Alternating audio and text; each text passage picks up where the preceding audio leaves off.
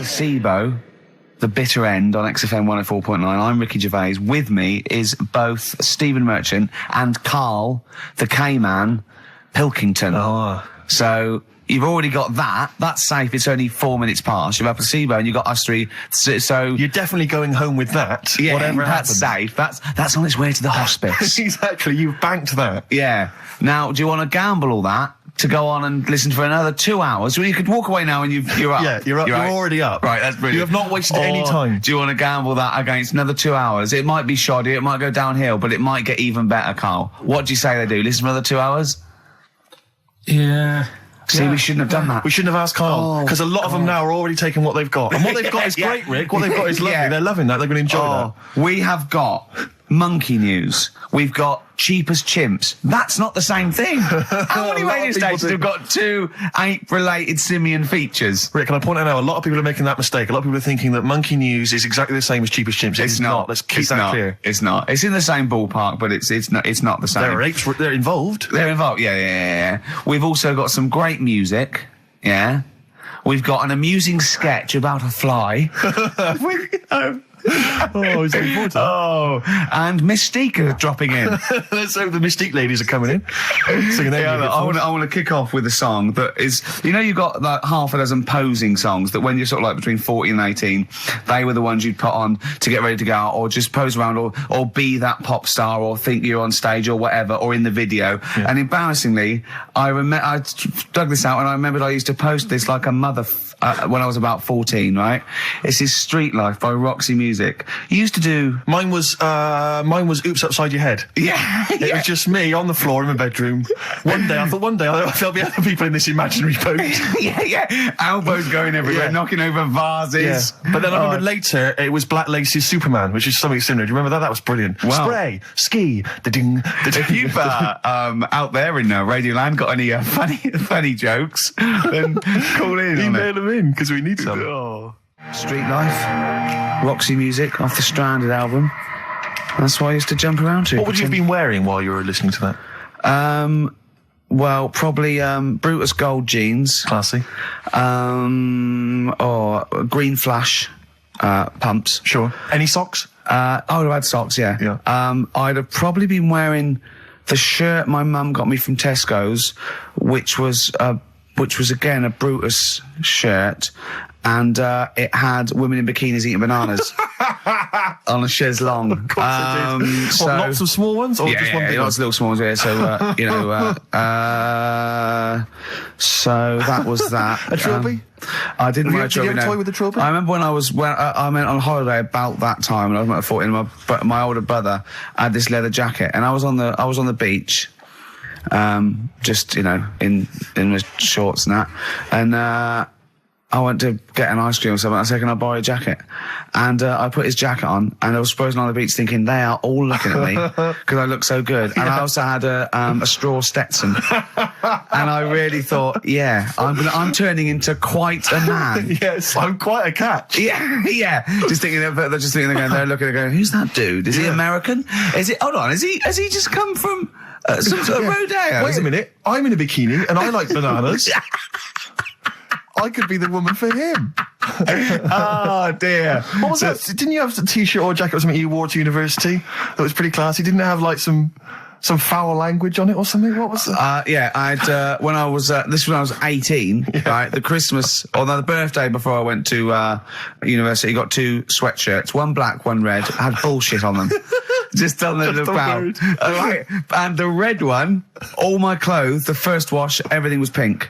All my white shirts and my white socks, of course, because I just put it in, I didn't know. Yeah. So I was a man at university with all pink clothes except for a rather nice red sweatshirt with bullshit on it. Again, turning into quite a man. Quite the man. Was that pre or post the time you washed your clothes by getting in the bath? And that was that was the second year when I was had to go in digs at our Halls residence. So I had a bath and you had to sort of like pay for a bath, So I thought two birds with one stone. I got in the bath with all my white shirts, because I was going through sort of, wearing a white shirt and tie, that sort of, David Sylvian sort of frying for everything. And Daz. And I just wriggled around in it. Oh, God. I washed myself. It's quite a good exfoliant. I didn't do it again because it was sort of not good for the skin, Daz. Quite sore, is it, around the sort of the more intimate regions? Yeah. So there you go. Roxy Music and Street Life. Karl. Thoughts? I just was working out time, really. We've got last week we had a lot of stuff that we didn't manage to cram in, Which was good. so I'm just looking at we have got Cheap as Chimps coming, songs of phrase. Oh, we haven't Another chance to forgotten win some about that, stuff. Why don't we kick off with that so we don't forget it? What? Cheap as Chimps or Songs of Phrase or the film thing. We didn't Do get the that in a film bit. done We've yesterday. also got a new feature, Cheeky Freak of the Week. Incidentally, I should just point out now that someone has, Ashley Phillips has emailed in, because obviously with Songs of Phrase, what Karl does, for those that have not heard it, he takes a phrase that you might hear commonly on the show, and then he uses various There's this songs. hairy Chinese kid. Was the one You we never kicked off seen an old bloke eating a Mars bar. And as I say, he uses different chunks of songs and he makes up that phrase. And so he has made some suggestions here, Karl, because he thinks that the more common "Karl, you're an idiot, fool," etc., perhaps a little overheard, he'd like to maybe hear "Karl, pause, I don't know where to start," which is a common one from Ricky. "Karl, which bit of that do you actually think is true?" And then there's the regular dialogue between the three of us. "Karl, well, you know, it could happen." Me, sure. Ricky, no, Karl, it could never happen. Not now, not ever. You're an idiot, play a record. So maybe some of those you could use Lot of next songs time. there. Well, will we get it going then All right. today? Yeah. This week we're. Do you remember the story about my auntie having wind for 5 minutes? Yeah. Your auntie, was it your auntie Nora? Auntie Nora, she was on a lot of medication and stuff, and I think that's a side effect comes with it. So she had wind for 5 minutes. So I thought we'd dig that one out. A classic line. Me auntie had wind for 5 minutes. Okay. So I've got loads of songs here. How many is that? Me auntie had wind for 5 minutes. 7 tracks. Oh, that's tricky. Why do 7. you learn? Okay, so you need to identify, if you can be bothered, the artists. Yeah, we'll that's do what we're artists. after, isn't it? All right. Okay. Let's do it. My auntie had wind.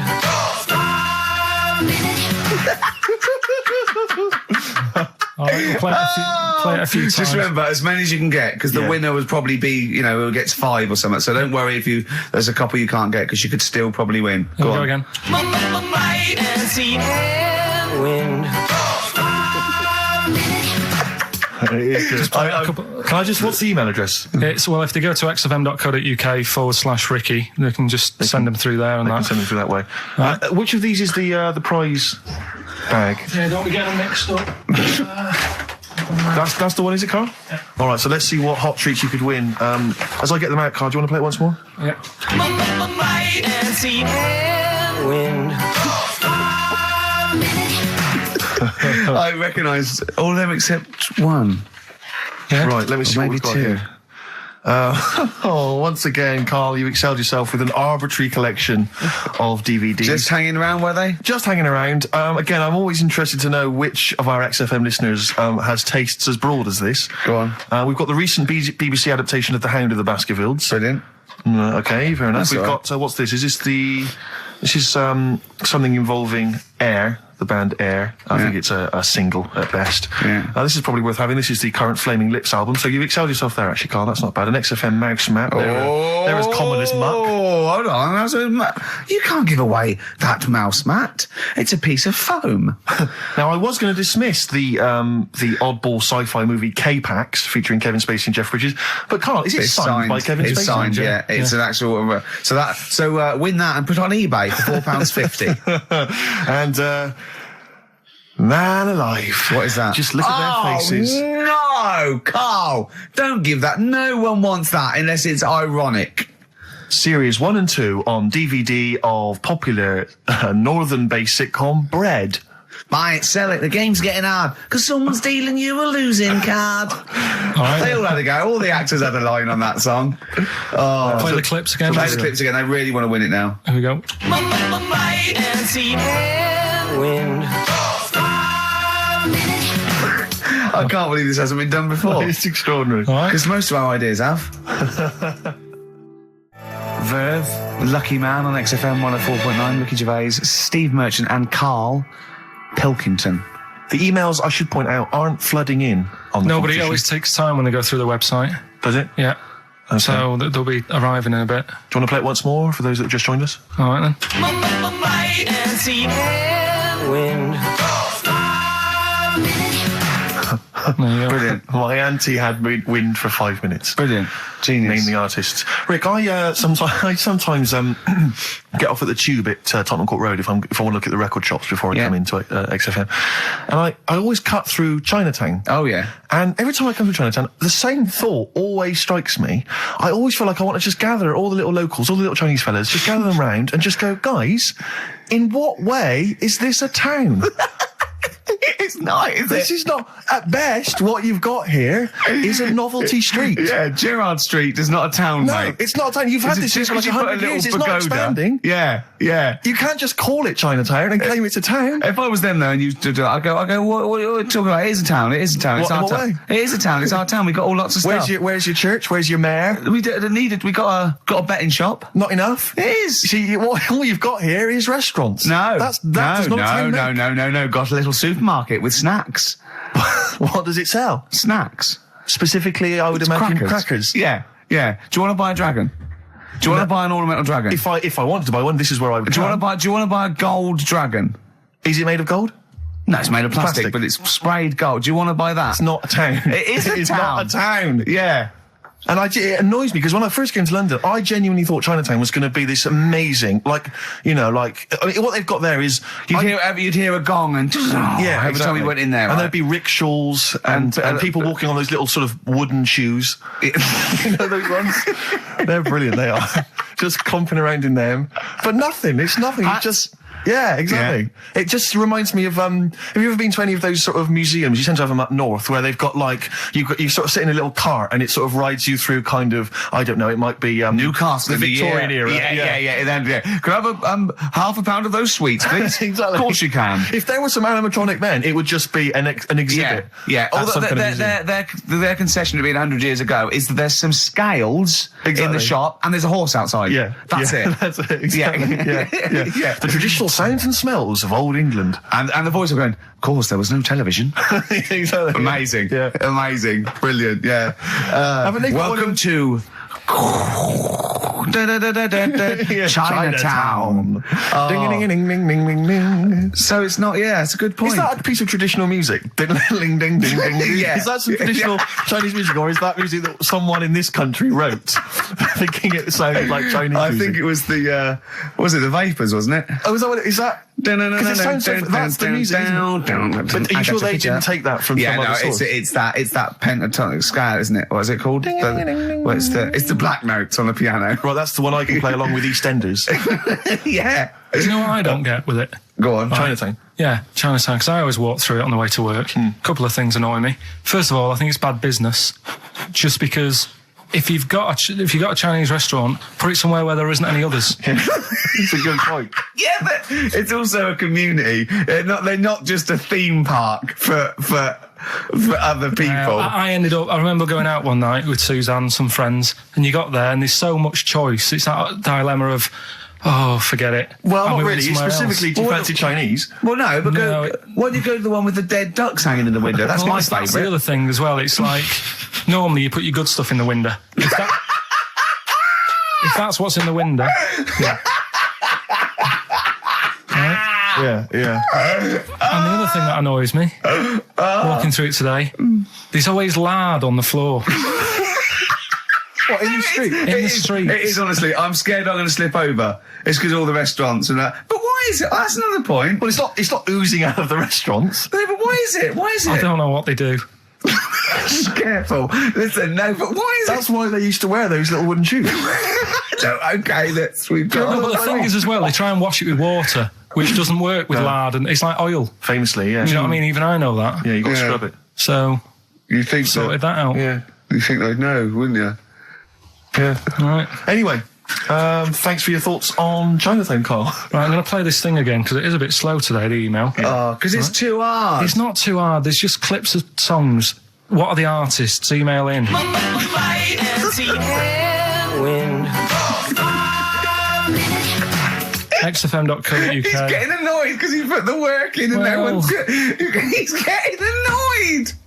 Oh. Remember, I think Kevin Spacey and the signed K-Pax DVD is probably the only incentive to try and have a go at that one. Do you just think you could win by getting one of them? Exactly. Coming in They're there. coming in now. Okay. This is electronic. Electronic, getting away with it. Definitely.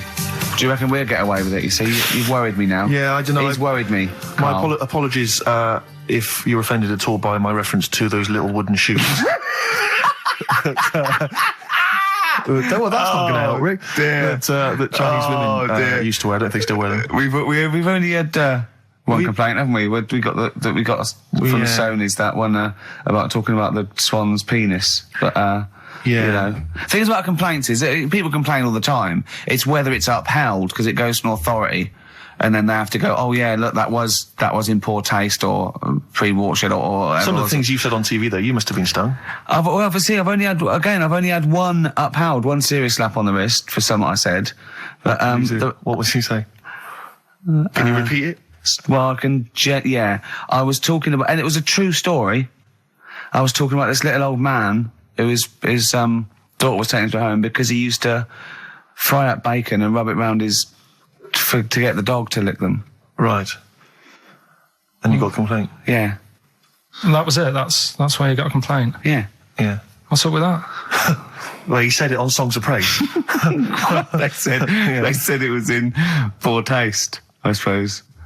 What other complaints? You know the biggest complaint ever on TV, the most complaints ever for anything on TV was the showing of The Last Temptation of Christ. Yeah. Do you know the second? Yeah, the second was I think Anne Robinson put in the Welsh into room 101. What? Because she didn't like him and that. Yeah, she just said, well, they're going in the, She said it slightly more eloquently than that. Yes, yeah. I can the people or the place. I don't know. I think it was the place and therefore the people. Yeah. What do you mean, yeah? No, well, you know, my mum and dad have sort of moved from Manchester. They reside now in Wales. Oh, yeah. And it is... Look at his face, turning his nose up. No, but it is pretty depressing. Do you know what I mean? It's just one of them places that... it's like you go back in time and that when you go there. I mean, maybe the major cities there, maybe Cardiff is all right. What, even coming from Manchester, it's like going back in time? It's like one of them places that it feels like every day is Sunday. Do you know what I mean? It's just depressing and grey and slate Lots of everywhere. lickers walking around going, I'm late. Well, yeah, it is the sort of attitude they have, right? This is true because my mum and dad live there and that, right? And they love it. It's all right. It's an healthy place to go when you get older and that. But this is why they don't move on in Wales.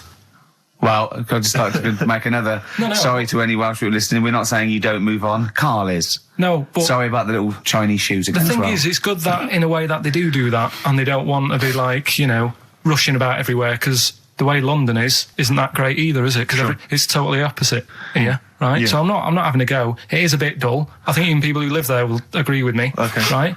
But, like, one of the shops that my mum and dad use, right, it's only a little sort of villagey type shop, can't be bothered staying open for hours and hours, right?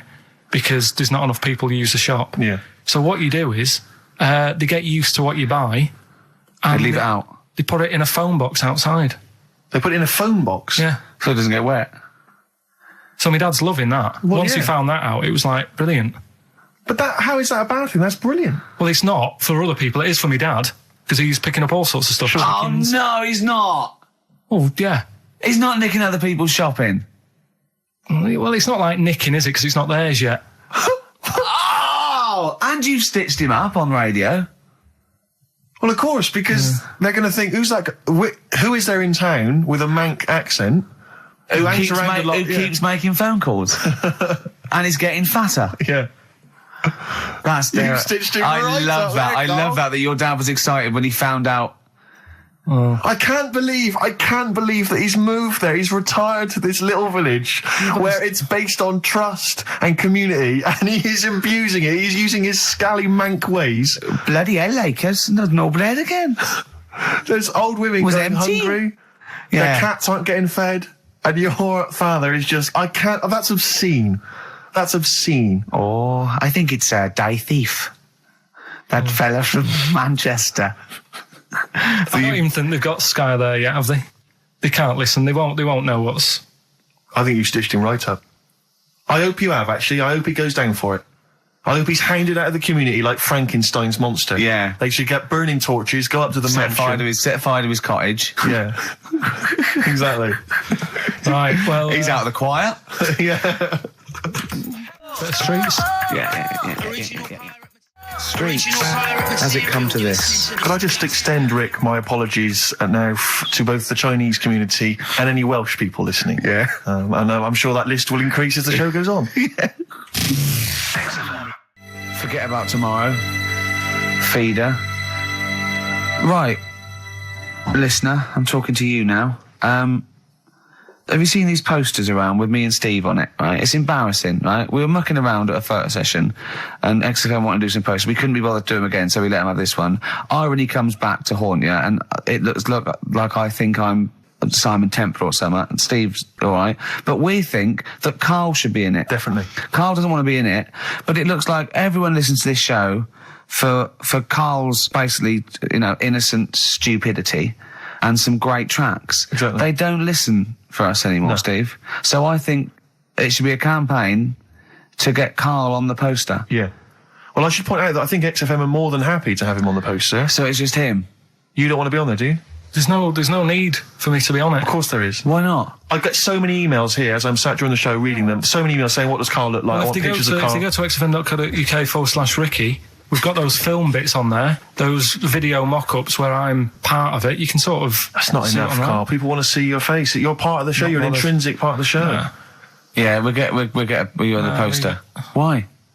It'll be too much on a poster. They can only take in so much. What do you mean? They can only It's take in good. so much. Yeah, it's good with two people. No. It's enough. So what do groups do then? Well, they haven't... It's like Ringo Starr is being left off the cover of Sgt. Pepper. Yeah.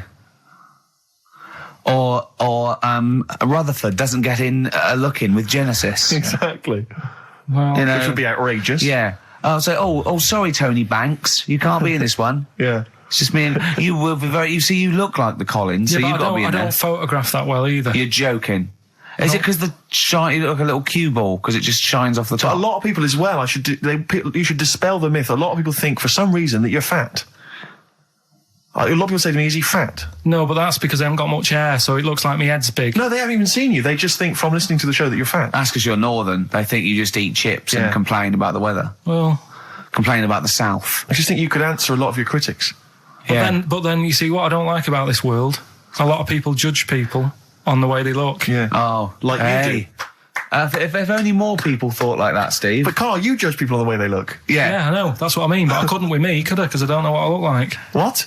If I was listening to me on the radio, I wouldn't be able to say, oh, he's a, and slag me off and that, because I don't know what I look like.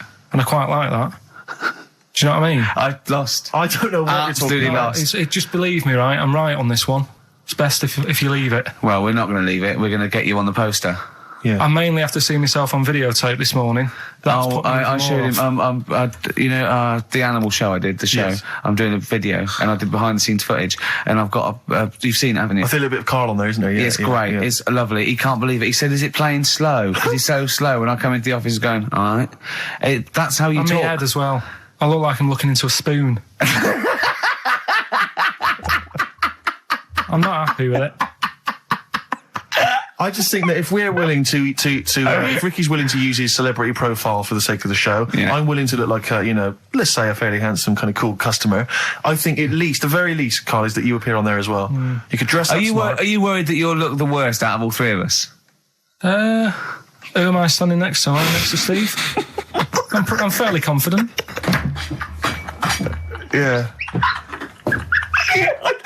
I like the way it's so predictable. You pull the string because you know what it is. It's You pull the string. what were we talking about before? The most complaints ever. The Last Temptation of Christ. I haven't seen it. Was it? It's Scorsese, isn't it? It's Martin Scorsese, and I've bought the film actually recently because I was intrigued to see it, but I've not actually watched it. But from what I understand, the reason that it was so outrageous is because it has a whole sequence which shows what it would be like if Jesus had lived his life and not martyred himself on the cross, but lived his life as a human being, part of which is him having sex. And so I think that was chiefly what the outrage was, that it was showing this godly man to be, as human as he was supposedly, because he's supposed to be human as well. So that's the reason. That was the reason that there was complaints there. I don't know. I haven't seen the film. Well, I can't say. You see him, do you? You see him having sex, I think, yes. Although it is an actor, Karl. Yeah, it's not actually Jesus Christ. It's not the real. It's not the real Robert Powell. No, it's an actor playing Robert Powell. Is that, you see, sex on films and all that, right? When I was growing up, I'd be watching. No, I'm just saying an example of this, really, right? When I was growing up as a kid, and I'd be, watching films with my dad, right? He'd really be enjoying a film, right? And then a sex scene would happen. Right. And he'd go... On film? Or just behind you? In the film, a sex scene would happen. Your brother up to his old tricks again. And he'd get up and go make a cup of tea, right? Right. Typhoon? That he'd stolen from some sort of telephone box? And, even recently, he thinks it ruins a film. Do you know what I mean? Because there's no need for it to happen, is there, really? Yes. Why? Sometimes it's warranted. If the film itself is there's some films it isn't though. Some films it isn't. Some films it's arbitrary. I think the films that him and his dad watched together on Channel 5. Probably not. Is it only on Channel 5 in your house? But let's put it. Yeah, if you're watching, I don't know, a late night Friday night, from 1983. Yeah, Illegal Briefs. A beautiful lawyer has to defend a man who may be a killer. She falls in love with him, but does she know the real man? Oh dear. You know what I mean, though. Lest you forget, of course, that I... Love Heat. With the bloke that is now in... Go on. Of course, that I, according to the Internet Movie Database, I once appeared in one of those films, in the film Killer Image, a Canadian film, I believe, from 1989. According to that computer... it's all wrong, isn't it? It's all wrong. It's all wrong. Of course it is, yeah. Apparently, I was in that, and I played the role of Kirk. Was it a porn thing? No. I think it's just an erotic thriller. Oh, right. That I suppose it is. You only had a very small part, though, didn't you? Indeed. Yeah. But no, do you know what I mean? Sometimes you don't need to go that far. Say, like in this Jesus program, right? Film. What's it called? The Last Temptation of Christ. Just like talking. You know what? What's his name? Is it Ralph in The Simpsons? Yes. I drawed a kitty cat. It's like talking to that. Yeah. No, but right, this sensation thing, right? Do you know, often we don't get that many complaints on this show. We don't get very many complaints. And I think that's either because there's no listeners, or B, it's because most people agree with Karl. And that terrifies me. Or they let him off because it's like, you can plead insanity, you can go mental and kill a few people, but they go, oh, he's a bit bad. No, but was it because, they're saying that he was having it away? Or is it because you saw it? What got the complaints? The complaint was the very suggestion that Christ it was a blasphemous thing, not the fact that you saw an actor's knob. So what about if they just cut it down a bit and you saw the little stable door closing? It wasn't the baby Jesus having sex. It was the grown man. The stable door shutting. No, but do you know what the they do? nativity scene? Oh, that is brilliant. Then the wise men saying, I can't believe we brought myrrh, we should have brought condoms. Yeah. There's 2 for 1 offering, Boots. Yeah, I don't know what we were thinking. With frankincense. It's just that it's always awkward. Should we apologise now to the Christian church as well? So Sorry, the little Chinese fellas, little Welsh fellas, and the little Christian fellas. We haven't said anything wrong. No. It's like, you see, when I was growing up... Stable door. I love the idea that in Karl's world, he was born in a stable, just thought, well, I love this place. Yeah. I'm just going to stay here the rest of my days. This is good here. Oh, brilliant. But when I was watching telly with my mum and dad, it still happens now, right? My dad will sort of go, oh, ruined. Good film ruined, right? If some sex scene happens. But what are we talking about sex scene? Are we talking about a kissing, or are we talking about penetration and looking at the camera?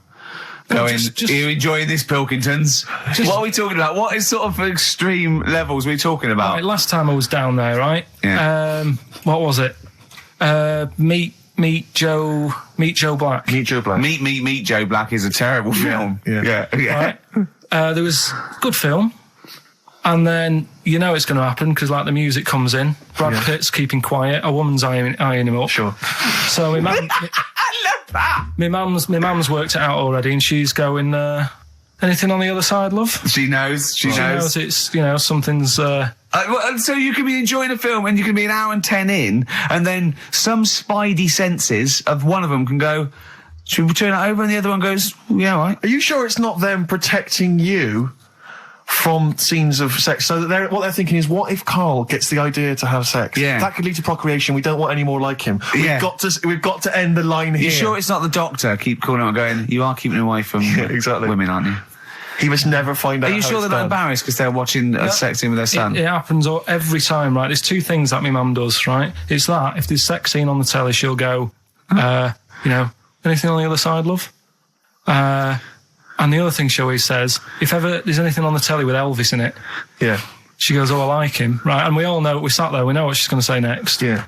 So you don't even bother saying why, right? And she goes, he likes fat, ugly people. He what? He liked fat, ugly people. He didn't always go for, like, the good-looking fans in the crowd. What Elvis did? Yeah. Right. That was always the thing. And I'm sorry. No, hold on. I don't know what we're doing now with our lives, Steve. Wait a minute. Right. So your mum says two things, right? She either says... Is there anything else on the other side? Or, I like Elvis. There's a pause because you know what she's going to say next. She says, he liked fat, ugly people. How often does this occur? Well, because they've got, like, Sky, there's a lot of those channels on. They're like the music channels. So Elvis always comes on. There's either an Elvis film, there's, like, a classic hit by him on... And she'll go, I like Elvis, he likes fat, ugly people. And what do you mean he liked fat, ugly people? Is she a fat, ugly person? Because there's that special Vegas show, isn't he, where he's dancing about, right? And he's got loads of scarves around his neck. Towels. Yeah. And, like, he always hands them down to the fat, ugly ones. Right. And I always say it's because they're the fat, they've got a sweaty face because they can't, you know what I mean? I don't know what world they live in. I don't know how we've gone to this subject. What sort of world are you got when you're watching his face? And what do you mean fat, ugly ones? You mean they're in the front, they're sweating a lot because they're a bit chubby? So she thinks, is giving them a towel because it's he's really going, wipe your face, you're putting me off, you fat cow. Stop sweating near me. There's another one. What? So, hairy Chinese kids. Yeah. Jesus. We haven't slagged off hairy Chinese kids. We slagged off Chinese. We didn't slag anyone off. We just said they really haven't got a town as such, and they wear shoes. What do we say? Yeah, little wooden shoes. And what I just don't know how we got onto Elvis and big fat ugly women. I don't know I don't know how we sidestepped from the Last Temptation of Christ. Did you see that Fat Girls and Feeders Go program? on a minute. Eh? What's Tom Petty first? Oh, brilliant! It's a great song. Breakdown. How many Tom other Petty. radio shows have talked about Last Temptation of Christ, Chinatown, fat ugly women? More than 60 minutes. Exactly. Incredible. Sony Award winning. Turin Breaks, Painkiller on XFM 104.9. Ricky Gervais, with me, Steve Merchant and Karl Pilkington. I should point out now, Rick, that the general consensus from the listeners is that Karl should definitely be on the poster. But I know obviously. that. I know. There's an interesting email Of course here. they should. They're It just right. says, I'd love to see Karl on the poster, especially as I'm watching him on the webcam today, and wearing that shirt, doesn't he look like Charlie Brown? He looks just like Charlie Brown from the Peanuts cartoons. Oh my God. That's it. From now on, if anyone ever asks me what He Karl does looks look like Charlie Brown. He Oh, looks just it's like great him. because Charlie Brown has got that thing. You've got less features than Morph. It's just a round head and there's human aspects. It's just the bare minimum. When I draw a cartoon of him, it's so easy. Yeah. The thing is, right, if I go on the poster, this is what I'm worried about. Where do you go from there? What do you mean? Well, it's difficult, isn't it? Do you know, like before, you were talking about the complaint that a TV channel got about some fella putting bacon? Yeah? Yeah. That was me. Yeah. Yeah, you were talking about a fella I didn't put the bacon on, but yeah, I was talking about it and it got a complaint, yeah. Right. Now, he had to do that to get a kick. Yeah? Yeah. Where do you go from there? And it's the same for me on a poster. Once they've seen me... Yeah. And we get sued by the estate of Charles M. Schultz for using without copyright his most popular creation. Oh, it's just that if people don't know, it keeps them interested. They don't need to They're know not what tuning I'm in like. every week on the off chance that we'll... They're wondering what you look like.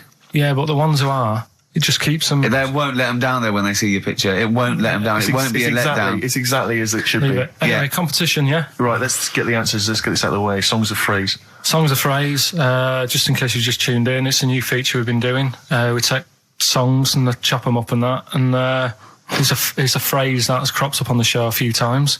This week we were going back to the classic "Me Auntie I'd win for 5 minutes." Let's go back to the classic. And let's have a These are the answers, is it? Okay. Might and see and wind.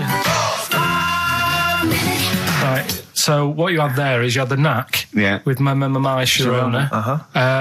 Auntie was some Manson track.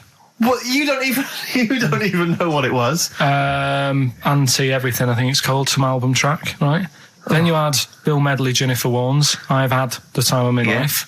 You had Bob Dylan. Wind. Idiot wind. Blowing in the Wind. Oh, Blowing in the Wind, was it? What was after that? Four was 2468 Bob Motorway.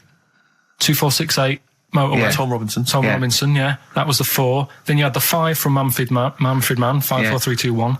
We wrapped it up with a bit of 5-star for a minute. Something about... Can't wait.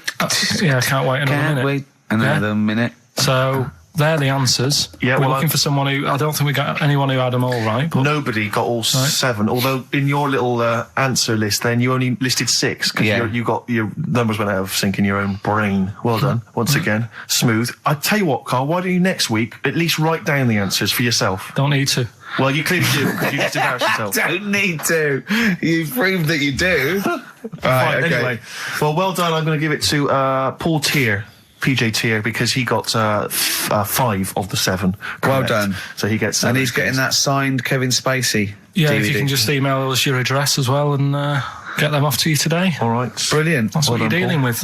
So you've done that competition, that's been put to bed. Let's have a great tune, Rick, and then what else we got? We got some monkey news? We've got some we've got monkey news. We've got Cheap as Chimps. We're doing the film thing. Right. Got the film thing. What film is it this week? Silence of the Lambs. You can be owning that by 3 o'clock on VHS. Is it about $4.99? Is it? Thereabouts. 20th century boy. Come on, Mark. Some people want a 21st century boy these days. Mark Bowden there. A little bit out of date on XFM 104.9. Ricky Gervais, Steve Merchant, Karl Pilkington. Right, it's that time again, isn't it? Monkey news. Yeah, monkey news. Oh, monkey news. Right, if you're a new listener, this is where we do a bit of monkey news. Oh, imagine him giving these charts on a news programme, like News Night Review or News at 10. Over to Karl Pilkington. Yeah, all right. This monkey's gone mad again. Go on. Right, we've done quite a lot of good stuff. The one that sort of kicked up most of the fuss was probably Ollie the monkey. I love the fact that they're all monkeys. He's a chimpanzee. Wow. Right. It's an ape. Well, today, right, we're looking at one that's it's called Coco. Oh yeah, the sign language one. Well, what I've read about him is he speaks, right? Oh God. Highly educated. Yeah. Photographer. Carl! Right? I love the fact that when he gets a gifted ape, he has to look up to him. He realises that he is superior. I love that. Right. Oh. And he also likes going on computer chat rooms. I can't take this anymore, Steve. I'm going to be sick. Oh, God. Which, right, that's pretty amazing. You know, if an infinite number of monkeys are in an infinite number of chat rooms, they'll eventually type, which is your favourite episode of Buffy the Vampire Slayer? Exactly, yeah. Karl Pilkington, you're an idiot. But the thing is, right, you're saying about the infinite thing again, about monkeys, if you put them in a room with a typewriter, they'll come up with Shakespeare. Yeah. I'd sort of agree with that, right, with monkeys who can't do other stuff, but this one I reckon's going to be busy taking pictures and stuff. Yeah. I think monkeys that are boring... Is there a boring monkey? Would you ever have a chimp and you'd go, Suzanne would go, I've got your birthday present. It's a chimp fella. He's about a sort of like a middle-aged chimp. No, I'd love it. I'm talking on Would you ever behalf go, of the... I'll tell you what, Suzanne, that one's boring. No, but I bet the monkey would get bored, Do you know what I mean? The monkey would be bored. I'd be loving it. I'd love to have a little monkey, right? But what I'm saying is... You really would, wouldn't you? If Yeah. you buy him a camera, he'd be happy again, wouldn't he? Well, yeah, but that's just it. You wouldn't get in touch. It's like... If you can do other stuff, you don't want to do the boring stuff. Forget the typing. Forget the monkeys typing. Talk about this monkey that's a photographer. No, but we are in a way. I'm just saying that would be happier monkeys that have got nothing else to do, if they can't take pictures and that, and they can't go on chat rooms, They're happy to sit in a room typing away for infinity, yeah. Do you know what I mean? But he's got maybe a little exhibition to put on. Do you think... Do you know that most chimps and apes and monkeys still actually just live in trees? These are in laboratories and zoos and things. You know that's not the norm. These monkeys walking around sort of chatting and riding bikes. Yeah. You know, that's not natural. Exactly. No, I know, but if you left a bike in the jungle and then came back a few years later, there wouldn't be monkeys riding around on it and a book. If you left a bike with a book in the basket, right, and you went away for 10 years and you came back, there wouldn't be a whole new transport system and schools. No. They'd eat it. They'd throw it round and eat it. All right, then, so what you're saying is you can't... You see, what I think is, right, and don't take this the wrong way in that, right, Stephen Hawking... Yes. Right? Now, he had a bad illness. Now, I wonder if he'd be as bright as he is if he didn't have that. Right. Because he's had time to sit down, he's like, well, what can I do? Yeah. They've gone give him a book. And he read it. I like that. Give us another one. Yes. He's got a lot of time on his hands. Yes. Now, what I'm saying is monkeys... Right. This one here, Coco, which I think was a gorilla... Right. Right? That wouldn't have been happy on a little keyboard, just doing that all day, because it'd be going, well, I could be out taking pictures. Sure. Play a record! Yeah. Do you know what I mean? Play a record! Yeah. Done. You're an idiot! There it was. There's the catchphrase. Once more. He is! He's an idiot! Sure. Athlete, El Salvador, on XFM 104.9. I'm Ricky Gervais.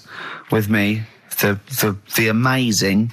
Steve Merchant and the incredible Karl Pilkington. All right?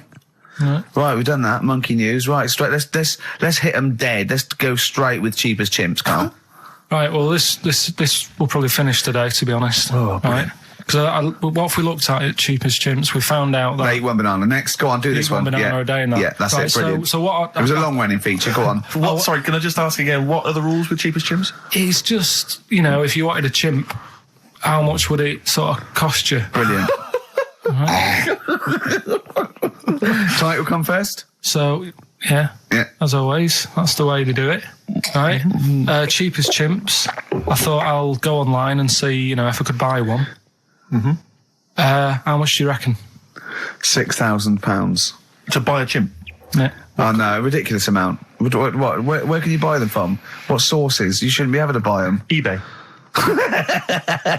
What do you mean, buy a chimp? From who?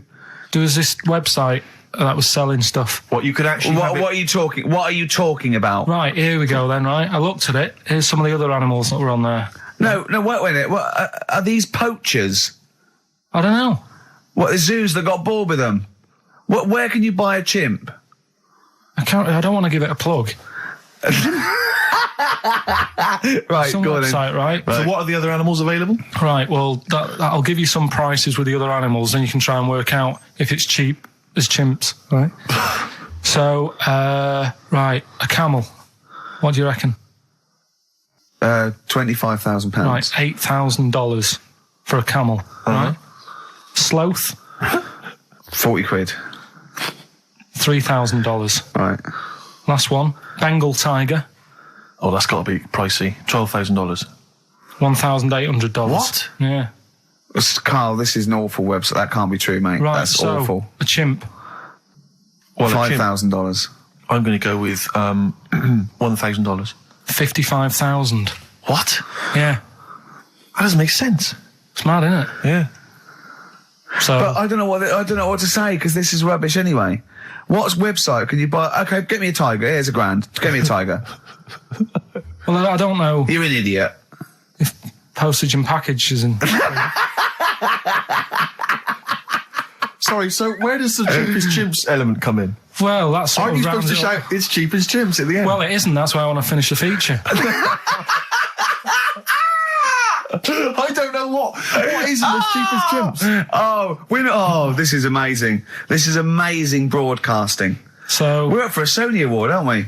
I hope they're listening because it's ours. Yeah. With features like Cheap as Chips, it's ending because they're not. It's in the bag. And do you remember? Here's Athlete. Can't stop the Red Hot Chili Peppers. Well, I've got news for you, boys. I don't want to stop you. I love your funk rock fusion. Word of warning, no nudity. Repeat, no nudity at this gig. I do it like you. I think you should host a whole show like that. I think it's lovely. Have you ever done any like DJ, like proper DJ, like in a pub or a club? Because I know Carl had his own. I had my own disco when I was a kid. Yeah, not proper. I had a gig once when I had to. It was 2 nights a week in the local pub.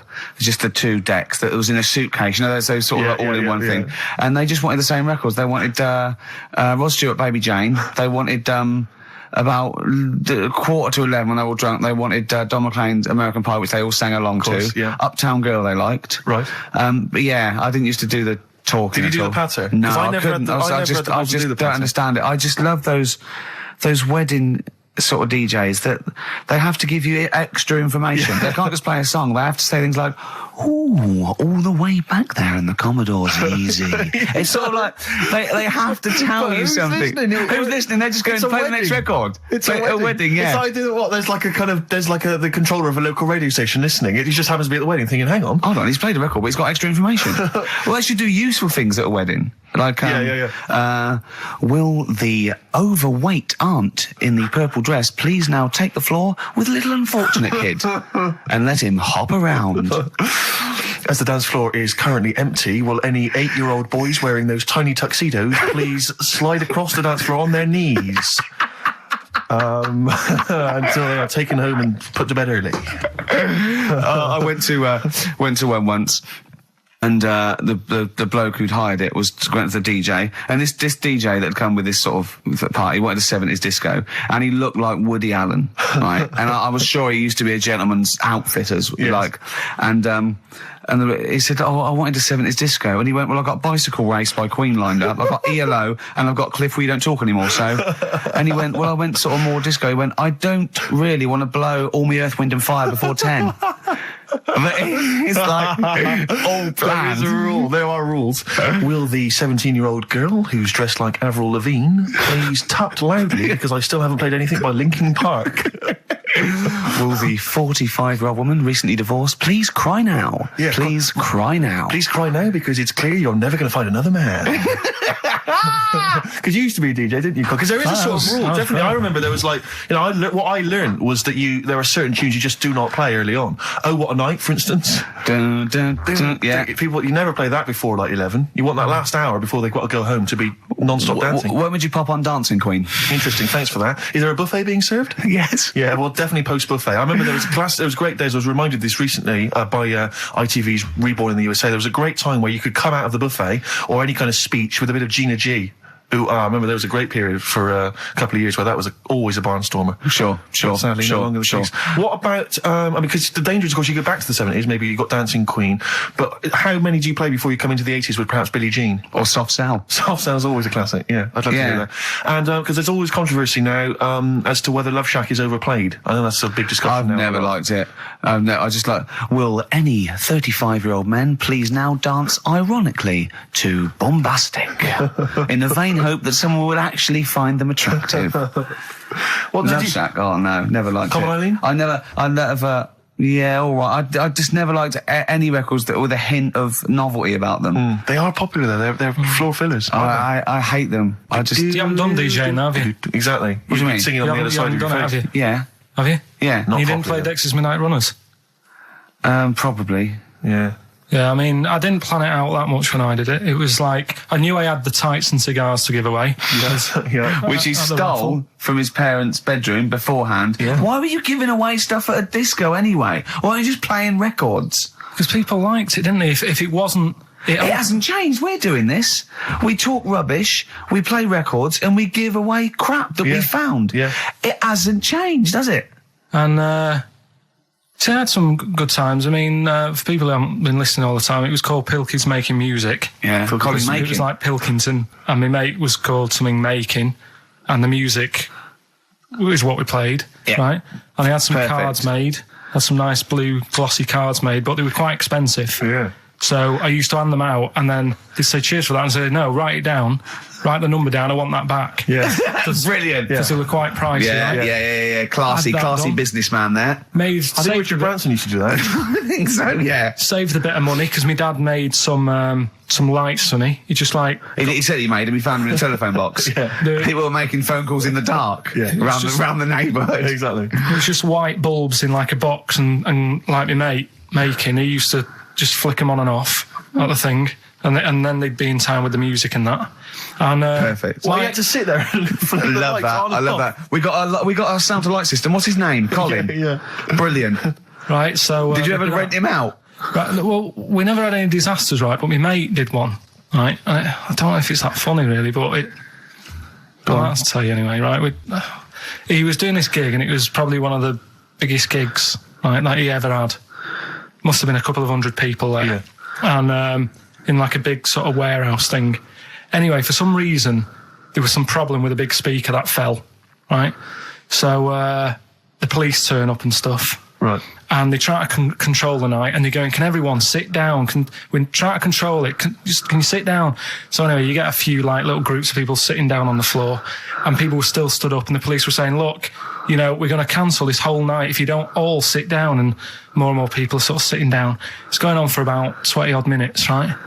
Will you please sit down? And it gets to this point when there's just one lad stood up in the middle. And he's going, look, you're ruining it for everyone. Will you sit down? And it goes quiet for a bit, and someone's muttering something. And he goes, the lad standing up has got calipers on his legs. Can we have a round of applause for the kid? Who said that? It was this lad who was doing the DJ. He was the DJ. So, like, they kept the police and everything were saying, well, you sit down, you're ruining it for everyone else. Dear. You know, the quick way to sort that out would have been to play upside your head. Yeah. Or sit down. Yeah. But most of mine I had good nights. Yeah. Always got rebooks and stuff. And I had a bunch of Venture Scouts, went mental once, had a food fight. What were you playing to Venture Scouts for? Well, we got booked by everyone, Rick. We started with weddings and local, things, but we soon went up. At one point we played a massive gig in a big tent in the middle of nowhere for some scouts, and they absolutely loved us. Rage Against the Machine. Oh, they couldn't believe their luck.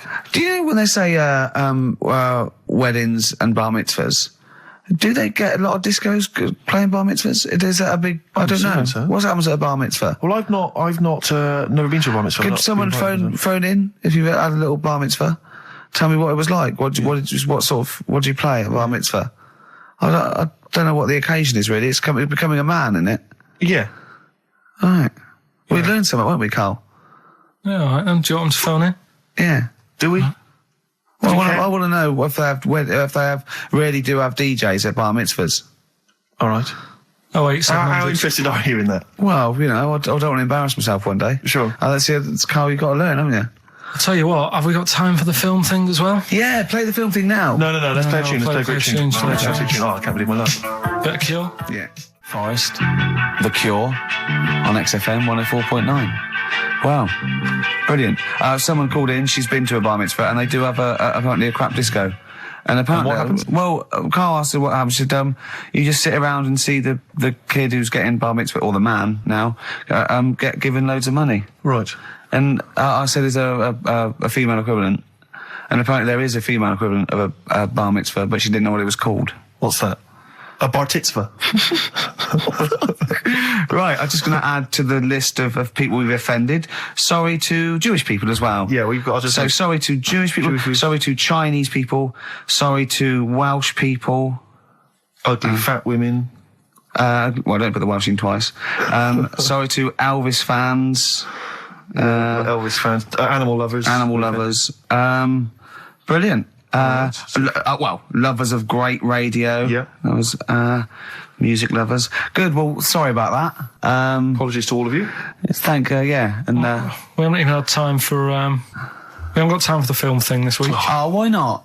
Just it's running tight, really. Are you sure? We haven't done Cheeky Freak of the Week. That's a new feature, isn't it? That's a new feature. Cheeky Freak of the Week. Let's do Cheeky Freak of the Week. What is the cheekiest freak of the week? So I'm just going to apologise now. I've just had freaks. Sorry to freaks. Okay. Right, go ahead. Well, I say it's a new feature, but we've sort of touched on it in the past with We always talk about freaks. Hairy Chinese Kid.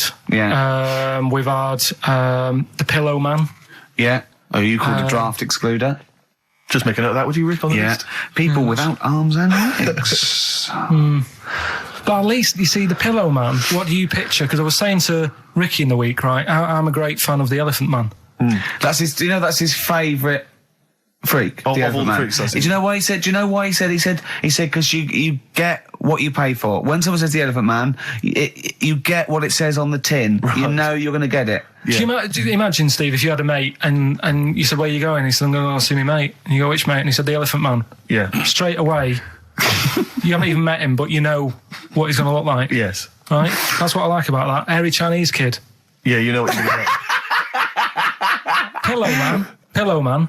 Yeah. Not so good. What does that mean? It could be one of those big fat things on that show, couldn't it? A big pillow, like a.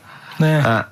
You know, they had that big thing about the fat people in feeders. They were getting up to like 60 stone and that big one. And there's a thing called fat admirers that just fancy fat women, right? And You writing that down? yeah, sorry, and they had blow up versions. It looked like a bouncy castle. Wow. Yeah, Really? yeah. You'd be knackered when you blew that up. Yeah, you just wouldn't want to go exactly. forget it. Yeah. Oh God, That's people being cruel as well, isn't it? Because after watching the programme on Channel 4 about the fat people and fellas who like them and stuff, there was a story on one of the news websites about some fella in Germany, right? He was a big fella, must have been about 50 stone, and he fell over, right? And I think he hurt his ankle or something. And timber. they sent firemen instead of like an ambulance. Yeah, So straight away they're having a bit of a laugh. they're not. No, they got winching gear. Well, they didn't know. They didn't have winching gear. They had to use the hose pipes to carry him out. I think it was Anna Nova, that news website. They had to use the hose pipes. So they made like a bed using the hose pipes Oh yeah. and had to carry him out on that. And then they had to sort of get him into a special truck, they said. And do the same when they got to the hospital. I mean, that's That's mad, isn't it? they shouldn't do that. Although, Carl, I'm loving that story. I'm just worried that we're not going to be able to fit in Cheeky Freak of the Week. What's the which is Cheeky one Freak you of the week? nominated? All right, cheeky freak of the week. Something I found on the net.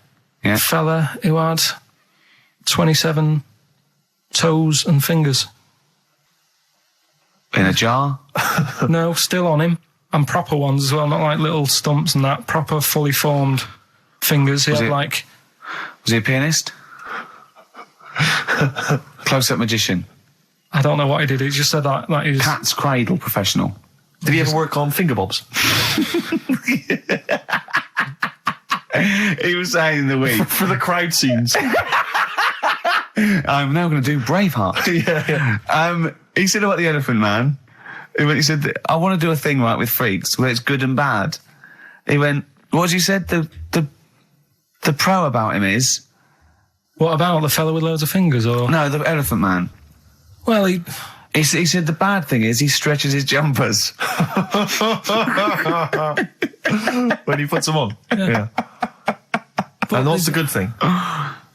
sort of... He never gets up and goes, oh, my hair's a bit of a mess today. No. He's always having another bad face day. I'd like to complain about this head and shoulders. You're taking the piss. Yeah. Oh, dear. So that's freaky. Didn't you see an elephant woman in Manchester? Yeah, leave that. What do you mean, leave it? No, because it is sad. I know it's sad, but I mean, I don't know what my next sentence is. No, people always That think... should be the end. Did, I don't need to say anymore. People will know what she looks like. It's a good name for her. did she like buns? Oh, dear. It was when my dad was a taxi driver and he used to sit in the front. Yeah. And she used to get a lot of taxis. Yeah. And And he only charged you half price, didn't he? He was a good guy. well, the bad thing is as well with people like that, you don't want to offend them because they never forget.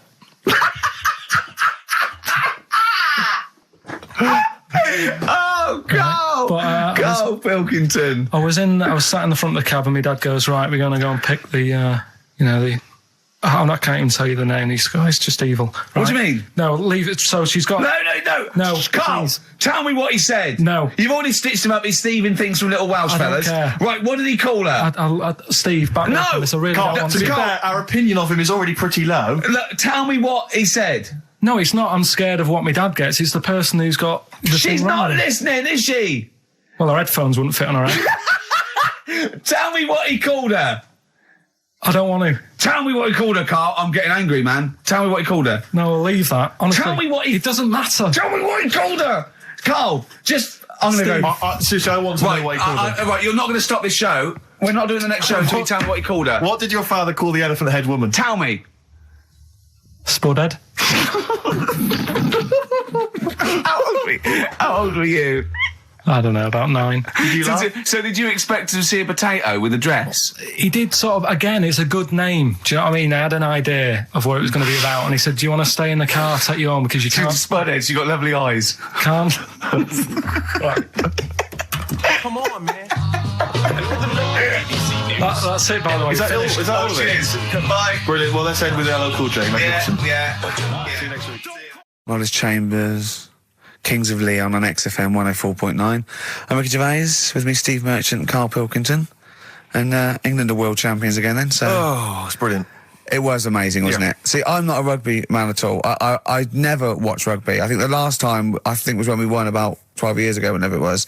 And I got into it last week because I realised we were doing so well. I watch England win anything. Yeah. Do you know what I mean? I don't care what... In fact, I wasn't into war when I was little until I realised we were so bloody good at it. We are really good at it. It's brilliant. But, yeah, fantastic. Yeah, it was great. Right, that's the rugby thing over. What dealt next? with. That's it. That's all I've got. That's all I had today. It does steam me. Sometimes I watch it and it does remind me of when I play rugby, because one of them will boot it down the field and then someone will catch it and boot it straight back again. Yeah. Which is essentially how we I was play made rugby to play rugby. We had to play rugby. Yeah. And I don't think I'd get rid of the ball so quickly. Yeah. I don't think I ever got tackled or fell over. Yeah. I think I touched the ball about 20 times in the 2 years it was compulsory. Yeah. I was terrified. Yeah, And absolutely. that's same as cricket. I can't... I'm a terrible batsman. I'm all right at bowling, but it seemed like the pastime for people I went to school was to injure you. Yes. It was funny to see someone poleaxe. It was funny to see someone get a cricket ball in the head. Absolutely, yeah. You know, I never relaxed into rugby because the first day I was going to play it, my mum, I swear to God, my mother said, you're playing rugby today, you got the kit and everything. Enjoy it, be careful. There was a kid at my school who broke his neck. And Cheers, Mum. yeah, thanks very much for that. See you later. So we just went to school absolutely Man, one thing, petrified. broken neck, is that or does you get better in a couple of days? Oh, No, you can find your wheelchair. No. Enjoy the game, though. Yeah, no, it was absolutely petrified. I was just petrified from that day See, on. at least American football, you know, Got the helmets. padding, the helmets. Yeah, but anyway, well, no injuries, thank God. Thank goodness. So, Well, I tried to play rugby, but it's awkward when you've got glasses. I don't know, there's something about you didn't really play with glasses on. Yeah, of course, I couldn't see anything, could I? I couldn't see anything. How else was I going to play? Oh my God! And So you're bound to be cautious, because inevitably you're a bit more cautious when you've got glass next to your face. You were the tallest person on the pitch as well. Yeah. I mean, you were when you were about 14, you were probably 6 foot already, weren't you? Yeah. And everyone else was what, 5'2"? Yeah. So you were Towering above them. with glasses on. Just with the glasses on. And you've got pretty cool glasses now. Thanks very You've much. had a bit of a makeover. It's like Trinity and Suzanne said, Yeah. first thing to go, the glasses. Sure, sort them out, yeah. Yeah. And presumably you used to have those National Health sort of bottle. Pretty much. Yeah. Is it true? You've never been able to mosh at I a tried to concert? mosh. Because Because I've always watched people stage dive in, moshing at concerts. I've always thought that looks like brilliant. You know, when they ride above Like a everyone's wave, heads. like they're surfing On across someone's the... Yeah, hands and stuff. Everyone's amazing. like, yeah. And I always wanted to do that because I'm a big rock music fan. And the only time I did mosh was at Rage Against the Machine. I tried to mosh at Rage Against the Machine. I love the idea of a band called Rage Against the Machine. Yeah. Aimed at a man with glasses who Yeah. won't mosh. Well, it was at the Reading Festival, and I think the lead singer, I forget his name, he went, can I just remind everyone that racism and fascism are on the rise in Europe again. Let's not let it happen. What did you do? And we all cheered, obviously. I mean, if there's one thing that guarantees a cheer Yeah. at Reading Festival, it's down with fascism. And what did they do about it after the concert? Pretty much went back and went home and took had a some cup of drugs, tea. probably. I don't know what they got up to. Sure. I'd They say didn't go to Europe then and try and stop. I No? don't think they got involved politically in Europe. I think they just continued to rage. Against the Machine. Yeah, but mainly. largely in America, I think. Sure. But sure. I tried to mosh, and I got moshing, and glasses flew off. And I remember, because we were playing away, you know, you do what you tell me. And I was just going, careful, I dropped my glasses. Can we just Can we be careful? Loads of kids in hooded tops. Yeah, exactly. Just going mental. Yeah, and they're all jumping up. So I was just, can we just calm down for a second? Let's So I not got be them. silly. Yeah. Yeah. It was absurd. And I had to kind of, scrabble around on the floor, and thankfully they were okay and they didn't get broken. So what couldn't you do then? What do you mean, what couldn't I do? What, at school? Can you not see without glasses? No. I mean, it's like that you couldn't do anything. It's a blur. Really? It's a blur, definitely. God. Yeah, it's like being kind of punch drunk or whatever. So yeah, you can't play sports when when you've got glasses. But why not contact lenses? Because they're not strong enough. No, they seemed a bit fiddly. Oh, brilliant. Bit of Lou Reed. Is that what you want? Yeah, Satellite of Love. Classic. A retro cut. Lou Reed, with a little help from David Bowie there in the background. Satellite of Love on XFM 104.9. I'm Ricky Gervais, with me Stephen Merchant and Karl Pilkington.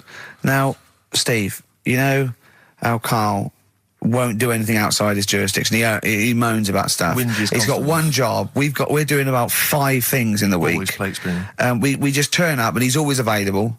He moans about it. He goes, "Oh, lucky you caught me." Right? He's chatting. He's one of those people that whinges enough and people think he's overworked. So he got Mondays off. Right? He's just a whinger. Yeah. I haven't He got won't- Mondays off though, have I? Yeah, well, anyway, 2 hours on a Saturday. This is what the phone message he left me Wednesday on my mobile. But I just is chatting about certain things that are going on at the moment. What he does need to know. Duncan, who he mentions, is my agent. And, you understand a few other things. But this is the sort of message I get from Karl, right? Whinger. Old messages. Alright, 12:10, Wednesday. Just getting loads of people calling me all the time about shit. Yesterday, DVD's signing for BBC London. I don't work there, but I've been dragged into that. I've got a woman on leaving a message from Talk PR going on about, do you want to go and see Pop Idol again? Right? They're just saying you and some listeners can go. So I'm sure you'll love that. I've got Jim Benner wanting you to introduce the tin buckets at the Astoria. So can you just let Duncan know that I'm doing his job whilst he's sat on his arse with his thumb firmly up his arse? Can you let him know that I'm running around like a here sorting shit out for you? Alright, see you later. Message left at 12. Do you know what I mean? I know, but that's the kind of phone message he's leaving. Do you remember who he was before you? But he's started working even with him? annoyed that he gets a phone call. I remember he got a phone call for you to do a voiceover and didn't pass it on. You missed a voiceover. That was thousands of pounds. No, I did pass it on though. I told you. You I said a you woman. said someone had phoned. Yeah. That's not good enough. But who's that? Well, she didn't say, and I didn't ask. But Of it's course not my she job to do it. said. She didn't say. Rubbish. So you didn't take the number down? Just when she went, "Oh, can you tell Steve to call me?" And you went, "Yeah." Yeah, well, I just thought you'd know her already. I should have known. It was a woman, so I should have known. He's having a go, you see? Unbelievable. I don't know how it's come back on me. You're the one who was picking on it. Yeah, exactly. I'm saying. I'm defending. Why is he having a go at But you? he never Because picks on Ricky because he knows you are his bread and butter. Seriously, do you know what I mean? The only reason he's got Mondays off is because you're still doing this show. yeah. That's why he's scared of you. That's why he's he has a go at you on the phone, but he always picks on me because he knows, I'm a pushover, I'm a nice guy. He's scared of you. I can't believe I don't know how it works. Is that true? Steve, I'm always sorting you out. I look after you. I'm not Sorted you saying out you with don't, tickets. but I I'm not sorted saying you you out don't, but lager I've got out. you today. Why are you picking on me? What do you mean you're sorting about tickets and lager? What's this? Right, whenever you want tickets. Yeah, sorry, I don't want to use this as moaning time and that because I don't like to moan. I'm busy and that, right? I've sorted you out tickets for gigs. Yeah. Right? What somebody doesn't even turn up to. Yeah, we won't even go on about that. Yeah. Right? Lager. He got sorting out the Cure. He complained it was boring. Yeah.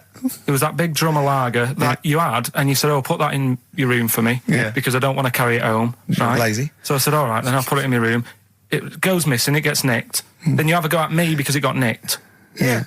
I get you another one. You make me carry it around town for you for half an hour. Then you say, "Oh, I can't be bothered taking it home. Can you take it back to work for me?" Yeah. But interestingly, this is like a year ago, so it's obviously it's still pressing on you. Oh, is it? hang on. And I forgot the one when we had an argument over 50p. When we went out you for a didn't want to coffee. give me 50p back that you owed me. That was the same day you'd given him about 40 quid worth of lager.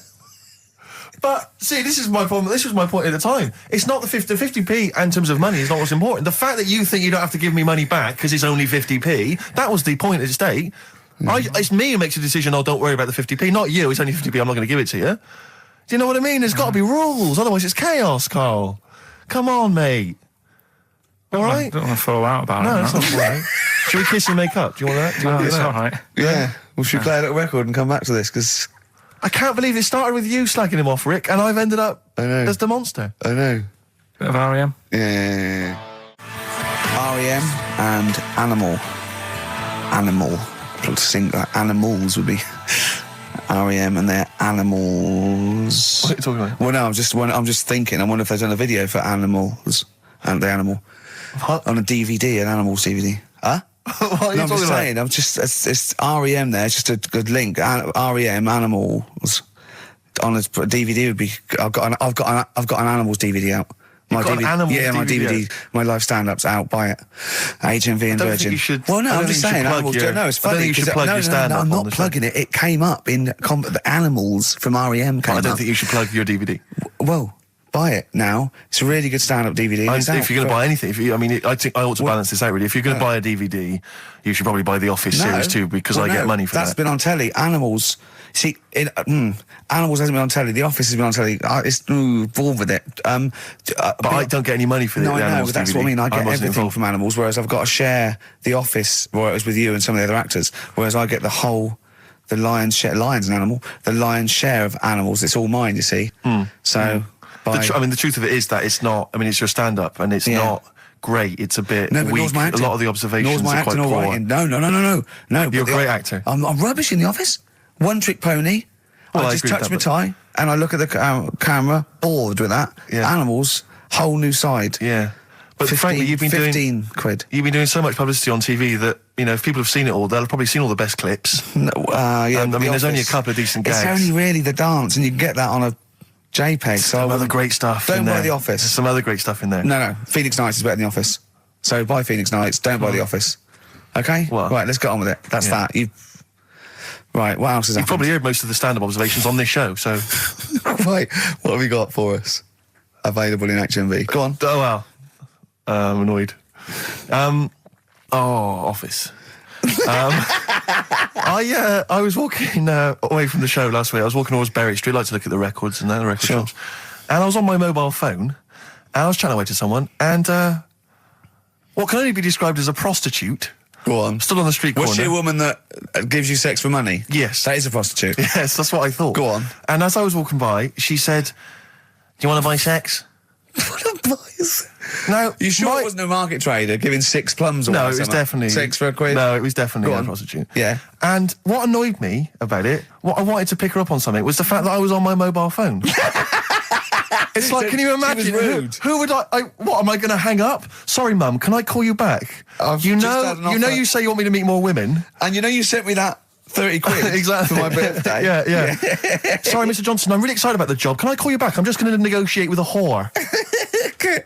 And it was just sort of, you could tell that she was clearly probably desperate for crack or a latest Yeah. fix of smack. So she was literally the normal etiquette of prostitution. That they hang around, they show some thigh. I've seen this in They films. will woo ya. Yeah, They exactly. will- Yeah. Take you out for a meal, that I sort of know, thing. straight That sort of into gone it. out of the window, and she Yeah, was just sure. there, desperate, running around Did the she go out of a streets. window? Like a Because that's zombie. another thing they sometimes do, specialist Exactly. ones. But I was Yeah. shocked because I've never been propositioned before like that. Really? In London. I was That's weird, isn't it?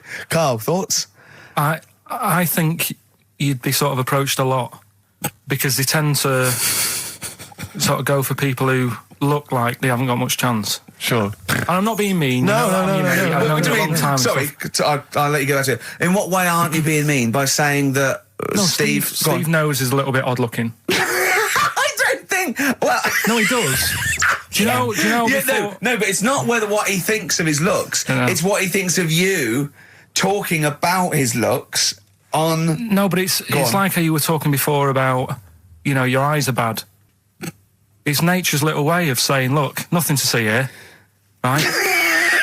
Don't get that! I don't know what you mean. But when you look in the mirror and that, they've gone, look, he hasn't got the looks, let's make his eyes bad, right? Yeah. Nothing to see here.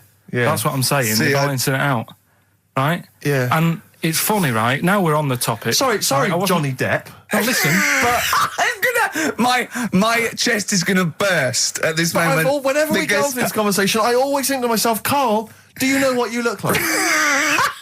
I'm gonna.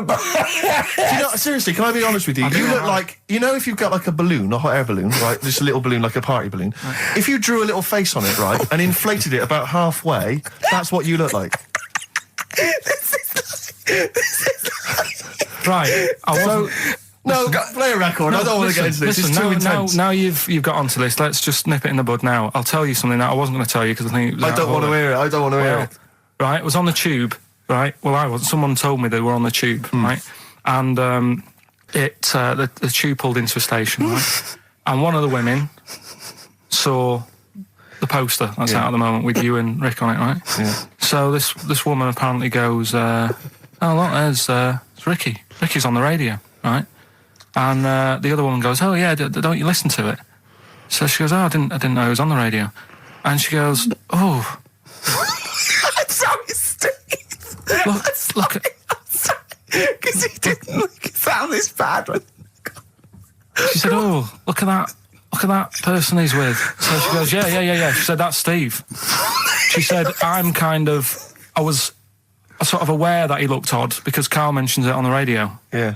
So it wasn't as much of a blow to me, but I can see how it was a bit of a shock to you. Yeah. So that's weird, isn't it? Yeah. And that isn't me sort of telling this woman to say anything. That was all happened without anybody else sort of bringing it on. Yeah. Do you know what I mean? Yeah. So Was it? Sorry, you seem to be relishing this. Was it because of the little balloon story that made you? I honestly, Steve, I wouldn't have told you, but if you're going to start, having a pop, Yeah. do you know what I mean? Yeah. I can't just sit here and take it and that. No. I mean, all mates. Yeah. It's just. Yeah. Well, I mean, I was Shame, mistaken for to be Johnny honest. Vegas. Steve's got a story about that. If you want to have a go at me. Well, someone just thought you were fat with a beard, which is true. Well, don't have a go at me because he said you look. Well, you started it. No, I didn't. Yeah, you No, did. I didn't. You were milking it. You were egging him on. I was laughing. You were egging him on. I sort of was. Yeah. But let's not, Oh, it's a good job you've got lots of good mates like Jonathan Ross you can go and hang out with. You don't need other friends, people who've helped you in your career. He's good looking bloke, isn't he, Jonathan Ross? He's a good-looking fella. Play a record. New single from Evan Dando, that's called It Looks Like You. Out of Time by Blur. Luckily, we're not out of time. Got another hour and 25 to go. So it's not over yet on XFM 104.9. I'm Ricky Gervais, with me Steve Merchant and Karl Pilkington. We've had quite a lot of emails, as ever, Rick. I should just say, because we're very It's a lazy. much listened to show. We're very lazy people, and we rarely reply or read out the emails, but we do. I never read the emails. Absolutely so never read I them. rely, if I haven't replied to them, or my mail, Steve opens my mail and reads my emails. So if I haven't replied, it's just because he hasn't passed it on to me. Yeah. Okay. But I haven't passed it on to you because I know you'll never reply. Sure. I'm just cutting out that. But I just want to say thanks for the emails. We do read some of them, and we do appreciate the fact people send in jokes. I appreciate it. I love it. Yeah, But as long as I don't have to do anything towards it. Sure, we had an email from Jack. He just said he missed the last 2 weeks' shows. Has he missed anything? Not really. No, it's the same stuff. Same old I think rubbish. last week Karl was having a go at Chinese people not aging well. He had a go at the gays, and he came up with a ludicrous story about a monkey that was impossible. Yeah, So I don't think Jack's missed much. Go on. No. We've just had an email from the Pringles people. Oh, they, right.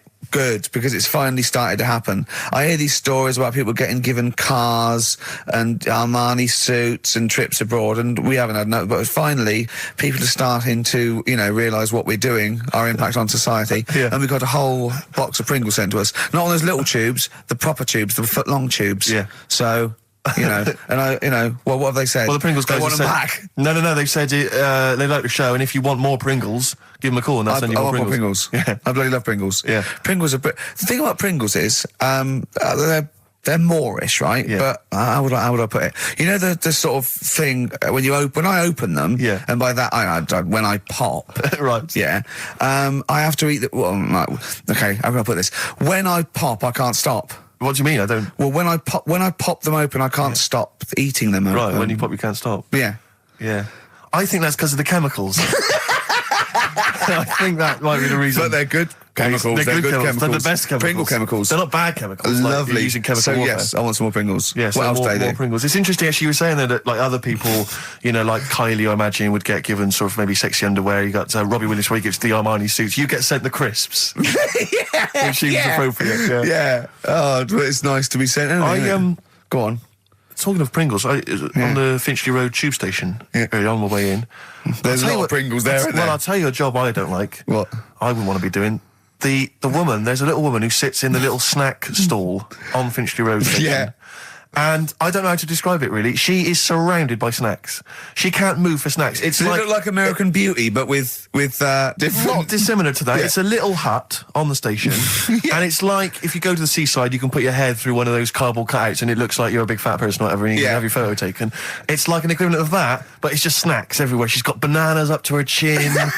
She's got chocolate coming down to her eyes, crisps either side of her. She can't move. She can't do 360 degrees. She's like packed in there. I don't know how she gets in there. I think they put her in there first, and they pour in the bananas. Yeah. Then they go pour in the nuts. She has 2 hours of makeup before they open, exactly. Yeah, dressing her in there. Because I'll ask for something from the fridge, and she cannot turn her head to see.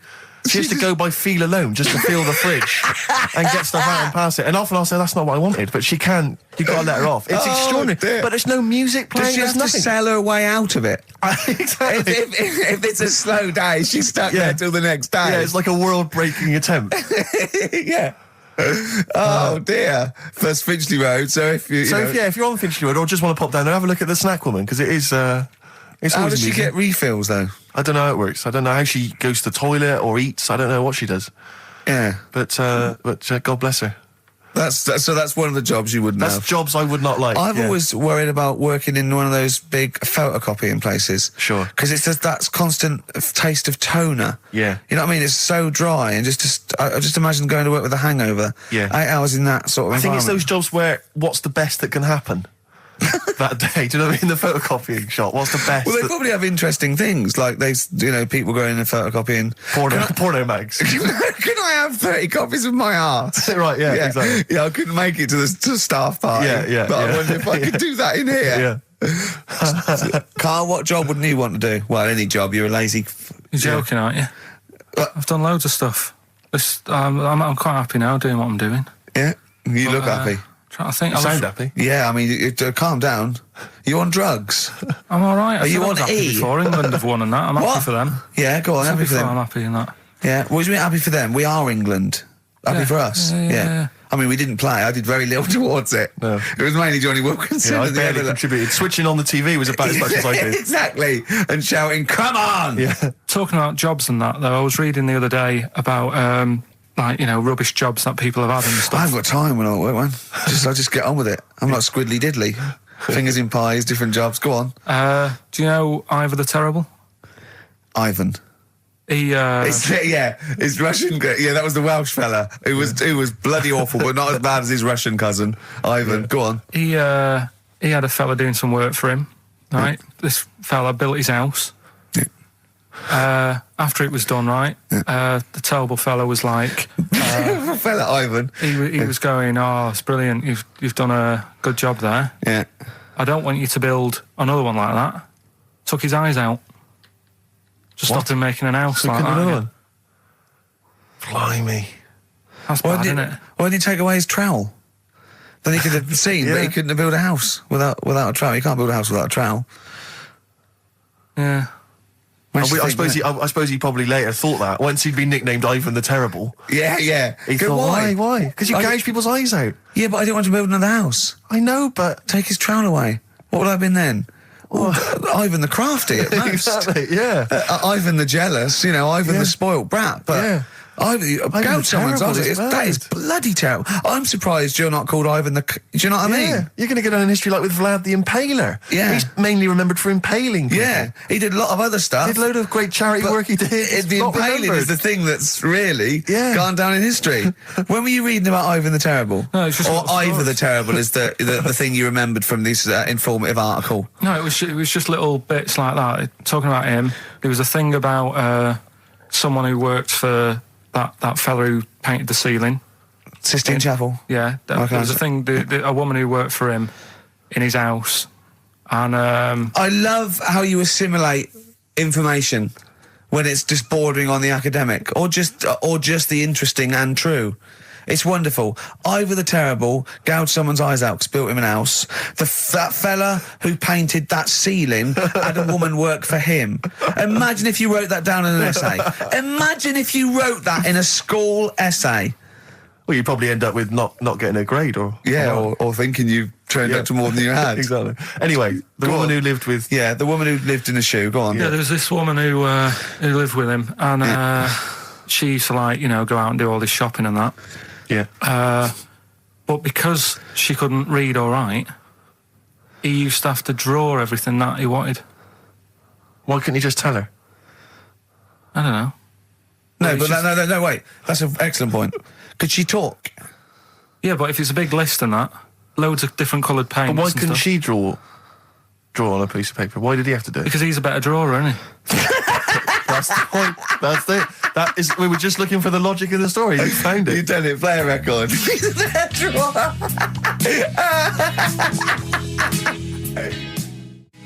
I Don't Owe You Anything by The Smiths on XFM 104.9. I'm Ricky Gervais. With me, Steve Merchant and Karl Pilkington. Karl, over to you. This is the time where we play, well, the world famous quiz, isn't it? Rockbusters, isn't it? Yeah. Which is Blockbusters, but with music. See you later. Cryptic clues and that. Do you want to say? Not really, Steve, not really cryptic, but go on. We've got a number of DVDs to give away, including some teachers' DVDs. We've got a bunch of CDs here, and also Ricky Gervais's live stand-up DVD, Animal, brilliant. which Cool. is not good at all. I really would not encourage people to buy that. It is weak observations, poorly performed. I would recommend The Office Series 2 on DVD. Rubbish That's in still that. I'm available. awful in that. You can actually see me forgetting some of my lines. That's true. Go on. Right then, so cryptic clues. Just an example, might be new. I reckon people will be staying in today because it's raining and that, so might not have heard it before. So, like... Or they have and they're not listening. yeah. Well, whatever. Good. You gave up on that, did you? Well, give us an example of the sort of thing. Jesus. All right, maybe don't. Listen, Don't say that long. I'm a broadcaster. Yeah, words are my tool. Go on. All right, forget that. Come on, Baldy. Right, three clues then. Here's the first one. It's a band or an artist. Yeah. Right? I'm going to the northeast. What are you going there for? Good point. Good question. Right? Yeah, if it had been why you're going to the northwest, that's a different matter. Go on. Going to the northeast. What are you going there for? Right. Yeah. S is the initial, so it's a band or an artist it starts with an S, and that's the clue. Right. Second one. She's related to the man in the lamp. Right. That's G. Right. She's related to the man in the lamp. Right. And the third one is the Jamaican fella would love to live there, but it's a little bit pricey. Oh, God, I feel an accent coming That's on. one where you're going to have to think about it with the accent. I imagine. Initials there, DS for that one, right? So the Jamaican fella would love to live there, but, you know, it's a bit dear and that, isn't it? A bit pricey. So, So give us some again quickly. right, the first one, I'm going to the northeast. What are you going there for? That's S. She's related to the man in the lamp, you know. That's G. Changes a and bit. the Jamaican fella would love to live there, but a little bit pricey. Mm-hmm. And that's Okay. DS, so email in or text and that. Ricky.gervais@xfm.co.uk. What's or the text 83XFM. Yeah, what's with that? those prizes? All right, Brilliant. play some ads. Yeah. Steve, is there anything wrong with a bit of old-fashioned rock and roll, yes or no? I do not believe so. Well, then there's Jet, so roll over DJ on XFM 104.9. Who are you? Ricky Gervais, who are you? Steve Merchant. Who's that little bald mank whinging twat over there? Karl Pilkington. Yeah, sure. One and only. All right? Now, Oh, go on. Rick, as you know, there's always junk lying around in this studio, and not all of it is Rockbusters prizes. No. And there's, I'll just be flipping Some through- is the playlist. Yeah, exactly. And I was Just flipping through an old copy of the Guardian guide from last week. Sure. You know, the little listings thing. Yeah. And, I don't know if people might have seen it. There was a documentary on this week about the transfer of British sitcoms to America. Yeah. And we did an interview for that because I'm remaking the show over in the States. I'm just flicking through and I noticed there's a little write-up about it here. And it says, blah, blah, blah, blah, blah, and it says, quoting me, it says, "We don't care if David Brent becomes a woman," burbles Steve Merchant, eyes bulging with imagined riches. No, my eyes bulge normally. That's not me being greedy, that's just that me. thing I did on it when I sort of like rub my fingers together and do that stupid Brent... People take that seriously. I know. Yeah. It's extraordinary. Oh, some people got it, but I think it was something in the paper the next day said Gervais's mannerisms could have been transferred as dollar signs. Well, I was doing it sarcastically. I was doing it like that. I was pretending that I just cared about the money. Yeah. So, irony... You see, people say Americans don't get irony. Most people here don't get irony. Absolutely right. That's why they think this show's rubbish. Yeah, I know. We fooled them. Yeah. We've had the last laugh. We Exactly. think it's really good. Exactly. Carl, come on. Let's have some news. Let's do some proper radio. Have you? All your news comes from Ananover, doesn't it? That's What will where Dr. Fox I do looked about now at 2 o'clock? He'd do some amusing news. It's coming up for 2, and here is the news with Karl Pilkington. Well, like I said, it's just headlines and that. I don't bother reading on if I No like point. the headline. And it's all from You get the Ananover, story. not from a newspaper or... It's not made up or anything. These No, are real okay then. Well, headlines, so- let's see. Okay, imagine Trevor McDonald doing this. These are real news headlines. Okay then. Wow, they're real to Karl. Okay, here we go. And here is the news with Karl Pilkington. Bong. Man hid in wardrobe to avoid work. Yeah, good. All right. Bong. Teenager gets stuck in washing machine. Bong. Dutch man has 2 right feet. Bong. Cow hit by train lands on farmer's wife.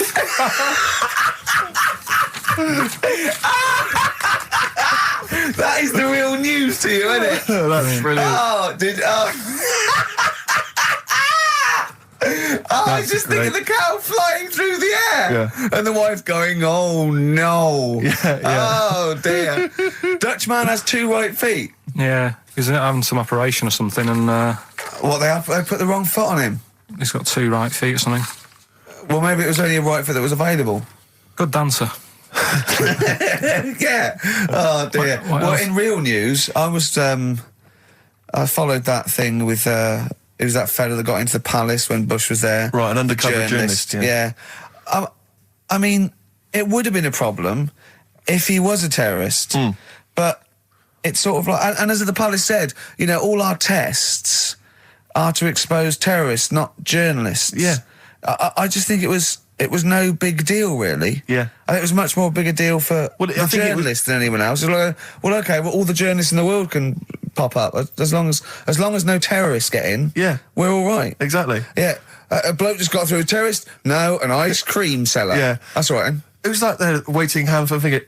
I can't believe it. It's Baz Bammingboim from the Daily Mail. Yeah. And I think that's Gary Bushell. That's fine. That's fine. Don't worry about it. Yeah. But it was just that all he did wrong though was just lied on his CV. Well, I think he did. But everyone lies on their CV. Of course. Of course. Everyone Actually, gives references. I don't think I've ever done a CV. I tried to lie. I did one once when I was at ULU and I was an events manager. I applied for a job at Radio 1 for events manager. Didn't even get an interview. Yeah. So I just stopped the CV lark. Sure. And I just, The one knocked back and that was Exactly. it. Yeah. No, yeah. So, You've lied on your CV, have you, Carl? Yeah, loads. Yeah. It's just it's like someone from Little Britain. Yeah, no. Yeah, loads. Yeah, go on. Come on. there was It's one radio. when Come on. there was a job going at Granada. In fact, this isn't even lying, and I still didn't get the job. Go on. right? But Well, you Granada, don't get a job just because you don't lie. It's not, have you lied? No, you got the job. Yeah. No, but there was they ask you loads of stuff, don't they, that you think, well, that's got nothing to do with the job. I don't know why you're bothering me, asking me certain stuff, right? Qualifications, things like that, yeah. Yeah, But, well, it was languages, yeah. right? What did it say? It just said, put your name, put your address, languages, right? And, What? Oh, yeah. And I You don't speak any other language, do you? well, I just thought English, quite good. You didn't. No, I did. Honestly, asked Suzanne. I think you told me this before. Did you really put English quite good? Yeah, honest to God. Didn't hear back. Well, you know what they meant now. That you know what your error was, don't you? Are you fluent in French, German, Chinese? Yeah, but I didn't want them to think I've got loads of big words and that. Do you know what I mean? Well, I don't use loads of big words and stuff. No, they There's meant, no do point. you speak any other languages? It's any other languages, Carl, not the one They your assume that you native can speak language. English because you're filling out a form. Yeah. Oh, well, it's like language is none. They assume you can speak something, and they'd probably think it was English. And to put quite good when you are English. Yeah. English is your first language. Yeah, I'm quite good at it. I see your point, though. It's true, though, isn't it? I'm not sure quite good is accurate. No, poor. English, weak. poor. Weak. You didn't get the interview, no? What did Suzanne say when you told her you'd put that? She just laughed. It was Really? too late. It was too late to do anything. How's her hair? Do you want to talk about it? Right, she's off today, so Is it alright, is it? Oh, she's listening, you mean? she's at home today. But it's probably alright now, isn't it? Because a bad hair day, it doesn't last. It'll be nice. It'll be nice, not today. You're scared of her, aren't you? No. I mean, I don't want to... You've learned your lesson that, you can't talk about people like that because it upsets them. Well, plus I can't do it all now because we're doing Pulp Fiction later and it sort of involves her head. So... Brilliant. So let's... Excellent. There's me thinking that you're being considerate. Yeah. All worried about... You don't want to use up the material until later. Play a record. Wild is the Wind by David Bowie from Station to Station on XFM 104.9. Adverts. XFM. Travis, beautiful occupation. What's the best job you've ever had still, Carl? Talk about occupations. It is still Paper round. Is it still the paper round? Yeah. That's ridiculous. No, it was good though. If you look at it, like, what I liked about it, you're your own boss. No, you're not. You're not your own boss. No, The guy who runs news the agent is your boss. All right. But then once you get out and you've got your papers and that, you're on your Do own. what you want as long as you think deliver the about papers exactly to the places he said you are in the time he said. stuff. Yeah. It's and I did. freedom, isn't it? Any jobs you wouldn't do? Go I've just thought of one that you wouldn't do on. with your sort of mild homophobia. Well, I'm not. Proctologist. What's that? Basically sticking your finger at other people's arses. Right, well, no, I wouldn't do that, no. Why have you got to do that? What do you mean, why have you got to do Why that? does anyone need that doing? Because they got to look if they've got an arseache or something. Which trainee doctor makes that their speciality? Do you know what I mean? That must be, right, we got a place for proctologists, and it's you, Meadows. You came last. Oh, seriously, what? I'm not the arse doctor, am I? Yeah, you came last. Oh, I'm a bum GP. I can't believe it. Yeah, you got to, I can't believe this. Yeah. That must be it, mustn't it? Well, presumably Or- no one would choose it. No one would purely. If they can have the brain surgery. Well, heart- what if you were brilliant but you were shy? You couldn't look people in the face. yeah.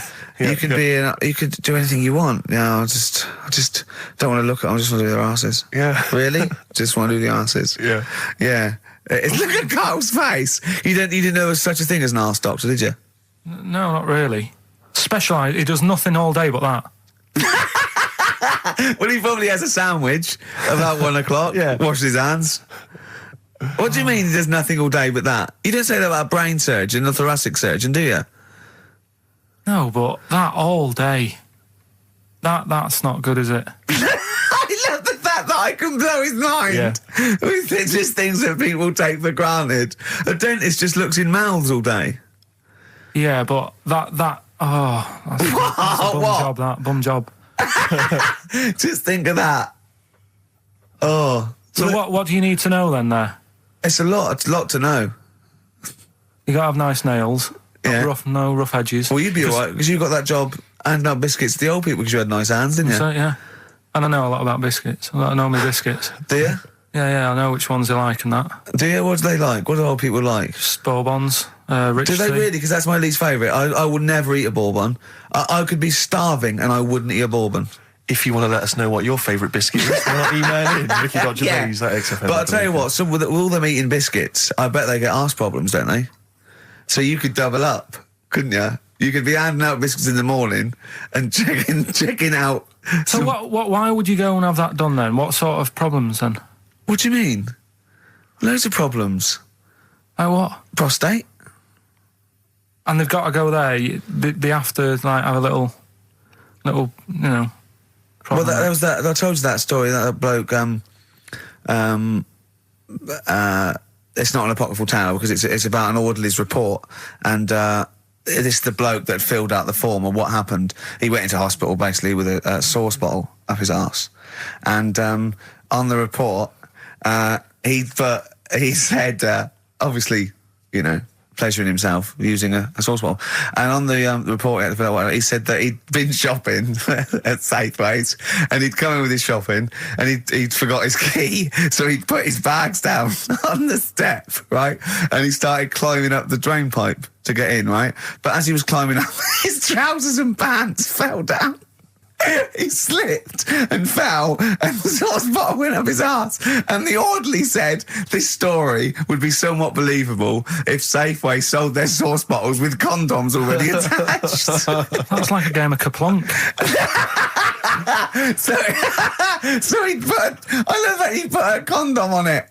I wonder if that was so he didn't want to get an infection from it, or he wanted to use it on his chips later. So waste not, want not. Talking of arse, Rockbusters.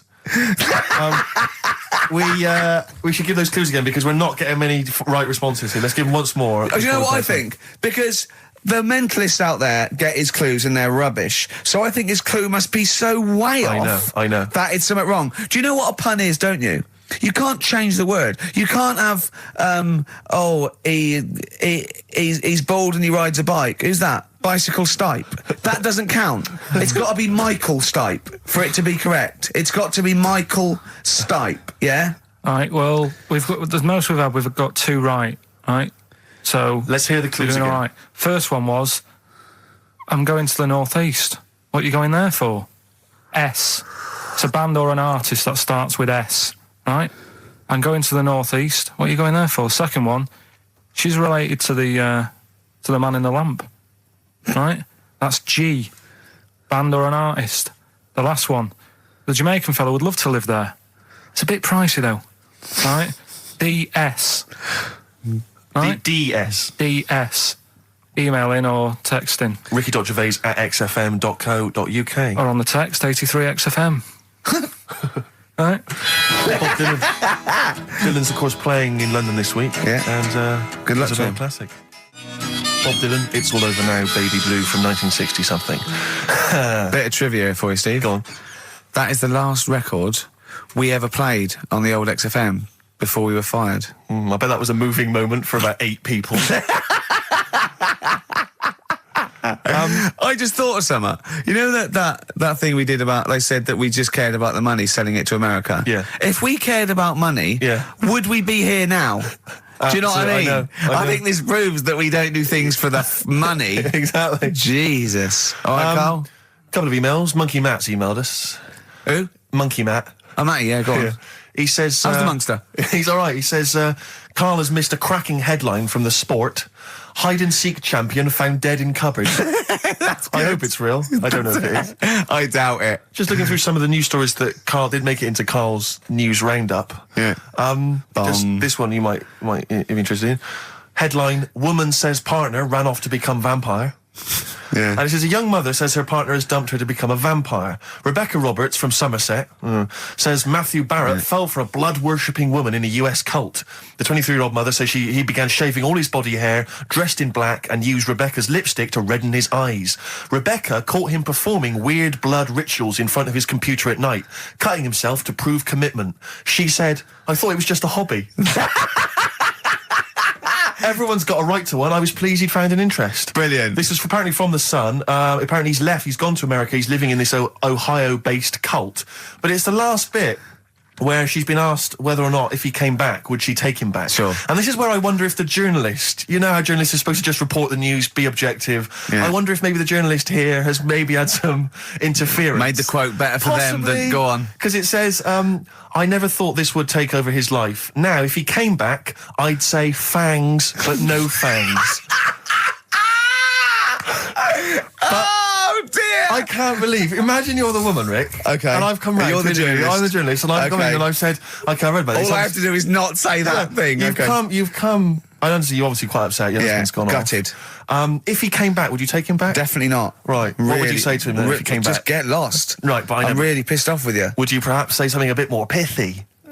Not in this situation. No, You're upset? He cuts himself. He drinks blood. He's left me. Sure, Sod off. I'm not interested, mate. Because I tell you what. Go on. I mean, I like what you said there, but I wonder if we could condense that a bit more. If he came back, would you say... Go away. Would you ever say something like, thanks, but no thanks? No, because it makes it flippant, because I'm really angry. I know you're annoyed. And I'm upset, so I wouldn't say... I certainly wouldn't say thanks. I might say no thanks. But what if you sort of said it like aggressively, like you were giving him the finger, thanks, but no thanks? Like you didn't really mean sort it. of sarcastically? Sarcastically, would you possibly say I might say thanks, but no thanks, and that'll be it. And that's and I'd leave it there. I'd never change that. Sure. I'd never change those words. Can I ask you a question? Go on. Do you like puns?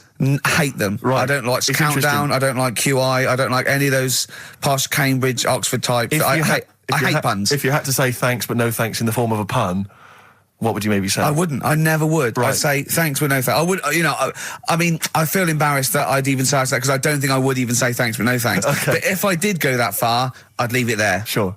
So, have you ever noticed, as I have, Go on. the similarity between the word thanks and fangs? not really. It's only very similar. Not Thanks, really. fangs, FTH. There's a K. Fangs very much. G. It's A and S. Well, the A, the N, and the S, but that's about it. Would you agree it sounds marginally similar? Yeah. Is it possible you might one day say fangs but no fangs? I wouldn't know. Right.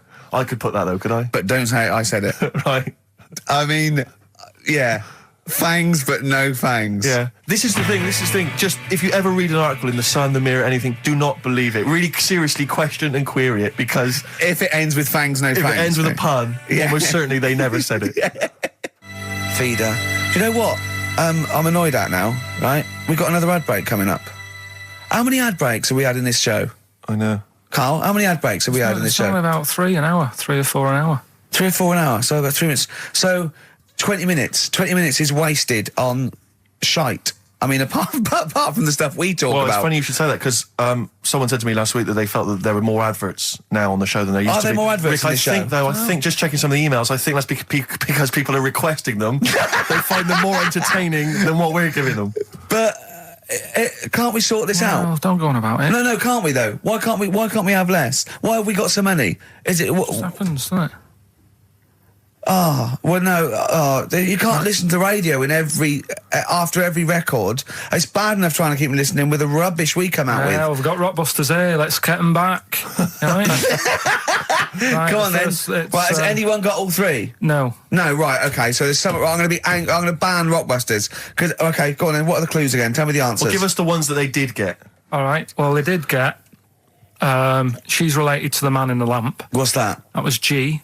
Gina. That was Genie. Genesis. All right. Genesis. Like Genesis.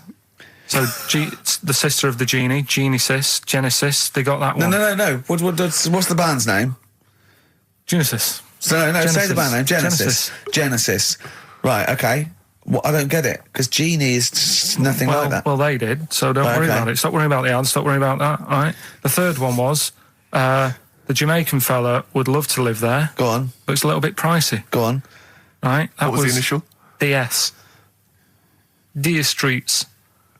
Right? What?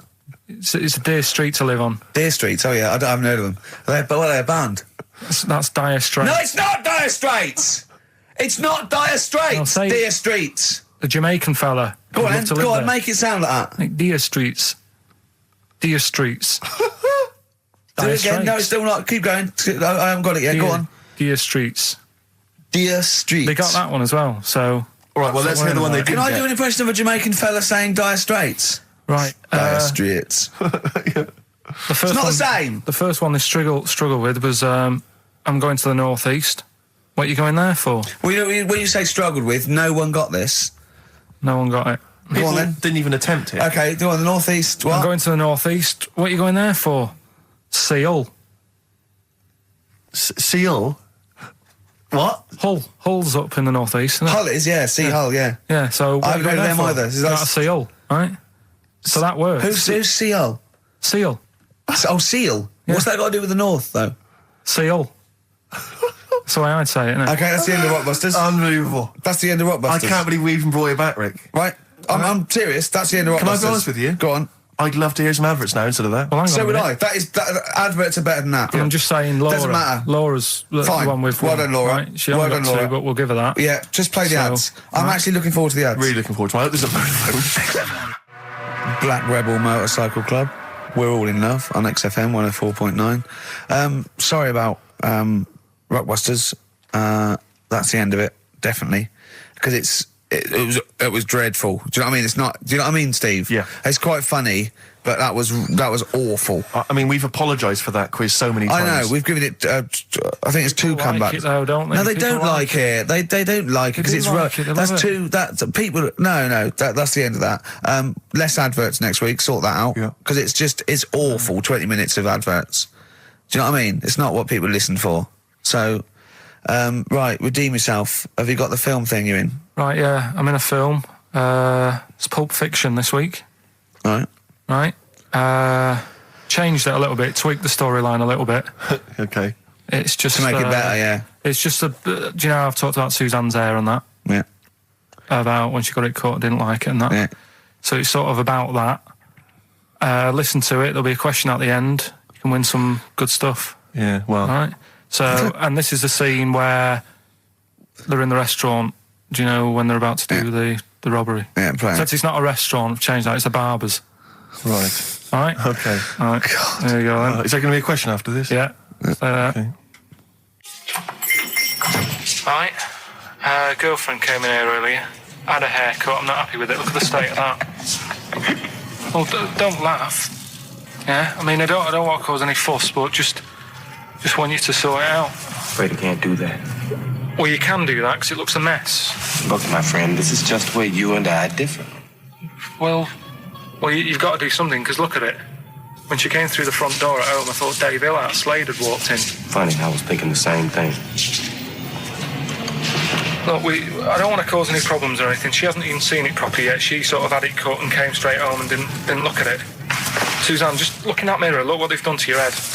God damn it, what is it? Suzanne! No! We're not gonna do anything stupid, are we? I'm the manager here. There's no problem. What do you mean it's not a problem? Look at the state of her hair. Be calm, cooperate, and this will all be over in a minute. I'm gonna go home. No, we're not going anywhere until they've sorted your hair out. I'm not walking home with you with your hair like that. It's embarrassing. So let's just get it. You die. No, forget having it dyed. Just get it cut. Colour's not a problem. Just sort it out. Just get rid of. Let's see what we can do. Right. Good. Look at it. Look at the state of it. I'm trying real hard. Suzanne, just keep your head still there so we can. Just hang in there, baby. You're doing great. I'm proud of you. Just sort that bit out there. Just put that.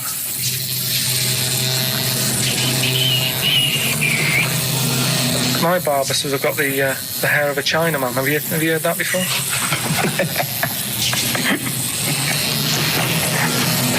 Oh, man. What? What's so funny about that? Is it serious or what? Freaking me out. If my answers frighten you, you should cease asking scary questions. It's almost over. There you go. No, it's not brilliant, but that'll have to do, won't it? I reckon we'll have to buy her a hat on the way home. Yeah, that's probably a good idea. Do you think Suzanne's listening? It's all right, isn't it? I like the fact that in that she's represented with a sort of dimwit southern accent. Yeah. Your girlfriend. So I'm sure she'll have appreciated that. All right, It's nice, yeah. It was a nice. I don't know what kind of copyright infringements that was made. Yeah. Well, Right, well, the question is, what did I say is odd about my hair? odd about your hair. Yeah. Yeah. Oh well, All yeah. right. Fans of the show will know that already, I'm sure. Yeah, so email in, ricky.gervais@xfm.co.uk, or, just email, actually. Yeah. Bored? Right? Yeah. You can win some tat. The usual address. That is a beautiful record. Yeah, this is Thunder Road by Bruce Springsteen, as recorded by Badly Drawn Boy. You'll enjoy it. Good job. Badly Drawn Boy doing his version of Bruce Springsteen's Thunder Road. Good effort. XFM 104.9. Tricky song to do a good version of, but not Good bad. effort. Not bad. Badly. Tell you what, who's also made a good effort? Go on. Stephen Gunning of Tooting. He's correctly identified that Karl's hair is like that of a Chinaman's. Or it was. Yeah, and many other people have emailed in saying, how can we know what your hair's like because you are a bold mank. Yeah. So people have correctly... Is our language okay on this show in general? I've told you that, you know, to be careful on that. Yeah, why don't you try putting some effort into it as you get Mondays off for this 2 hours? You come up with Rockbuster clue that no one can get because it was impossible. It wasn't even a clue. Yeah, I've got your headlines. I've done Pulp Fiction, right? I taught you about that fella, the builder fella, and his eyes and that. You don't even know what you're talking about. You don't even know what you've taught me. It's sort of like you borrow information. It's like one of those things that, you know, what are those things called, write once, read many. You can just pass it on, and it's yeah. One of those CDs you can just play once. Well, it struck me that is you and information. It goes in. If you tell someone once, it's like you've lost it. It's like passed the parcel with knowledge. It's gone now. You don't even remember what you told me. Like a chain letter. What? You mean chain letter, don't you? Shut up. It struck me when we were listening to his phone call to you at the very beginning of the show. I don't know if you might have missed that, but basically it was a message that Karl left for Ricky. But about halfway through that message, there was the feeling, I don't know if you noticed, but like the words started to fall apart. It was like he wasn't going to make it. Every time Karl opens his mouth, it's the equivalent of walking across one of those rickety bridges in Indiana Jones. You might not make it to the other side. I know, yeah. Oh, look at him. Anyway, we've had a few laughs and we've had a few insults. Yeah, but, so we'll try and sort of really, honestly, I'll try and sort out something else as opposed to Rockbusters next week.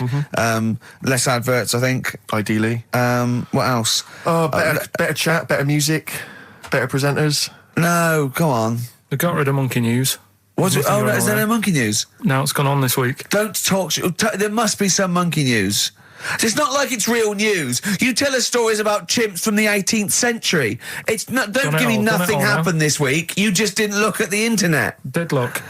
And there's no news. Nothing happened. There was one little bit of Monkey News about how you can now buy tea that's been picked by little chimps because it tastes good. Right. That's what they're saying. Right. Why does it taste good? What do they do to it? I don't know. It just annoyed me. Is it those chimps from the PG Tips Act? Well, that's the annoying Are thing. they dressed up, having funny conversations? Well, like that's in a the house thing. somewhere? Everyone made a fuss about, that's cruel making them pick a piano up. Yeah. If I was a chimp, I know what job I'd prefer. Sure. Do you know what I mean? Doing removals rather than standing in a field picking tea and that. Yeah. I love the fact that he probably thought that was a documentary. Yeah. He thought it was a trailer for a Channel 4 programme. Oh, we'll be back next I've week. got a little treat for them. Right, that winner of the DVD, watch the behind-the-scenes footage because you see Karl's little round head. So they're enjoying that. Who won that, by the way? We've given that away, haven't we? Yeah, we forget what it was. It's gone. Don't bother Laura. watching the rest of the stand-up, though. It's a bit poor. Leave you with 50 Cent's outfit. Fiddy, I called him Fiddy. I called him Fiddy Cent. Back next week. Fiddy. That was the record before us, and here we are, pre-recorded, because we did this a few weeks ago, because we're not here at the moment, are we? We're away in that. I'm Ricky Gervais, with me Stephen Merchant. Hello there. And Karl Pilkington.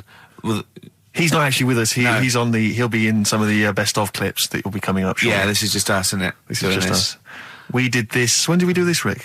A couple of weeks back. Hold on, what is it? It's the 27th today. Yeah. I enjoyed Christmas. I loved Christmas. I loved Christmas. I had a great time. What'd you get? Loads of presents. So did and I. I'm glad they made it to number one. I'm really glad. Stroke, he, she. Yeah. I'm really glad that the pop idols, Cliff Richard, Westlife, made it to number one. Bo Selector. Yeah, just delete that. Yeah. Okay, well, we're going to play some of the best of, some of the greatest moments of the last 3 weeks. Yeah. Ever heard on XFM 104.9. What about this? Do you remember this one? Oh, which one is it? All right, so here's the first bit. You were going to tell us a little story about Just a Volvo passed my estate? test. Yeah. My parents had a big Volvo estate, and there's quite a big car to drive. My parents didn't have a car. But I know you don't drive cars, Rick, but it's got a big car to drive if you just passed your test. It's safe though, isn't it? It is very safe, that was the thing. Yeah. And I come from the West Country, obviously. There's quite a lot of windy lanes down there. You're joking, do you? They have cars there. Oh, here he comes. Blimey, Karl.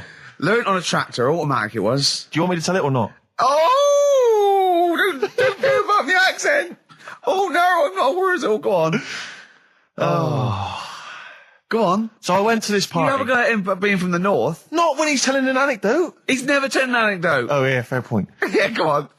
So I went to a party and I was quite excited because I had the car, the motor, and there was a chick heading down to the party that I was like, I had my eye on. And I thought, now I've got a car and going to the party, it's going to be amazing, right? And various friends had said, like, can we get a lift? I thought, yeah, groovy. Yeah, I'll pick up the chick as well, who was a friend of a friend. Yeah. So cruising down to the party in the motor, the Volvo estate, and there's nothing sexier than that. Slipping a little bit of Billy Joel on the stereo or whatever. Something classic. Exactly. And maybe it was Billy Ocean. I think maybe it was quite a Billy. Maybe it was thing. Get Out of My Dreams, Get Into My Car. Ideally. Yeah. So I get to the party, and inevitably it was one of those house parties where the chick that I had my eye on, she kind of was chatting to other guys, and she wasn't really paying attention to me, and I was sort of... Trying hard to get, was she again? Same old story. Oh, they make me They laugh. know how to tease, don't they, the ladies? They make me laugh. Who are they kidding? So I'd follow her like a dog, from room to room. Yeah. And watch her Quite while... literally, sometimes he was barking. Yeah. Go on. And while, just watch her while she talked to other blokes. And then, obviously because I was driving, I wasn't drinking, so I was not really enjoying myself. And then somebody said, should we go and pick up Vera? And I thought, right, okay. And they went, Steve's got a car, let's all leap in there, we'll go pick up Vera. And this girl was like up for it as well, so I thought, brilliant, I'll be back in the car with her, away from all these lads. Yeah. One guy she had her eye on, he came as well. I was a little bit annoyed. Yeah. But anyway, he was in the car, so I'm driving down these country lanes, just driving along, and they're directing me, they're saying, go left here, go right. And then suddenly we stop, and one of them goes, just drive into that field, this pitch black field, right? And I'm sort of, well, it is my parents' car. Just drive in the field, Steve. I'm thinking, well, I don't want to, not seem like I'm a hard, cool, crazy kind of guy, because the chick's in the car. So drove the car into the field. They all leapt out, started running off into the darkness, shouting, Vera, Vera, Vera, where are you? So I'm just sort of sat there in the car waiting. Wasn't Vera Lynn, was it? Because she likes to hide in fields. Bizarrely, it wasn't. Right. It was just, I was just left in the car on my own with Billy Ocean. And suddenly, at the darkness, they come back holding a Vietnamese pot-bellied pig that they had stole from a nearby farm. And they knew that the pig was called Vera, because someone knew the farmer or something. Anyway, so they got this pig, so now they're going, I'll put the pig in the back of the car, we'll take it back to the party, it'll be hilarious. I'm thinking, well, I'm not sure I want a pig and all its, piggy crap in the car, right, crammed in there. But they say, yeah, so obviously I'm thinking again, I don't want to look like I'm, a nerd. I'm terrified of that, Rick, ever happens. Yeah. So, So you go, hey, bring the pig into the car. Exactly. I'm no nerd. Exactly. Yeah, go on. So now we drive off again. I got this pig kind of screeching in the back of the car. And, they say, stop again. Let's do some cow tipping. And they do that old thing, about the fact because cows sleep standing up, don't they? So you can push a cow over and stuff. Yeah. So they're having a wild time, hilarious. So this time, now we get to a sort of dead end in the road. And, they say, well, turn around, let's go back to the party. And I'm thinking, fine. Try and do a 3-point turn in this very narrow country lane, right? Get the Volvo estate wedged horizontally across the road.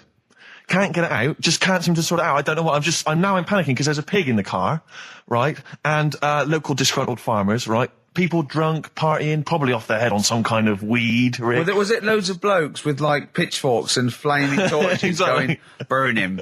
He's playing with our pig. Exactly that. And so that, do you know, I was so terrified that all I could think was they're going to have to send a helicopter to lower a magnet onto the top of the car to lift the car up and put it the right way around. You used to read a lot of comics, didn't you? Yeah. So, do you know what I started doing? What? Crying. Did you really? Yeah. Why? So started crying, just very slightly, started getting upset. And the other guy that the girl fancied, he had to get into the driving seat and sort it out for me by slowly edging forward so and that's backwards. the worst bit of the whole story. Yeah, edging slowly back and forwards. He just sorted it out, just slowly worked the car back round, and then we were off. You were just gently weeping. Just gently weeping in the back. The bloke had just taken the bird that you saw from a distance. Exactly. That was basically your wife in your head by then. Oh, yes. Was it? I can't We believe were it. happily married with a pig for a child. Don't joke, that could happen. I know. The pigs come, if you like. Sorry? What did you say? What did you say? What did you say? When you do what, Carl? What? What did you say? No, what did you say? Because I don't want to have to go to the radio authority again. What did you say then? Just remember. We are going out live, Carl. Yeah, remember Tom Binns, right? What did you say? What I'm saying is, why were they shouting Vera? Because pigs don't come to the name, do they? Hey? I don't know the ins and outs of pig, have how to lure a pig into your trap. Can I just tell you some very, very interesting things about pigs? Please do. Right. One, everyone knows they have a corkscrew-shaped penis, right? A corkscrew-shaped penis. That's the tail, isn't it? Two, they can't look up. They can't put their head back and look up, right? 3, they can have a 30-minute orgasm. Rick, is it only pigs that have got a corkscrew-shaped penis?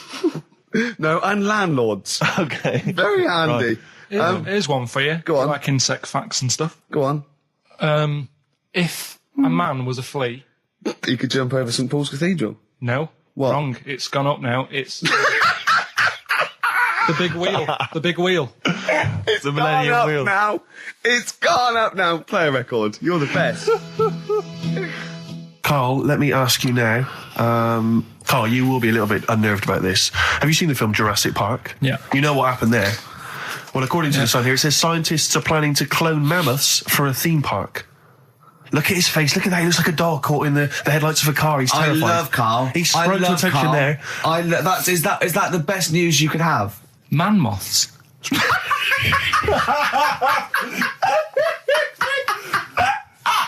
Right. Yeah, man moths. I Man love moths. the fact that that's why he was so excited that they bred a man moth. What is this? Yeah, it's a human being that hides in your wardrobe and eats an entire jacket in a day. Yeah. What do you mean, man moths? Mammoths. Mammoth, the big hairy cow heard of from the mammoth? Ice Age. I mean, elephant. You're not so excited about that, then? You can take or leave bringing back mammoths to life, but a man moth... A man moth is a different matter. Oh, if we'd have never brought that up, he'd have gone and told someone now. Yeah. You know, they've bred an half man, half moth. This is what we That's how mean. things start. This is what we mean when you hear these ghost Are you stories. slightly deaf? Is that it? When you hear these stories, is it? Karl, is English your first language? Are you actually foreign? Is that the thing? yeah. Should we speak when we say slower? foreign, we mean not of this planet. Yeah. Should we speak slower? Would that be a help to you? No, go on. Next What do you one. make of Do that? you think that's good? The Do you think that's idea good of to bring back mammoths? prehistoric animals. These giant elephants. They're slow, aren't they? It's not as if they're going to like get out and run fast and they can't capture them. They'd probably be a Like fence, to be elephants, honest, aren't Karl. they? They'd probably be a fence. No, but you're asking it as if like, oh, it could all go wrong, but it couldn't, could it? Well, Really? but the point was about Jurassic Park is they thought it wouldn't go wrong. They thought they had it all under Yeah, but control. that was And Have you learned dinosaurs. nothing from Jurassic Park, Karl? Dinosaurs would say, "Oh, think about it before you do it." But with a hairy elephant, it's not going to. not a concern for you. Would you go along to see him? Would you be interested in that? If it was in the area, He's great, isn't he? I'd love a queue, Nothing right? impresses No, him. but what I'd like to do is Karl sitting like Yoda in a little cave, and I'd just like to see people like Tony Blair and Stephen Hawking in a queue, and they go and say, "Karl, got a bit of a problem." And thinking of cloning a man and a moth. Problem? Not an issue. No, if I'm in the area, I might cruise around and have a look at it. Otherwise, just don't send it near my clothes. Oh, that's fantastic. So it's just for a second. As the words "man moth" came into your head, how excited were you? I mean, were you both terrified and excited? For the moment when you thought that they'd cloned a man and a moth? I pictured What kind of face did he have? Did he have the moth's head or was it a man's head? just a little man head. Right, what was his face? What did it look like? He just was like a bit shocked, perplexed, yeah. Yeah, it was like he'd been grafted onto the body of a moth without his consent. And when he was asleep, Yeah, he'd woken up. he just went in to have a goiter removed, and they said, "We've He replaced woke your up with goiter with the body of a giant moth." Yeah. Is that all right, Mr. Jenkins? So he had the head of a little. Was it a little boy or a man? little man, Right. Okay. and he's just bumping into a lamp. He's just bumping into a lamp. If you went into hospital and they'd done something, what's the worst thing they do, right? What would you rather have done, right? You wake up and you've got lobster claws for hands. Right. You wake up and you've got duck's feet.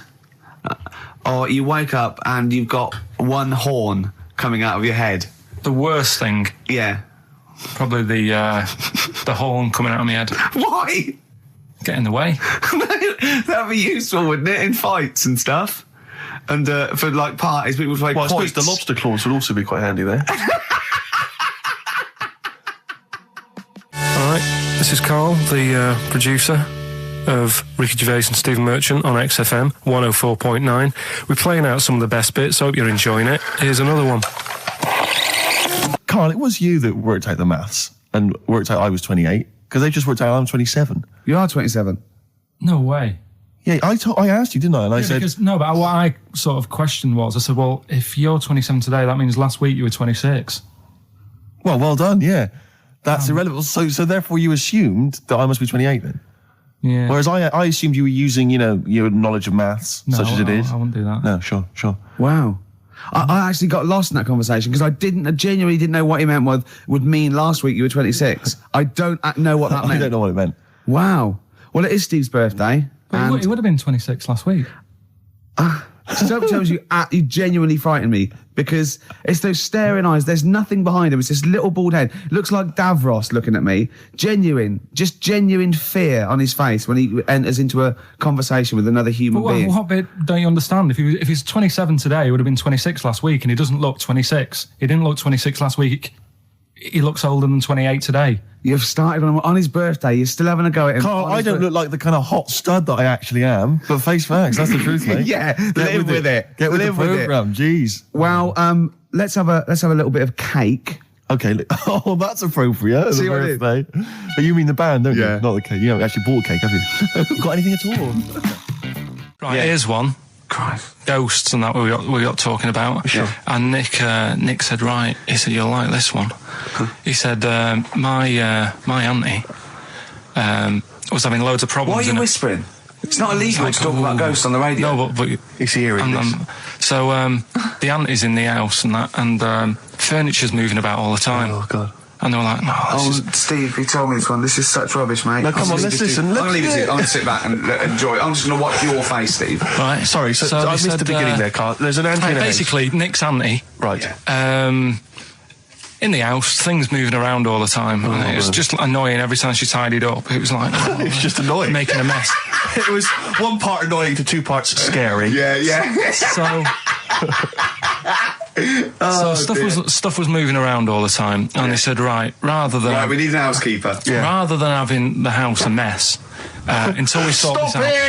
I've got the vicar coming round. Stop moving stuff around. Oh, yeah, go on. They said, That shouldn't be in the pants drawer. let's put all the furniture in one room, right? So just have one room that's a mess, and have all the others empty. Because I love the poltergeist can't really... It can move wardrobes around, but he can't open a door to put it in another room. Yeah. Poltergeist going, I'm just making this room messy. I wish someone would open the door so I could... Go on. Yeah, but... So all this stuff's in this room. So they moved all their furniture into everything, one room. They put like the drawers in there and everything, and it was really uncomfortable because they were all like on top of each other. They sat in the room with all the stuff? Yeah, they had to, because that's where the 3-piece suite was. Okay. Oh, God. Right? All right. Oh, God. So they sat there, like, all crumpled up and that, but nothing can move because it's so tight. I think things were trying to move, but everything was so tight. It's They just like, foxed that poltergeist. So anyway, one night they sat there, like, sort of a bit awkward watching the telly and that, and they hear some banging in the next room. So she goes, oh, God, what's that? Oh, he hadn't moved in, had he, the ghost? So, to some of the empty rooms. So there's this He's moved some friends and family in. There's this banging about going on. She gets up, right? Yeah. And what it is, they had the baby in the next room because there wasn't much room for the cot. Right, so they left the baby with the ghost. So they go into the room where the baby is, and the banging... Yeah. Is like, do you know those plastic balls you get that you can chuck around the room and like they go mental?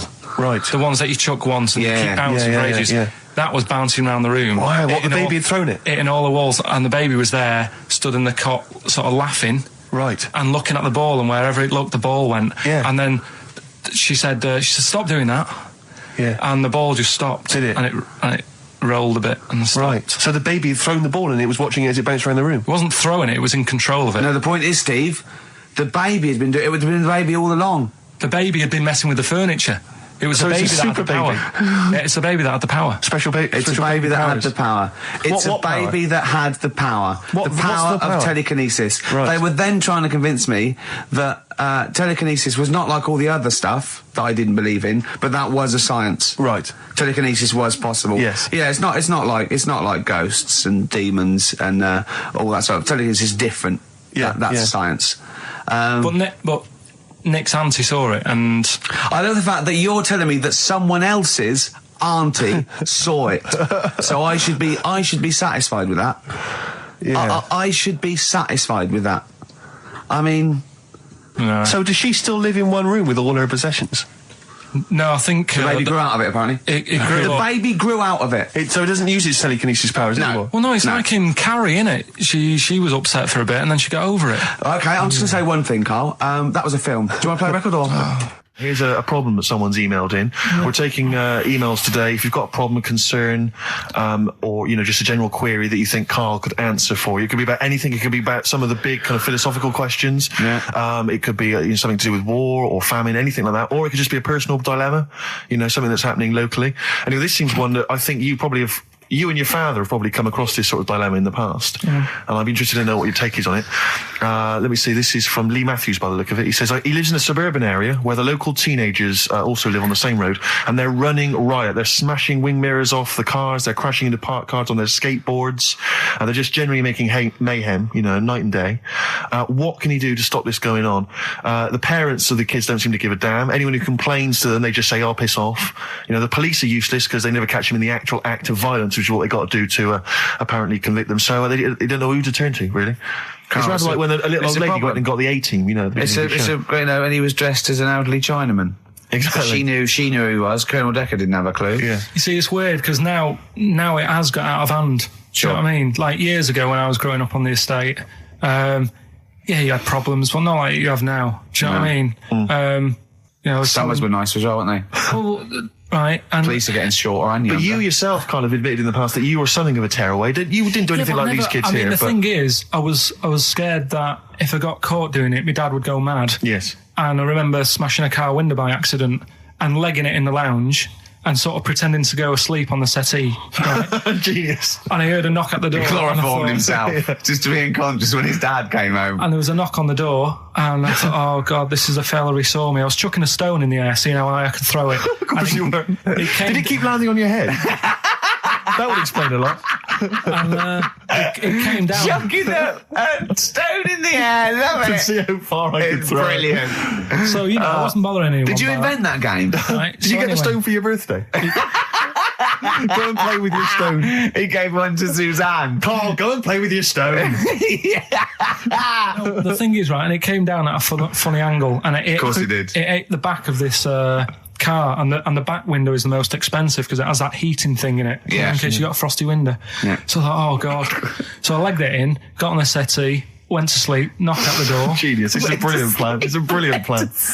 I couldn't be guilty. I'm asleep. So I love the idea. So the thing is, our lounge used to sort of, you could see in from the door, right? So this family who saw me do it, saw me asleep on the settee, and my mum said, go and get the door. And I sort of went, oh, as if I'd been asleep.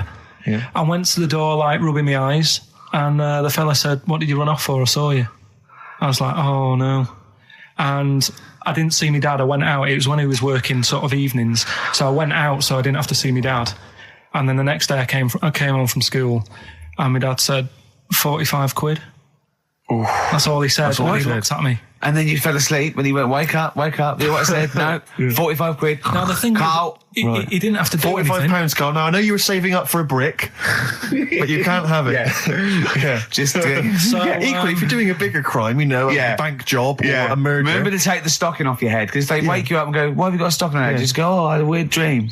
Right. Some people emailed in the songs with stories in it. One of them was Babushka, and he went, what's that? And I went to ask Katie, what is it? I said, it's about a woman who dresses up as another woman to introduce her husband. He went, they wouldn't work. Just dismissed it like that. Why do you think it would work? Because you'd know. I mean, say like, right, Suzanne, right, who I go out with, right? She can see me from, say, if I'm coming down the high street. Yeah. She knows it's me by the way I walk. Right. So just the fact that this woman went and put a wig on, there is no... You haven't even heard the song! I know, but you're saying that she put a disguise on and he's like, oh, I fancy her, and he takes her out, and he doesn't know it's his missus. You're not buying it. I mean, I'm controlling this. Whereas the flea with your brain going to Glasgow, perfect sense. Yeah, Babushka, rubbish. Karl, can we have the tomato story after the next tune? Yeah. Bit of Coldplay. Yeah, love it. Yeah. You're listening to the best of, basically, Karl Pilkington. There's only one bird that has a penis. It's not a joke. It's not a joke. This is a genuine trivia question. I'd say... Oh. I'll say, I think I've seen one on this. Is it an ostrich? Right, you're going for ostrich, Karl? I'll go for ostrich as well. Right. Did you come up with that yourself, or? Yeah, I was going to say that before you said it. Well, guys, you went for ostrich. Chicken? You're both wrong. It's actually the swan. The large chicken. Yeah. What? That's a bit worrying then, because I thought I saw an ostrich penis. So what was I looking at? I don't know. Were you just examining it closely at the zoo? What? Were No, you? I just. It's probably a strap on.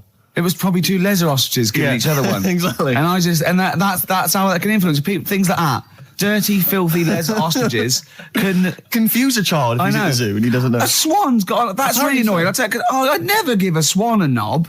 So it's the little puffiest of all birds, isn't it? Yeah. Oh, I'm protected by the queen, but I need a if I had to give a knob to any bird. Good question. I wish I'd posed that myself. If you could give a knob to any bird, what would it be? Phone in. Vulture. Of course, a vulture. They need a big veiny bang stick. Yeah. What about yourself, Karl? If you could give a knob to any bird, and don't make it rude. Or if I could give a knob to any bird, what bird do you suit up? It's got to be a bird of prey or something like that, hasn't it? Cool. Just a robin, really. That would be amazing. That would be Christmas cards would be like. Yeah, but it's a normal human-sized knob on a robin. That'd be great, wouldn't it? And the other thing annoying about this is ironic, right? Now, all the male of all bird species they're called a cock. Yes. Right. But the only bird with a cock, right, is called a cob. Is that what a swan's called? Yeah, they're cob and pen. They're not cock and hen. That's and he's got he isn't a cock, but he's got a cock. Yeah. Quick query there, Rick. Go on. When you said then cock, presumably you meant male bird the first time you said it. Yeah. The second time you said it, you said cock. Did you mean the penis? Well, you're showing off the whole farce of radio broadcasting. Because you're not really allowed to say cock. No, exactly, no. One cock would cause great offence. Yeah. The other cock's fine. Exactly. It's weird, isn't it? It is strange. It is strange. So, I mean, if I said now to you, I like cocks. Yeah. Meaning birds. Yeah, that's that'd be fine. Yeah. But if I meant penises, it would be a problem. If you like cocks and it was yeah, that would be... Karl, do you like cocks? Do you like cocks? No. Right, okay, that's fine. I was asking if you like cocks. No, I like, Yeah. Well, I'm a big fan of tits. The small birds that come down and peck at you. Yeah. Yeah, you like tits and cocks. There's nothing... Tits and cocks. There's nothing wrong with... There's nothing... Karl, don't worry. There's nothing wrong with saying tits and cocks. When I said tits, I meant the little birds. Yeah, and when I said cocks, I mean the big birds. Yeah. Do you know, when... Go on. No, it's just that... It's when you're talking about tits. Yeah. At the milk. Do you... I like the fact they flutter away when they hear the milkman coming. Oh, come on. So when... What are you talking about? No, when the milkman's coming, when he's walking up... And there was also a fella in the week who said that women shouldn't be wearing trousers. Why? Because they don't look good in them. What do you think? What do you think about that? It's rubbish. Yeah. These are the only things that have caught your eye over the last couple of weeks. This is the entire news. Galileo did something with light. A French fella said women shouldn't wear trousers. See, that to me wouldn't pass as education. It's not education. I don't know where you could ever use that. I don't know when that would ever be applicable to life. I just like reading stuff that sort of reminds me of... Do you know what I mean? If I read it and it gets me thinking, I think that's a good little piece. But I mean, but surely can't you just sort of like sit near something that vibrates to keep your brain going, or shake your head every now and again? I mean, what does this do? You mean it makes you start using your brain? But what aspect of a Frenchman said women shouldn't wear trousers got your mind working? What questions were you asking? Because I thought that's a bit daft, isn't it? Right? Yeah. Okay, it ends there with me. There's nothing else. There's nowhere else for me to go on that. He closes your mind's the still whirring. Yeah, go on. What do you think? Let's go through this. Oh, I wish we could download his thoughts. I know. Just watch it. Yeah. Wouldn't it be great, like a DVD? Cartoon. Imagine that extra footage on the Office DVD. Yeah, Karl's brain. That would be with amazing. Oh, with the commentary. Go on. Women wearing trousers and that, right? On the estate that I grew up in, on right? There was a woman about 4 houses down, right? Rough. Now, she used to wear leggings. Yeah. Now, they're a bad idea. They are a terrible idea. I agree with you there, Karl. If you're a lady of what the colour? normo persuasion... Were they pink? No, they were sort of black, but with all bits on them. Oh, right. Do you know what I mean? Toast and just horse droppings. Yeah, go on, yeah. And she used to... she's quite a big woman. Sure. Pauline Quirk, I think Yeah, we described her as. Look like a light bulb. Which It is those kind of women that are leggings. attracted to leggings. Yeah, I know. Yeah, They are drawn to them like a moth. To a flame. yeah. She used to wear them, and that's what I remember when I read this piece. And she used to work on one of those sex line things. Right. She used to do that. But what was she, an engineer? the weird thing with her was, she had big eyelids. Right. Go on. That were too big, and this is what I was thinking. What right? do you mean she had big eyelids?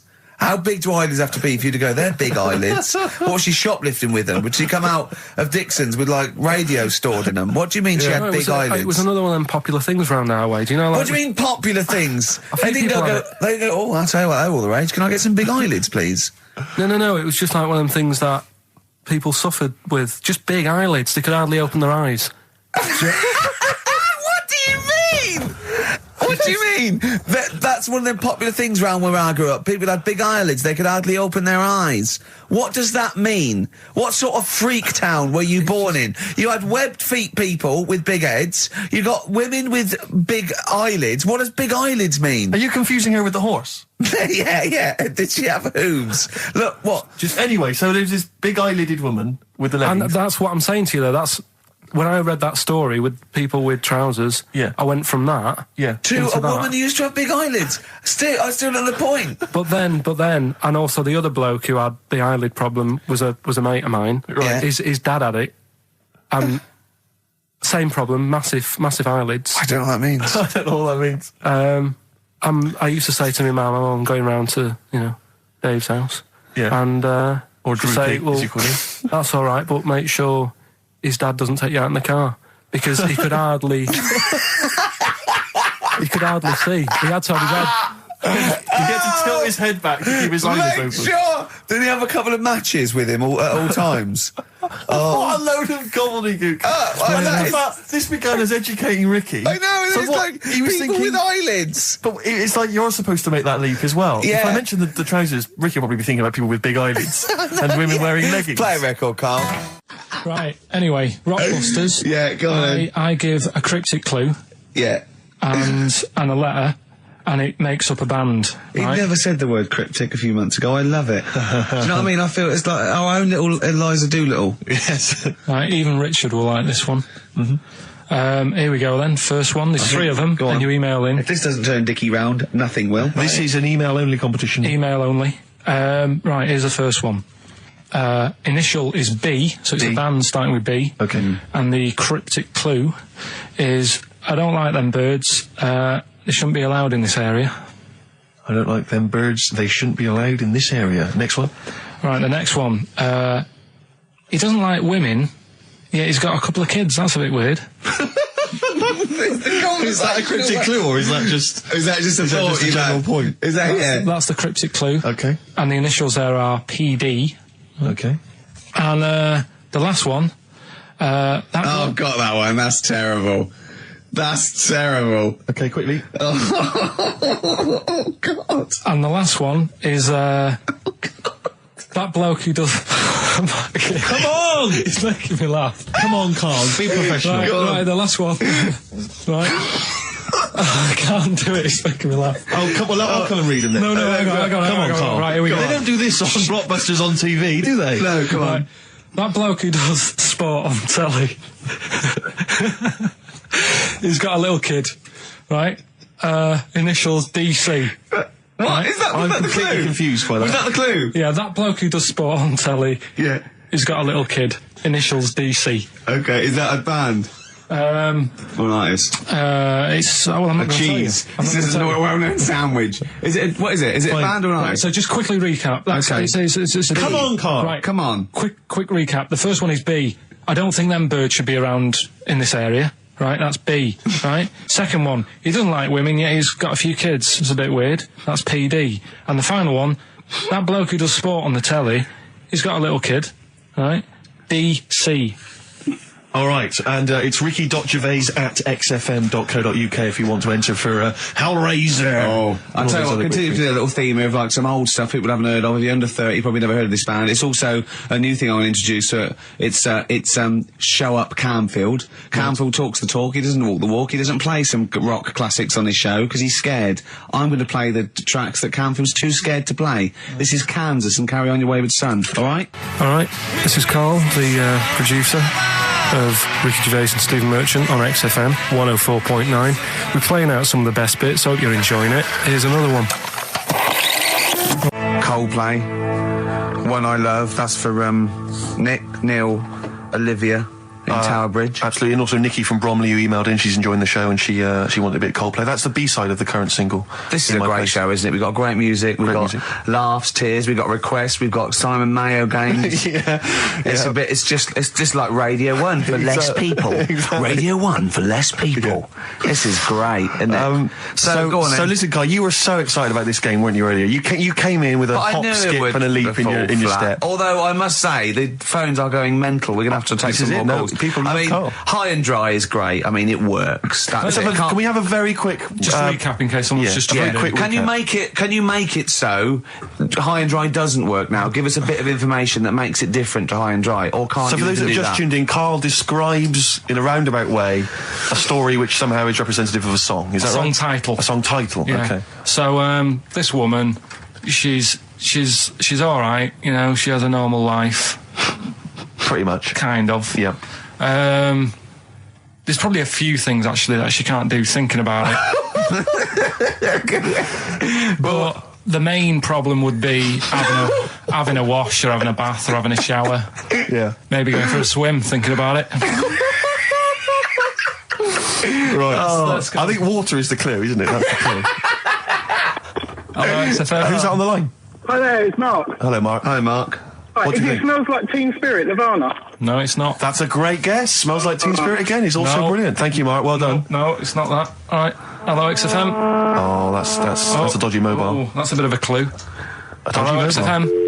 Oh, they've just given up. They've all been going for Smells Like Teen Spirit. Yeah. They just hung up. Hello, XFM. Hi, is it She's Electric?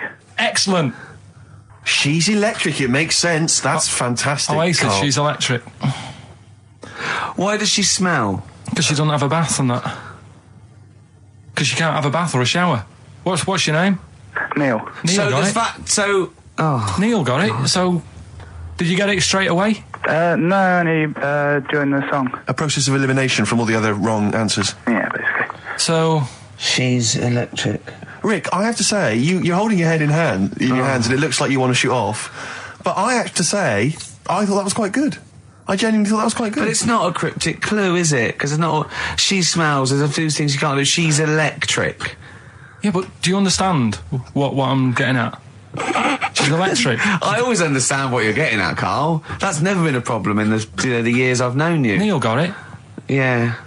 I have to say, Rick, I think you're down on this idea. I could definitely see that. ITV1 replacing Celebrity Get Me Out of Here. Karl Pilkington hosting.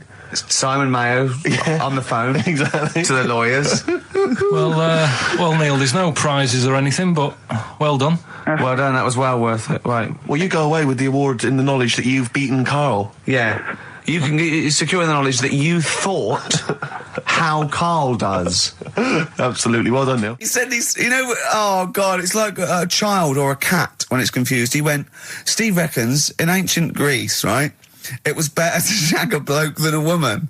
And I went, well, yeah. I mean, that's about the male being sort of a first-class citizen. Yeah. Much better, wasn't it? An aspiration to sleep with a beautiful man than a beautiful woman. Women were lower-class citizens, so therefore men were seen as higher class. So to have sexual relations with a man there was no shame in that. No. In fact, it was looked upon. And I said, well, ancient Rome. I said, Nero. He'd sit in his big jacuzzi and he used to get, pretty boy men to go into the water and just nibble at his testicles while he was having a watch. He didn't do that. He did. Yeah. And he's not a gay fella. No. Well, no. I mean, I don't know about Nero, but I mean, it wasn't a case of a big delineation between what was heterosexual and what was gay. It was just, whatever you. So what did this fella do then? This one who's having his. Well, he was pretty much top boy, Nero, for a while. He was in charge. And You know, and you did what you're told. If Caesar or... But why were people going round there? Why didn't they go, oh... No, they weren't dropping in. It wasn't like the door was opening. I was just going to see what Nero's doing. You'd have probably been like a delivery boy or a stable boy or something, you know, and you'd have popped round there and you'd have gone, there, right, Nero, there's the tablets of stone you wanted. And you go, Pilkington, why you are here? Pop under... I don't know why he's French. What is that? I don't know why he's French. Just pop under the water and nibble at my testicles and you'd have done it. Because he was Nero. I wouldn't. You would have. There's no way I would have done. Yeah, well, you would What have. have I done? I've dropped a pizza off.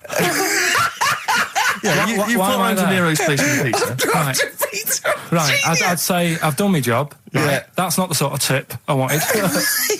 No, he'd have said, get the little baldy chap to nibble at my testicles, and you'd have been under the water. I wouldn't have done it. No, Well, you no, wouldn't have put me head under you'd water. have done it, right. No, I wouldn't have done it, Can I just say this, Steve? Not only would you be nibbling at his testicles, you'd have been going mad. You'd have been noshing him just for extra. You'd have been doing everything he wanted. You'd have been going, he'd have gone, I didn't ask you to do that. You'd have been going mental. They'd have been chewing, slurping, smacking, poking. You'd have chopped, you'd have gnawed his packet off. You'd think you were eating Walker's crisps. There'd be bubbles, there'd be flood. Oh, it would be horrible.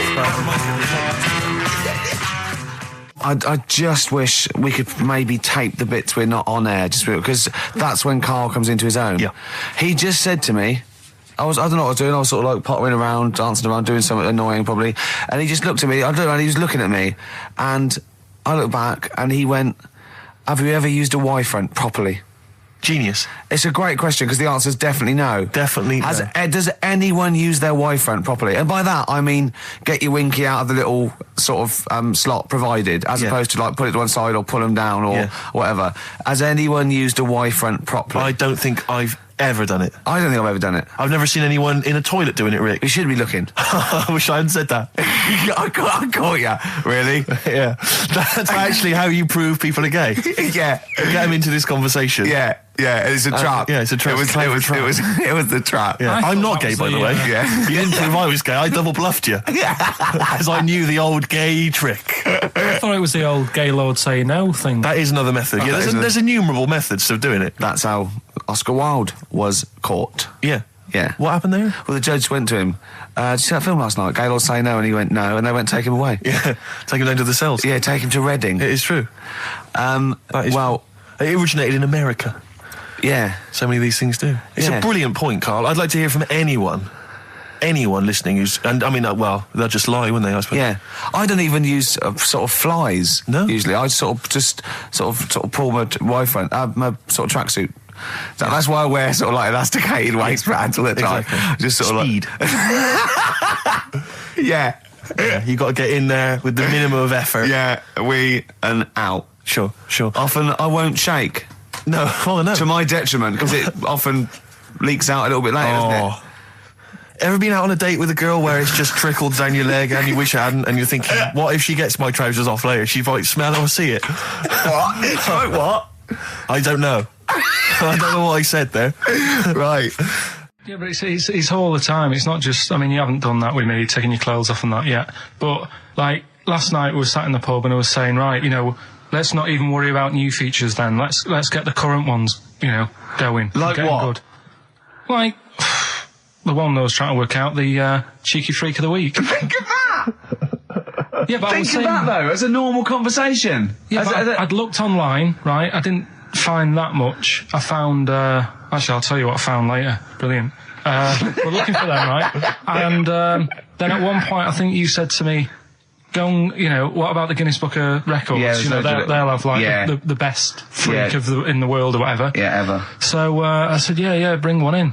Now, you've got one at home. Yeah, I got a couple. But you couldn't be bothered carrying that in today, so I had to go out of the pub that I was at. Yeah.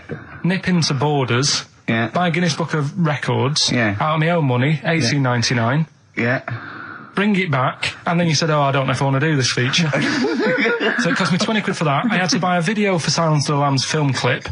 I'm actually out of pocket at the end of this. But do you want to work with me is the thing. If you want to work with... people would pay that sort of money to work with me, Karl. You're a lucky bloke. Think how many people think, Karl, he gets to drink and sit. Yeah. You making a cup of tea and I surprised, didn't I? Little surprises. Steve, you know, last night, You know, when I left the pub in a bit of a mood because I just fed up with not getting anything done. Yeah. Walking down the road, I was thinking, how can I get out of this? How can I stop having to work with them? And thinking, I wonder if I leave, I wonder if they'll be funny and they'll go, and then my boss will be giving me stick. And thinking, how much notice have I got to give out? And all this is going through my mind. I'm walking home and I got in, said to Suzanne, I'm sick of it. She's going, you need to do it when I get a new kitchen. And I was like, yeah, but how big does the kitchen need to be? I was saying, do we need a big kitchen? Can we get a small one? Have we got enough for a small kitchen? Do we need so many cupboards? Can we just have wood instead of steel? All this, trying to get out of doing this. Yeah. It's always just, I always feel like, you know, because I like to think that I'm not perhaps as bad as him. Yeah, no. You annoy me in different ways. Like what? How does he annoy you? Well, stuff that, you know, I come up with ideas, say Cheap as Chimps. Yeah. Rockbusters springs to mind. 15 Taiwan. 15 Taiwan. Let's just remind people what 15 Taiwan was. It was a little feature that I wanted to give a run, you know, give it a little run, see if people like it. The premise being? No, there's no premise, it's just a title. No, we were going to get 15 sort of ornaments, you'd explain them, and then people would call up and say, that one's from Taiwan. See, God, you just explained why I didn't think that was a good idea. Yeah, by explaining the good... No, but you know the funny thing is, Steve, right, I was walking down Regent Street on Monday, walked past one of these big stores, right, and they've got all famous quotes on the windows, right, and one of them was something like, an absurd idea is often a great idea. Yeah. Do you know who said that? Go on. Einstein. Yes. Which made me wonder, if you were his mate, would he ever have done E equals MC squared? Or would you have said, don't bother with that, it's not going to work? Because that's all you seem to do. Everything I come up with, you put down. Yeah. Well, that's one thing. He's negative, right? I don't know why. I don't know why he is. What else? He messes me about. I get him concert tickets for stuff, and you say, oh, I didn't bother going. Yeah. That is annoying. You come in, you know, 5 minutes to go with tracks that need editing. Yeah. The little bag, that was free. Yeah, you got a free bag today, an XFM little rucksack thing. Yeah. You were like, oh, what's this rubbish? Yeah. Ricky said, I'll have it, they're great. He said, no, I want it. Yeah. Well, it was free, I needed. I'll give that as a gift or something. So, I mean, I think on reflection, Steve is probably a little bit more annoying than me. I won't go that far. You are annoying. If I had to go away for a week somewhere, if it was a quiet place... Well, you are again, aren't you? That's 2 holidays you had this year, I mean. If it was a busy place, I'd probably go with you, because people, do you know what I mean, staring at me all the time and that if I'm walking around with Steve. No, I'm just... Can I draw up a list of reasons I don't like you, Carl? Just being honest. Well, I'll tell you, because the list of reasons I don't like you is incredibly long and getting longer. Just saying. Do you want another slap? And the comedian, it's fantastic. I've just got to tell this again because it was wonderful. Okay, so it gets through to the tiebreaker. The 2 couples are at the end. It's from like about 1979, and they're dressed like it. Do you know what I mean? These are just like people they're amazing. And they make you look. Oh, no, they're still better than you. And goes, okay, both pairs, fingers on the buzzers. Goes right. Ted gets the envelope and goes, right, okay, fingers on the buzzers? Yeah, ready. German composer, but British born. He looks around. No one knows. So he goes, most famous for his Messiah. No. Right, 3rd clue, what is his handle? Right? One woman goes, bzzzt. She goes, oh, we did this at school. He goes, we are nearly there. She goes, oh God, it was Handel's water music. He went, so what's the composer's name? She went, Chopin. He went, I'm going to have to throw it across. Buzzes in, this bloke goes, is it Beethoven? Isn't that fantastic? Why? I mean, you've mentioned to me 3, 2, 1 in the past. Oh, it's fantastic. They deliberately got on the worst contestants ever. Well, no, they just weren't right. Have you seen the clues, though? I am a car and not a bin. Or am I? Holiday Inn. And we'll reject that one. Well, it says we are a car, but if you reverse car and change some of the letters, it's bin. Hard luck. Tough shit, you lost. Sorry. Well, but see, why is it we don't go on those shows and clean up? I know. Because catchphrase is the other one. What, getting a job as a caretaker? Catchphrase, you'll see a cloud with a silver lining, and they'll say up the garden path. No, it's not. It's a good answer. It's a good answer, but it's not quite right. I wish I could give you the money out of my own pocket, but I can't. Oh, they're fantastic. There was another one, right, when he was asking them questions, and they're paying for pounds, and they get like a maximum of 10 questions, and that multiplies. So it was, okay, let's have a go. We're looking for, words in the English language beginning with I-N. So, he goes, we'll start with that one. Industrial, going back and forth. Goes, Asian country. Right, this bloke went, Iran. He went, no. He said, I was confused about that one. It is, in fact, in the Middle East. Forgetting the fact that it started with IR. And he came back about 10 minutes later and went, oh, of course, and also, it doesn't start with I, and so the floor must have been Ted, you thick... Look. What do you mean? What do you mean, sympathising with him? Oh. Gervais, what's your favourite, It'll Be Alright on the Night clip? I'm talking about all sort of 58 shows that they must have done. No, that is difficult. See, I'm wondering if it is that one, with Mr. Chips from Catchphrase tossing off. Have you seen that one? Yeah, it's great, because it's just an error, and it makes it look as though he's tossing off. Oh, but he's not. And I don't know what it is. I bet I don't know what the catchphrase is. 01715. Mr. Chips is coming to dinner. Another bit of him doing his stand-up in America. Oh God, it's so nauseating. He's got another series apparently. Does anyone like Lenny Henry? Oh, well, obviously, it's a massive star. Does anyone listening to this show really like Lenny Henry? Yeah. Or is there anyone that annoys me more than Lenny Henry? I should answer that one, shouldn't I? Yeah. Do I win a prize? I think what you want to do there is you want to speak correctly. It's another simple thing, Gervais, which will help you out in your radio career. Oh no, I'm a swerve driver. That's 3 minutes 41. I've got to pick one. 7 minutes the news. Gervais, whoa. Before you move on, can I just tell you, because we talked about celebrities and going to school with celebrities and things. Yeah. I have a very famous second cousin. Really? Yeah, I'm going to tell you who it is in a minute. Really? Yeah. And I've got the best joke in the world. Have you? I should have been trailing that. That'd have kept them on their tender hooks. Why are they sitting on tender hooks? So we've got... What are tender hooks? I think it's tenter hooks. I don't know what they are, but I don't think it's... What? Okay. 0171. Who annoys me more than Lenny Henry? No one. You've won that one. So don't bother phoning him. But who annoys you, the listener, more than Lenny Henry? Yeah.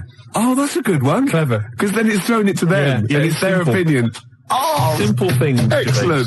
I noticed again, you didn't bother to give the whole phone number. What did I say? You actually just said 0171.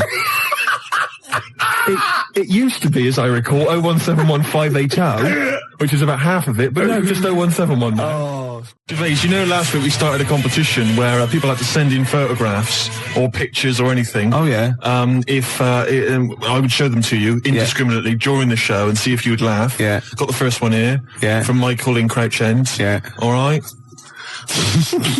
You liar, that wasn't it. Well, it could have been. You did that. I did that myself. But that's the idea. Yeah. That's the idea. Facts. Can I just say facts? Oh, God. Facts. I'll admit, I drew that one. Right. Wait a minute. And I could never, not only could I not tell them what that was, I could never explain it well enough. No, there's nothing you could do to explain that picture. No. Suffice to say, if you've got a picture that you think can make Gervais laugh, and we will hopefully give a prize to somebody somewhere during the show. It's specifics like that make this show sort of, you know what I mean? The vague promise that there might be a prize. Yeah. Anyway, if you have a picture that you think can make Gervais laugh, 0171 580. Shut up, I'm trying to give the number here. 0171 580. That's enough. 1234. That's the fax number. Yeah, exactly. How are they going to phone in a drawing? It's simple things, Gervais, that let you down. Next up. So I'm there with runny eyes. I'm tired. I'm a little bit drunk. I'm in a white tracksuit with shades on. I had turned into Jimmy Savile. You just become Jimmy. Yeah, and I saw all these kids looking at me thinking, oh, Bless him. They're going, you all right, Harriet? Where's the toilet? He's done it. Nah.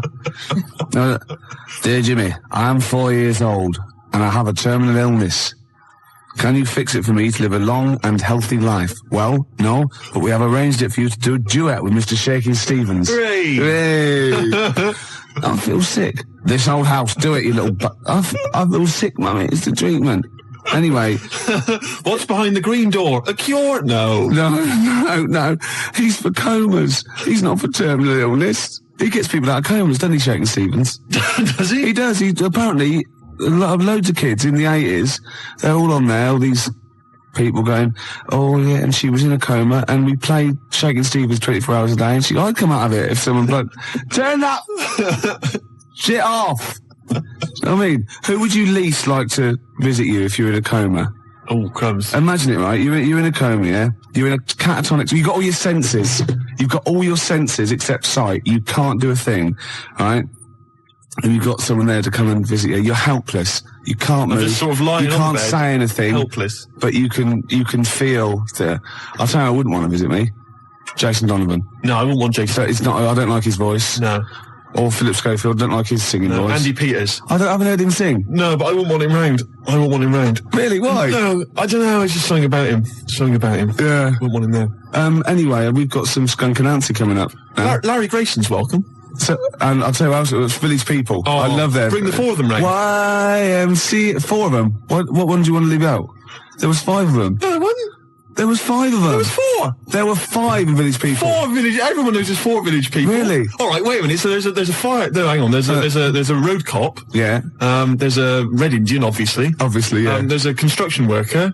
And there's something else. There's a chef? No, a candlestick maker. Oh, that's great, isn't it? Yeah. A tailor. At the back with those little half-moon glasses. YMCA. Do a little bit of sewing. Who was it? Hang on, wait a minute. There was fire chief. What are you on about? Is there a fire chief? No, not a fire chief. There was a police. Oh yeah, play the record. The black guy was a road cop, traffic cop. There was a policeman. There was a Red Indian, obviously. Native American. Yeah, there was a construction worker. Yeah, the moustache. Cowboy. Was there? Yeah, of course there was a cowboy. Was there? Yeah. Well, who was the 5th one then? I don't know if there was. I might have made that up. Maybe I just dreamt of one. I thought of maybe a bloke dressed up as Judy Garland. Steve singing along there to Baby Bird, which is ironic because when you sing, when you're putting your head back and your mouth open, you look like a baby bird. Do I? Yeah, because the long neck and that sort of goiter thing you've got look like a sort of like a fledgling pelican. And the worms, of course, hanging from one leg. But it's ironic as well because you're like a lizoidian as well. You're Is that a real word? Because you're a lizoidian. Oh, right, of course. Yeah. You don't, because I sometimes forget that they're not real words. You sometimes forget that your language comes from the voices inside your head. No, listen. I use my own language. They tell me what to say and I say it. No, listen. You're sort of like a little bird-like lizoidian thing, right? Which is like the Archaeopteryx. Like the link between before that sort of lizard man going flight. Oh, goodness me. They've kicked in again. They've kicked in early. Oh. They're not meant to start for about an hour. What, the voices? No, the tablets. Right. Go on. The argument was, what should people put on their cassette tape compilation inlay card? It's illegal. They're not allowed to do. It's illegal. I agree they're not allowed to do that. Right. But I was offered, you'd asked me to tell them what they should put down, right? Yeah. I'm telling you, the track we played was recorded by R.E.M. Yes, right? it was. Not Cleek. So No, that's don't write right. Cleek down. No, write R.E.M. down. Exactly. How are you spelling that? That's correct. How are you spelling that? That's capital R, capital E, capital M. Right. And you want to put down the name of the track as recorded by R.E.M. Yeah. They've called it Superwoman, right? I don't care if it's really called Superman in the world of the Cleek. Oh, no, I'll stop you there. In the world of the Cleek, it might be. You don't care if it's really... Why do you have this argument? You do care. You wouldn't be arguing. No. You do care. No. No, you're saying I'm wrong. You are. I'm not wrong. It's called Superman. Only by the Cleek it's called Superman. No. By R.E.M. it's called Superwoman. No, they can't. They superheroes can do all they want. Sometimes they call it Superman. Make your mind up, at least. They call it Superwoman. Are you sure they're called REM? Or have they changed that? They call it Superwoman, you tosser. How are you spelling that? That's SUPERWOMAN. You idiot, you fat imbecile. Friday night, you'll love this. I went to a party. Got invited to a party, a genuine... Oh, no, that was an afterthought. You said I went to a party, then you suddenly went, I got invited to a party. What? Did you get invited to it, or did you just go to it? I got invited to a party. I went to a party. Okay. Well, which is it? I was at a party on Friday night. Okay, right, okay. And it was people I know. It's up in North London. I live in South. Not that that's particularly important. And what I'm saying is I left my... Yeah, you weren't in your... What you were saying is you weren't where you pay rent. Exactly. No. So I got there, and there were a few people there I didn't really know. And I got introduced to this girl, Christine. Right, and I'll be honest with you, I don't know if anything might have happened. Do you know what I mean? It could have, do you know what I mean? All I'm saying is we were getting on well, things were happening, alright, we were having a chat. Okay. Hey, Gervais, you're interested already? Yeah. Anyway, she wanted a packet of fags, right? And a few other people wanted a little bit of grub or whatever, because it was late night, it's about 1 a.m. When you say she wanted a pack of fags, did she say, "Oh, I'd love to talk to you all night, but I've got to go and get these cigarettes"? No. Go on. Sorry, I won't interrupt again. We were going on well, and she said, "Yeah, a packet of fags." So I went over. There was the guy told me who runs the party or had the party. He said there's a sort of 24-hour little sort of 24-hour supermarket thing. You went for it, did you? What? You went for it, did you? I went on her behalf, right, to the supermarket place. One of those little sort of 24-hour 7-Eleven places. Yeah, I'll get the picture. So I go there, and I'm going to buy the fags, and people wanted a few sausage rolls and all sorts of stuff. So I'm there, and I've got all my stuff, right, and it's quite late, but there's two blokes in the place, and I don't know whether I think they were from Italy, but I can't be certain. But anyway, they caused a bit of a ruckus because they were after some ciabattas. They were saying, "I want 2 ciabattas. I want to." I don't know if that's Italian. No, I'd say that was sort of like Kenyan. Right. Okay. But anyway. Okay. They were, yeah. Anyways, they were 2 ciabattas, and they were causing a bit of a rumpus. They were saying, "Not those, no. How much are they? How much are those a pound? Oh, we ain't talking about pound. I don't want, no, I'm not paying for those. I love those." So anyway, they got their ciabattas. Turkish, maybe. They went up to the counter, and the fellow who was next to me in the queue, he'd put down a jar of coffee. Right. Oh, yeah. So anyway, the fella said, ciabattas, you have the pound for the ciabattas. And they're 2 of them, they're brothers. And he puts the ciabattas in the carrier bag, and he picks up the coffee as well, secretes that in the bag, right? Walks out. What? Well, the Italian bloke drinking someone else's coffee. He stole someone's coffee, right? There in plain view. So he gets outside, and the shopkeeper says, "Whoa, wait a minute, come back in, mate. Whoa, you picked up this fella's coffee. What? What are you accusing me of? What are you saying? What are you accusing me of? You say I'm stealing? Well, no, definitely Turkish. Probably works in a prison. Yeah. You stealing? What are you stealing? You accusing me of stealing? You accusing me?" Yeah. And the fella said, "Well," and he says, "Look in the bag, ciabattas. Where the coffee?" I'll be honest with you, he'd hidden it outside. He'd already got rid of it. It was smooth. Right, so anyway, now he's getting a bit violent. No, ciabattas. Oh, yeah, I buy the ciabattas. They're not very nice ciabattas. I eat them, they're not nice. You accuse me of stealing coffee, or he's pushing things off the counter. He's throwing the ciabattas everywhere. Really? Right? And it's terrible. And is he smashing plates? He wasn't smashing plates. I'm just getting a hint from the accent. Go on, sorry. Right, yeah. So anyway, he's accused. Oh, you accuse me, and it looks like it's going to be a fight, Gervais, I'll be honest with you. I'm nervous, right, because I stood next to him in the queue. Yeah. I'm thinking any minute he's going to turn around. What are you looking at, fish monster? Yeah, they've sent you out because they thought you wouldn't get attacked. Exactly. And, how ironic. So I edge backwards towards the frozen goods section. Yeah, you're thin against the fridge. I'm hiding. I'll be honest, I was hiding. I'm not going to lie to you. I'm a coward. Really? So, anyway, the Ciabatta brothers...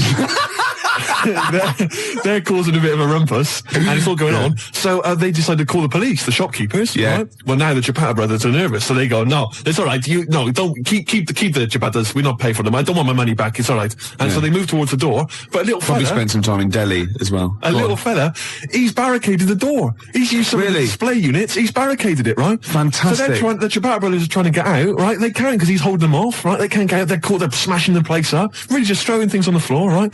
And he's going to me, help me keep the door closed. He's from Italy as well. I think he was. Yeah, probably relate. Go on, yeah. He's saying, help me keep the door closed. I'm saying, well, I can't, the leg and everything. I can't help out. No, I can't. I just got to be over here. The dialysis machine, if I don't get back, the battery runs out, I've got to, So anyway, eventually the Ciabatta brothers, they actually knock the stuff over and they get out the door and they leg it off down the road. Yeah. And anyway, it's terrible commotion, the food and stuff everywhere. The shopkeeper's in tears. It's absolutely terrible. Yeah. And everybody left, right? And I said, Can I just pay for my goods and these fags and go, please? And he went, no, shop closed, we can't serve you. And I went, listen, I've just been stood here, I almost got in a fight, I want to pay for my goods. Yeah. And he was in tears, I can't. He probably selfish wanted to like shut the shop just because he'd been like robbed physically and attacked. and then you'd been waiting there patiently not helping. Exactly. He must have been there for about 10 minutes not helping. Yeah, he should have served you before then, really, before the fight. It was crazy. So anyway, I demanded he serve me. Right? Yeah, I bought everything. Was he crying as he served you? He was crying. I left the shop, got back to the party. Yeah, Christina gone. Because I got caught up in some bloody dog day afternoon scenario. I missed out on a possible. How's your father? Will you say? Well, I missed out on a fag at least. Yeah. And the letdown of her saying face to face no. Yeah. I mean, at least there's like a little bit of hope when you get back and go, there's your Benson's. Ooh, do you want a drink? Yeah, there's a little 7-Eleven just the other side. You go across the road, you go the other way. I'll be about 10 minutes, love. It didn't happen for me. It will. The game show, right, that I came up with. Yeah. Okay. And it features me, but I think it could be perhaps a vehicle for yourself, Gervais. Yeah. All right. I'm going to tell you, it's called Ricky Gervais Meat Rations. Right. And I like it already. You like it already? Because there's a part in there for me. Yeah. Could I play the Ricky Gervais? Yes. Yes. Fantastic. It was originally called, basically, let me just summarise very briefly. I'm not going to tell you all the games, but it's basically recreating the heady days of the war. Right. Right. That's fantastic. It's beautiful already, isn't it? It's got the nostalgia thing. I've got a game as well. But it was originally going to be called Ricky Gervais Fag Rations. Right. But apparently cigarettes weren't rationed in the war. So it's called Meat Rations now. Excellent. And I'll tell you some great games. My favourite is, what's it called? To be perfectly Anne Frank. It's a great game. It really is a great game where you've got to pretend to be Anne Frank and hide from sort of snooping Nazis. Oh, that is fantastic. It's a great game. And there's also, of course, let me go into it. There's also Dig for Granny. Good. I'll dig for victory if you like. And what happens is you're scavenging through rubble, right? Can I just say, these are copyright. Anyone trying to rip me off? I mean, I've got the Penis Puppet Theatre. Yeah. I've got a stake in this, surely. Certainly. Ricky Gervais Meat Rations. You can have a bit of my Penis Puppet Theatre. That's lovely. Yeah. And I've also got a new game that I'll talk about after yours. It's called Tip the Balance. And it's sort of like a game for 4. And it's like, I'll send it off to Waddington, see what you think. I mean, there's teething problems with it. Well, listen, Gervais, look, let's play Don't Fear the Reaper. Let's play that tune. By Blue Oyster and his cult. It's a classic. Yeah. And then we come back and we try and make some money. Let's make some cash. And there must be some sort of fun with, like, gas masks. Yeah. When you can all put them on and dress up as, like, I don't know, one of the banana splits. Yeah. That's what could that be? Gas? Who Snork? Yeah. Yeah. Well, possibly. So every week there's the real Snork. Right. So it's like contestants come on. They put which one's Snork? Which one's Snork? Yeah. So you've got three celebrities. Yeah, who's a gas mask and the real Snork. That's great. So you've got someone like Ted Malt's son. He pops one on. You got Frank Bruno. Yeah. And Jilly Cooper. That's it. And they put their mask on and like a little outfit. And then the real Snork is there. And you've got to ask them questions. Like you get like Bernie Winters and Henry Cooper going. Number three. How long have you been in the banana split? And Jilly Cooper goes, about 6 years ago. I don't know. I think the banana split's been going longer than that. No, I don't think it's number 3. What do you think? And Bernie Winters go, number 1. Number 1. How did you get the job being in banana splits? And it's from Ted Malt's son going, I answered an advert in the paper. That's not right. They were born. You know what I mean? And there's Chaz and Dave in the corner just going, na na na na na na na na na na na na na yeah. Yeah, with the real Snorks, and they always the lights go right, and that one stands up and he sits back down again, and then the real Snork and the others all take their mask off. And they go, "It's lovely, Jilly. What are you doing now?" Well, I'm appearing Puss in Boots down in Brighton. Oh, that'd be fantastic. What? Jilly Cooper? I don't know. What does she do? Oh, she's a novelist. Oh, yeah. Now appearing in Panto. I'm not letting you book the guest. Oh, God. But wait a minute. What? I mean, I love your idea. Yeah. Who Snork. Yeah. It's a bit odd, isn't it? How we started off with a kind of wartime nostalgia show, but now we've sort of featured sort of quite bad 70s animal things. Nothing wrong with the banana splits. But I like that. That's a good game. Yeah, okay. Is that going to be like a special feature? So I'm just going to make a note of it because we've got Dig for Victory, to be perfectly Anne Frank. Yeah, and who's Snork? Who's Snork? Yeah. Well, I'm full of ideas. I could probably help you on this. Oh, this is great. Well, what other? Maybe we'll come up with some other ideas as we Yeah, go we've on. still got Tip the Balance to go. But can I just say, I did actually once try and pitch this. When I appeared on Blockbusters. Yeah. Well, I obviously met with a producer there, and I said, I've got an idea for you. Have we talked about this on air? We talked about me on Blockbusters, Have we? but not about my pitching this thing. No, go on. And I said to her, sit down. I said, I've got a great idea. And I tried to bill it with me as the star. She said, who are you? Steve's Meat Rations. She said, why are you in it? I said, I am. Don't worry, I'm the one who can pull it off. Yeah. And she said, right, go on, what is it? And at that time, I had none of the games. All I had was the title. And she went, I like it, yeah. What are the games? I don't know. She said, oh, if you'd have just said, well, stop me there, love, and just popped a gas mask on and said, who am I? She'd have gone, Snork. No, it's not. I used to write when I was at school. Oh, yeah.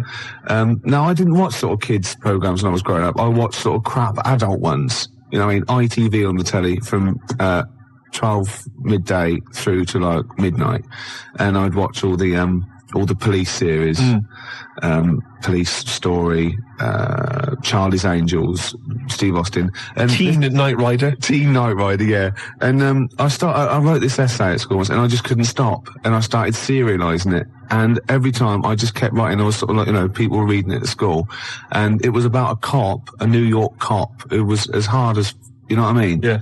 And I worked out what his name was. Now, God, this is how television influences me. Because it was one word name, which is his surname.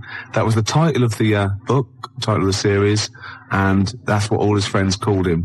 Right. It was called Jezuk. Jezuk? Yeah. Jezuk. Yeah, I thought it had a Z and a J. Jezuk. Jezuk. Yeah. Do you know it does sound so close to like Pillock or Jesse. Yeah. Or Nonce. No, Nonce. There's no Nonce. Well, do you know what I mean? Cross between sort of Jezuk. like Pillock and Jism.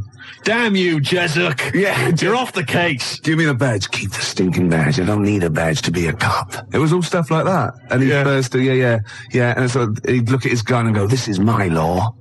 Oh my God, it's Jezuk. How did he find us? Jezuk. Yeah, it was great. There'd be shootouts and everything. Oh, fantastic. Let me just ask, did he have perhaps have a broken marriage? He was hard-boiled. He played by his own rules. Didn't he? Yeah. I imagine.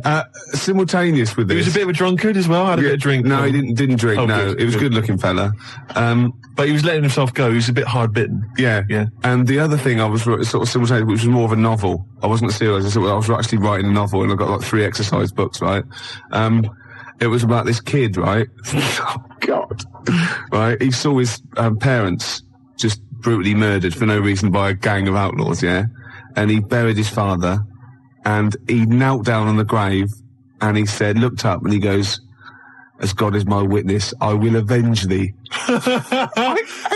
And then he sort of went to the store, and he got loads of bullets, and he practiced, and he was the fastest guy. He was only about 16. Yeah. His name was Jody Barnes.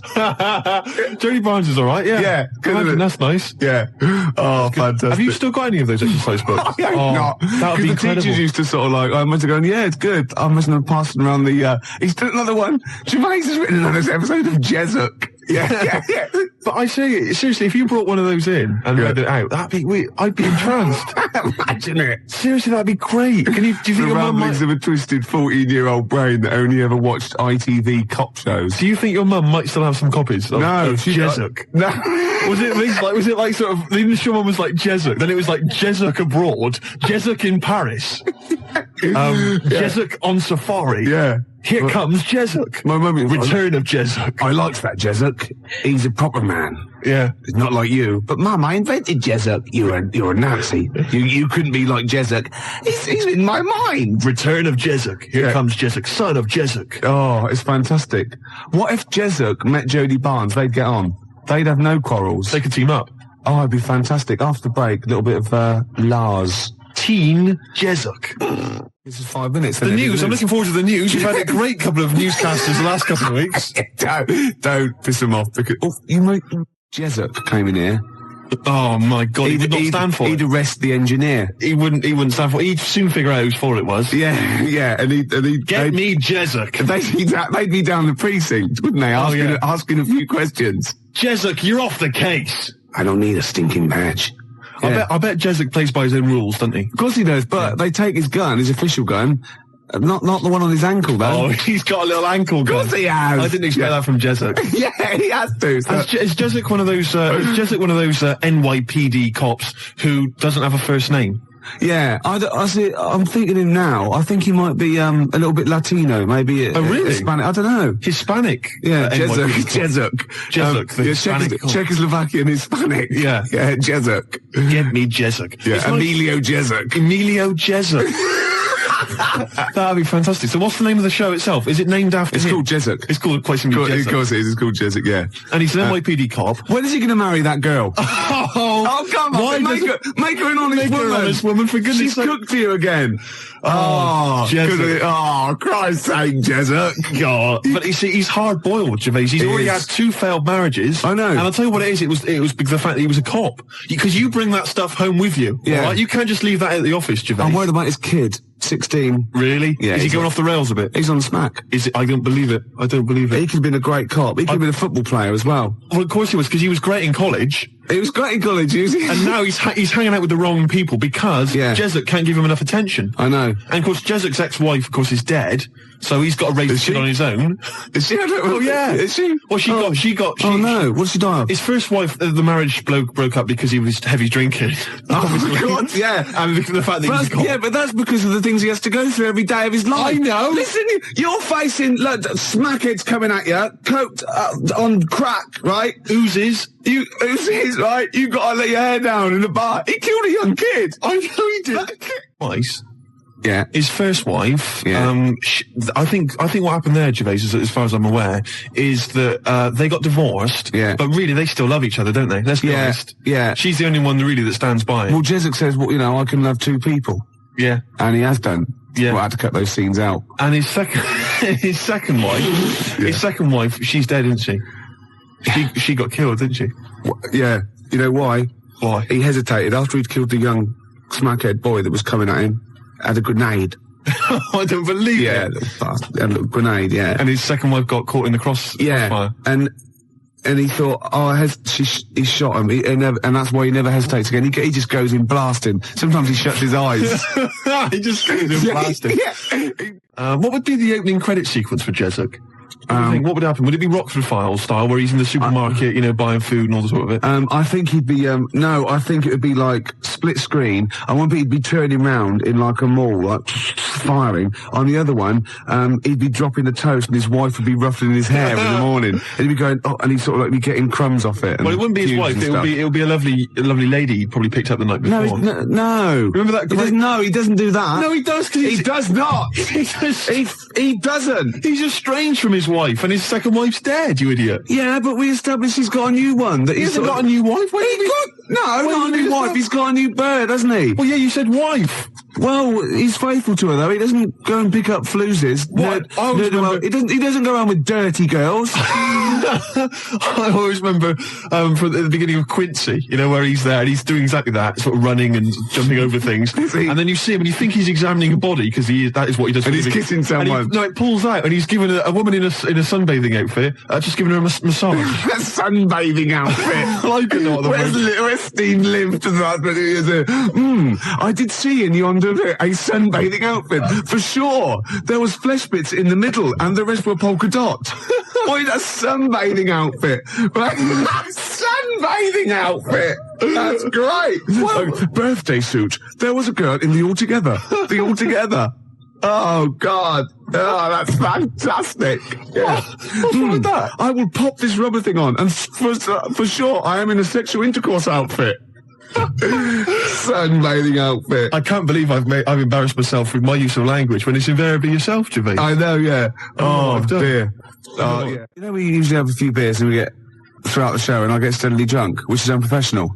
This saves a bit of time, turned up pissed. You turned up drunk today? Yeah, so I don't have to... sorry. I'll tell you what... I'll be honest with you, Gervais. You know, normally, if someone gets drunk, their speech begins to slur. Yeah. They talk rubbish. Yeah. No difference. No, with you. that's the beauty of it. Yeah. That's the beauty of being me. Yeah, exactly. You know what I mean? How drunk are you? I had a little bit of wine. Did you? Couple of glasses? It's a lovely... I might get a little bit melancholy. What about the little baby kangaroos have to crawl all at their mums? Your mistake. The tease penguin's probably my greatest invention. The tease penguin? Can you tell us again? I forget. Well, it's just a penguin, right? You train, you put it in a lovely little French-made outfit, and it comes in, with, sort of breathes fishy breath on you, and slaps you around the face with its flipper. Yeah. Oh. Jesup, obviously. But it doesn't let you go any further. No. That's why it's the tease penguin. Yeah, I see. Yeah. XFM Family Fortunes. Oh, I can see that on telly myself. Yeah, it's incredible. I don't know where you got the idea from. They just come into my head sometimes. Do they? Yeah. I was actually in this week with Claire. Was lovely, he? Lovely man. Oh, Baby Bird was it at XFM? He's very nice. Is he? He's got a beak and funny little claws. Oh, Rick. I know, it made me laugh. It was oh, my God, we're desperate. Used to be an we're egg. desperate men, Rick, if you've got to resort to that kind I of called him gag. Baby Bird. He went, I've never been called that before. Which is bizarre. But the band are called Baby Bird. He's called Stephen. Can you go to turn that down next door? All the time Someone's to a playing show. music, aren't yeah, they? it's Emma, it's not on. That's insane. I can hear a throb from the other room. Yeah. Someone's got... This is insane, Gervais. It's like trying to host a radio show. Yeah. And now he's laughing. Yeah.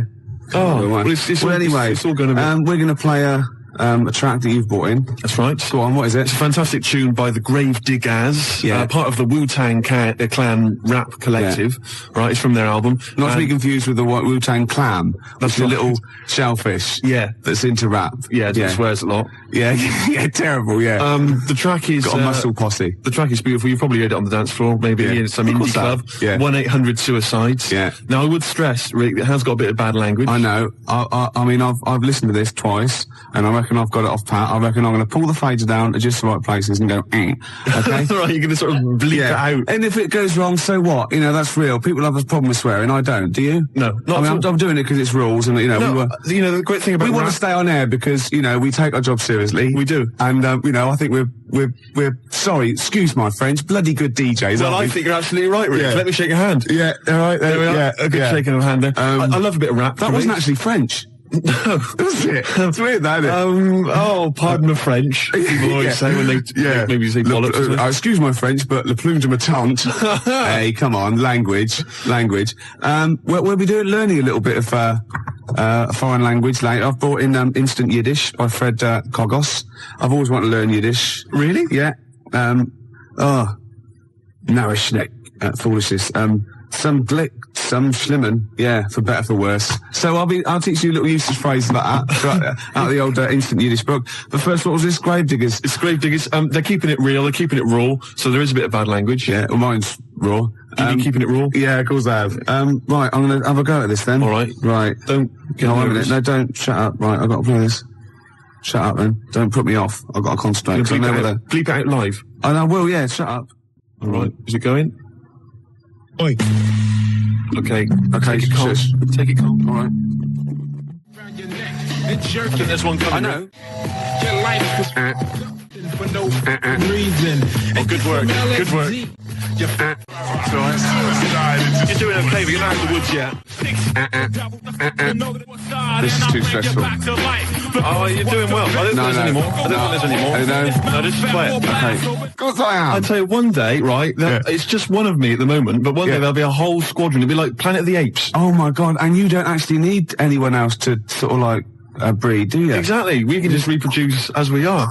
It'll be like Planet of the Apes, right? There'll be sort of a Charlton Heston figure. Planet of the Squids. It'll crash land. Get your damn dirty tentacle off me. It'll crash land. Yeah, exactly. And there'll just be loads of me crawling around, all identical, chasing him on horseback. And they see like Bristol Temple meet, and they go, "Oh my God, they blew it up!" Yeah. He's back in Bristol with all your... Oh, no. Incredible. There must be an organisation of volunteers or something who if it's like touch and go, if it's really serious, if you're like clinically depressed about it and you really can't get a woman, they don't want just people turning up who can get girls and saying, oh, I fancy, you know. But in your case, you know, they'll speak to you, they'll see you, and I think, you know, there must be some sort of national health thing or private where you can actually sleep with, I don't know, a voluntary worker. You know what I mean? So? Well, yeah, there's people that, yeah, I know, but there's people that, I don't know, volunteer for geriatric duty, you know, and they're exploding all over the place. They're covered in the stuff, right? There's people that work on leper colonies, right, for, you know, for nothing. There must be someone who will sleep with you out of sympathy. You don't want that. Of course you don't. You don't want that, do you? Well, let's not be hasty, Rick. I mean, these people, especially if they need some sort of free publicity, you know, get a bit of, you know, sort of press and media attention. Yeah. I also sort of help to publicise their campaign, really. There's probably an organisation that go, you know, they go off to like, just strange climes and go on to like leper islands and that, and they work with them. Or they can sleep with you. Now, that's got to do the lepers some good, doesn't it? Yeah. You know what I mean? Wouldn't that be terrible if that was the option, right? And suddenly volunteers to leper colonies doubled. Was like going to Torremolinos. Yeah. Let me on the bus. Sorry, there's no room on the bus, but you're at the back there. Yeah. Going, well, then here we go. Here I am then. Yeah. No, but I signed up for the lepers. Yeah. Licking their wounds. Well, sorry, but geriatric duty. Yeah, scraping it out. Oh dear. Oh, you know, I heard a song in the week, right? I've heard it before. It's by Ween, and it goes, "Push your little daisies and make them come up." And I don't know what it's called. 0171 580 2000. I don't know where to look. Push your little daisies and make them come up. It's like that. It is. It's rubbish. I've been going around singing There's that. no song with that lyric. It's like that. It goes, push your little daisies and make them come up. Shut up. Yeah. Shut up. That's what my friends have been saying for the last 4 days. God, you're really irritating me today. Like, people will go on going, if you'll be mine, not too annoying. But, after about 10 times you go, oh, can you sing something else? But when you've heard, push your little daisies and make them come up, you can get really annoyed. Yes, it really can, can't it? Shut up. Okay, one of those, you and me song. Push your little daisies. Shut up. We've done funny phone calls, haven't we? We've done some funny phone calls. Did that one like Pinky, when we phoned up Safeway and said, have you got some cheese? And they said yes. And we showed them, didn't we? That showed them. Yeah. Oh, we've done some crazy crank calls. Yeah. Do you want some beer? Do you want some beer? Brilliant game. 5 o'clock foreigner. 5 o'clock foreigner. Yeah. What else have we done? There's been just too much, hasn't there? The alarm frog. The alarm frog. That never got off the ground, did it? Got going. Some great ideas. Tip the balance, that's the last one I've got. Tip the balance? You haven't explained it. It's my last, I think it's a little bit in bad taste. Really? Yeah. Oh, well, I don't want that on this show. No, I mean, I think it's a little bit much. Really? Is it too much? Is it the most outrageous thing you've ever... Well, okay, well, no, this is an idea, right? It's a board game. It's a board game. I'll send it off to Waddington's when, I'll get, you know. It's 4 simple weights, sort of just like, fulcrum weights, you know, like scales. Like a little seesaw? Yeah, a little seesaw. And there's one end is like a bowl, right? The other end is like a kilogram weight. Right. And there's 4 of those. So 4 of you sit round, and you've got to quite simply tip the balance, right? So you've got to fill the bowl. Fill the bowl, yeah. What, with rice or... No. Household object? No. Bodily secretions. Right. So it's the first, you know... Maybe you shouldn't tell us about this. Well, no, because there's simple rules. Anything that comes out of your body is all right, okay? In every form. Right. Well, you know... Anything that comes out of your body, yeah. You put that into the bowl and sort of yeah.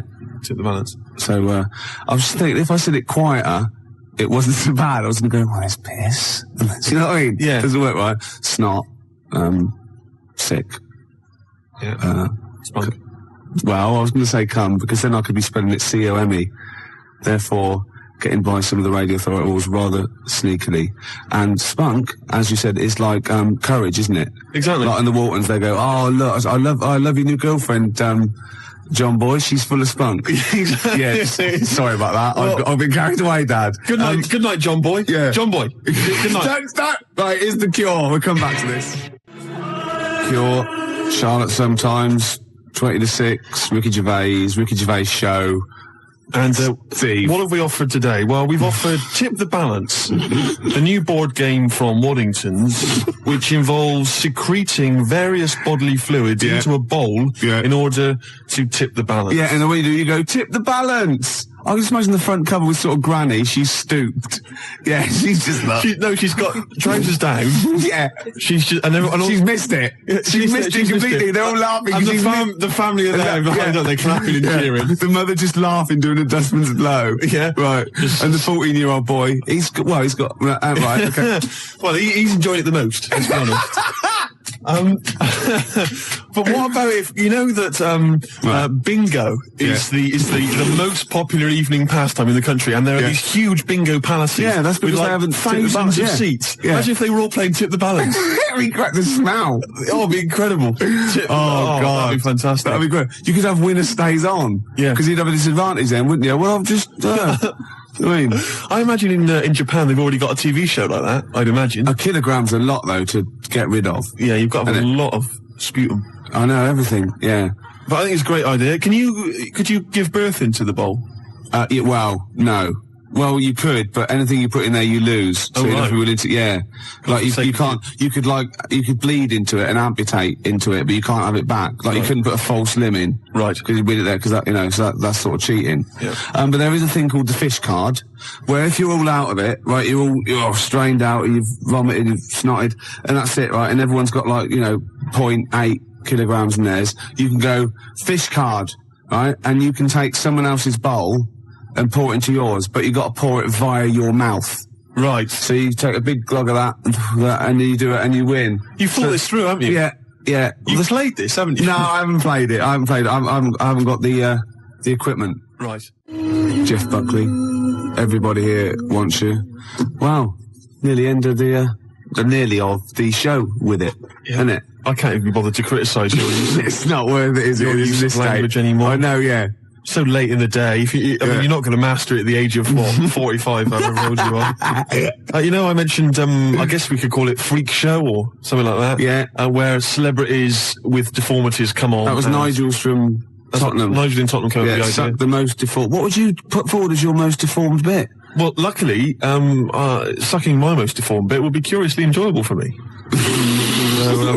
Anyway, I asked for a few more celebrities who've got deformities, and various people have called in. Jez in East Barnet mentioned John Thor, who, of course... so with him? Well, John's left leg, I think, is shorter than his right. He always sort of hobbles a bit as he walks. You have to suck the whole of the left leg? Yeah. Right. So that's... Say that again, Lewis. Well, I was just saying, like the fat bird in the opera. Yes, I know it is now. What? Because I said, no, nothing to do with it. I just saw him do it. I just forgot and I was pissed. Yeah, go on. Paul Daniels, apparently one arm is shorter than the other. Can I just say, the head? True enough. Yeah, Debbie McGee could come on and just bring Paul as her deformed under her arm. Object. Yeah. That's from Tony Namersham. We've also had Ian Jury. Someone's mentioned that. Says that Ian Jury... His left side. Yeah. Really? Did he have a stroke or something?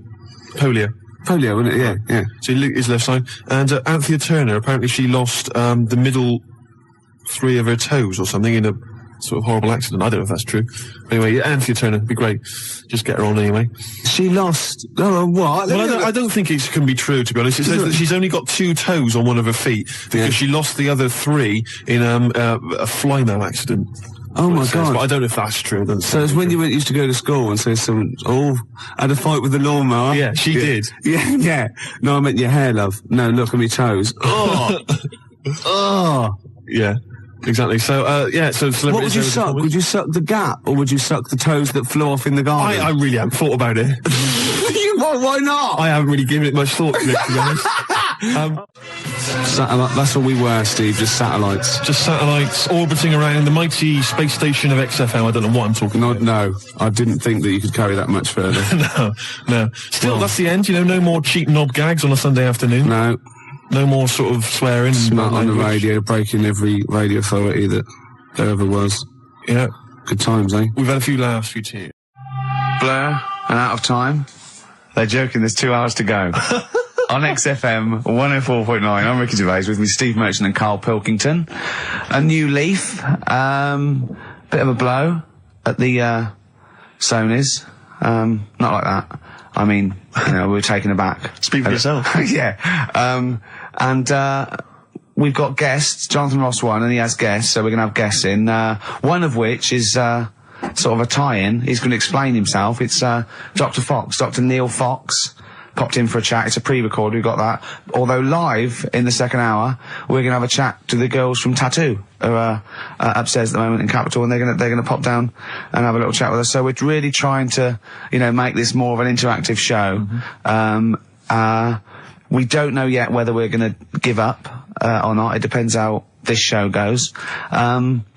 Yeah, look forward to that. But we've got some great. We went down to the big library, so we don't have to rely on 4 Non-Blondes and the you know, the 2 jam tracks that are up here. We went down to the big library. And we've got some great tracks, Steve, haven't we? We've got some classics. Should we play one now? Well, before that, I just remember that some of the criticism we received, I think, was that we're perhaps not taking into consideration the listeners. A lot of shows, a lot of radio shows, they cater very much to the community, to the area which they're broadcasting. They interact with the listenership. Where's the fun in that? I agree. Well, for me, really. I'd just like to justify why we don't tend to correspond or interact with the listeners. Here's a typical email from Vicky, age 25. She asks, do you ski? Rick, that's her question. No, I do you ski, yes or no? No, I don't. No, you don't. Right, there you are. Thanks, Vic. Brilliant. Keep those coming in. See, he's turned him against us, Carl.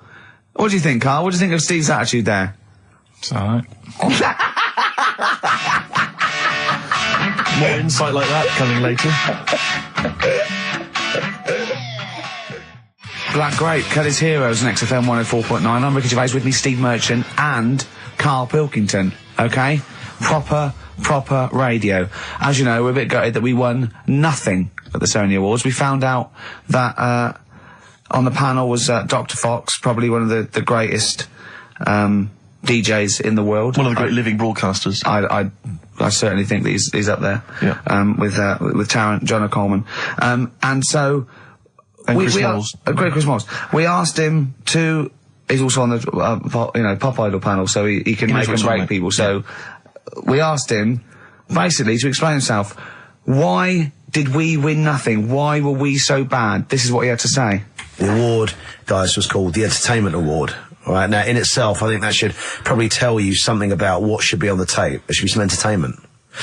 And it just wasn't very entertaining, actually. I don't mean that sounds quite horrible sitting here in front of you now, but it just wasn't very entertaining. But fundamentally, what elements did you not find entertaining?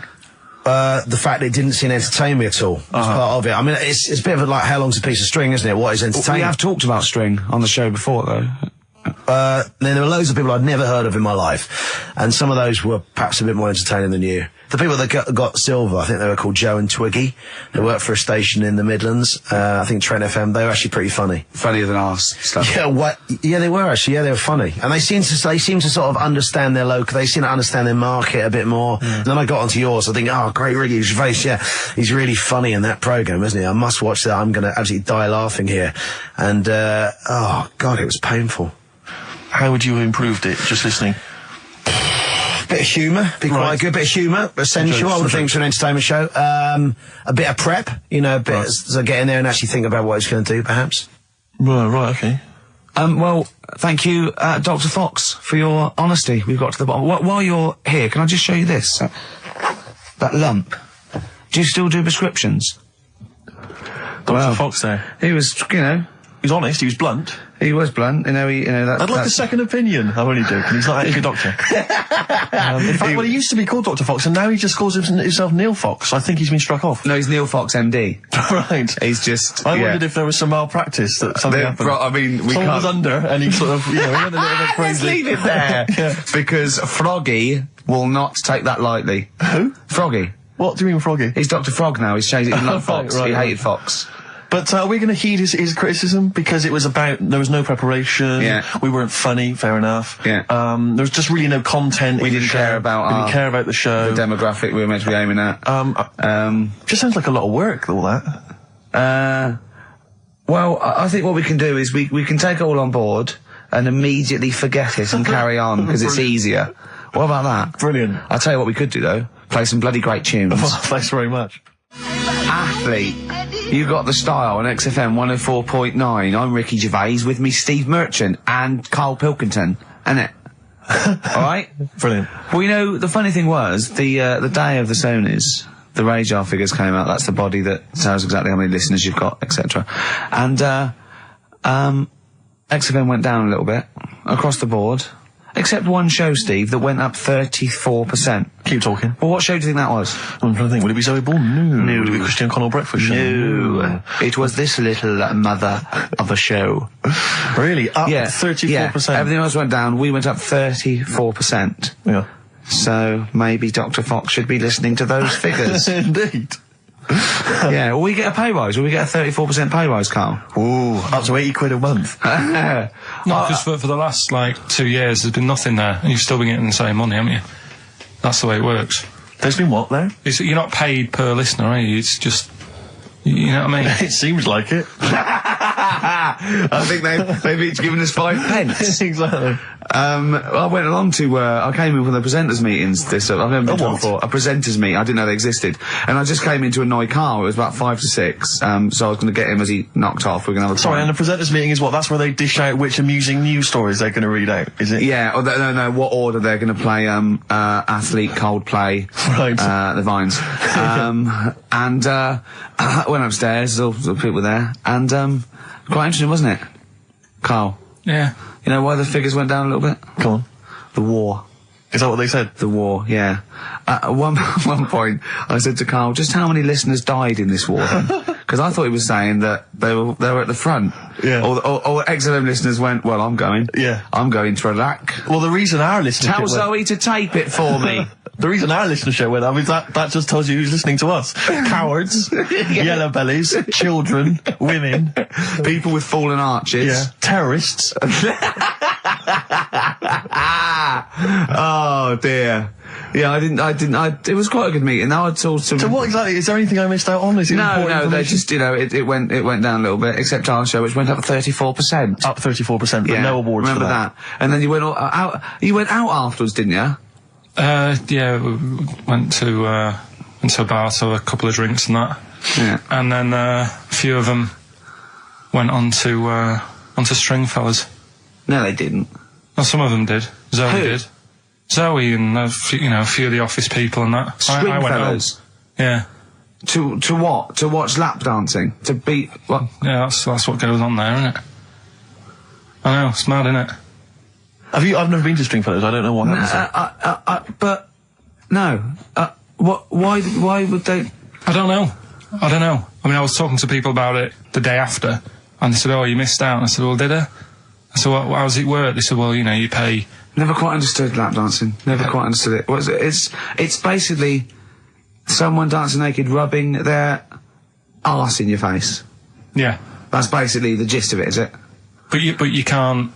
The rules is you can't touch. Do they do a home service? I just think it's nearly. I've got to be careful what I say here, but it's sort of, I'm not dissing Stringfellows or anything, but is that not sort of like one step down from prostitution? That's such an antiquated. What are you from the 19th century? No, but I mean, what? It's like it's.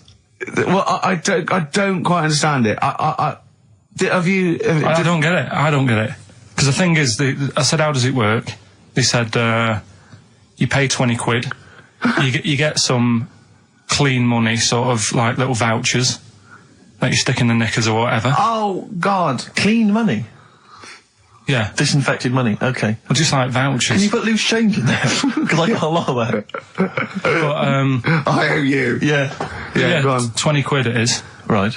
And, I just don't get it, because, I mean, I'm not tight with money or anything, but no. You pay your 20 quid, they dance in front of you, but you're not allowed to touch, which to me is like going to a restaurant, ordering a nice big warm dinner, how they put it in front of you, and it's like, well, you can't eat it, and you're saying, but it's going cold.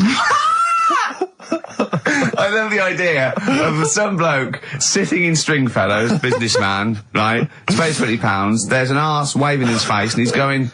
Can I not just... They go, don't. So he goes, it's going cold! Look at it, it's going cold!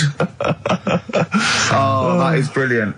It's going cold. That is... I mean, See, Karl in the week was saying that he doesn't like sayings and phrases and metaphor and analogy, and I was going, you know, and he thinks it's sort of like, you know, one step away from poetry.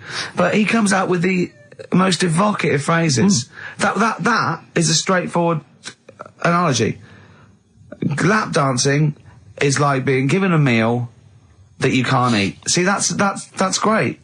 That's how you saw it, and that's so much better than saying it's mad, you can't touch, or it's a waste, or you see what I mean? We were trying to inflame his enthusiasm in the week, and I said about different phrases, and he goes, well, why not just say the actual words? I was going, well, it's more poetic, and I told him the Isaac Newton one.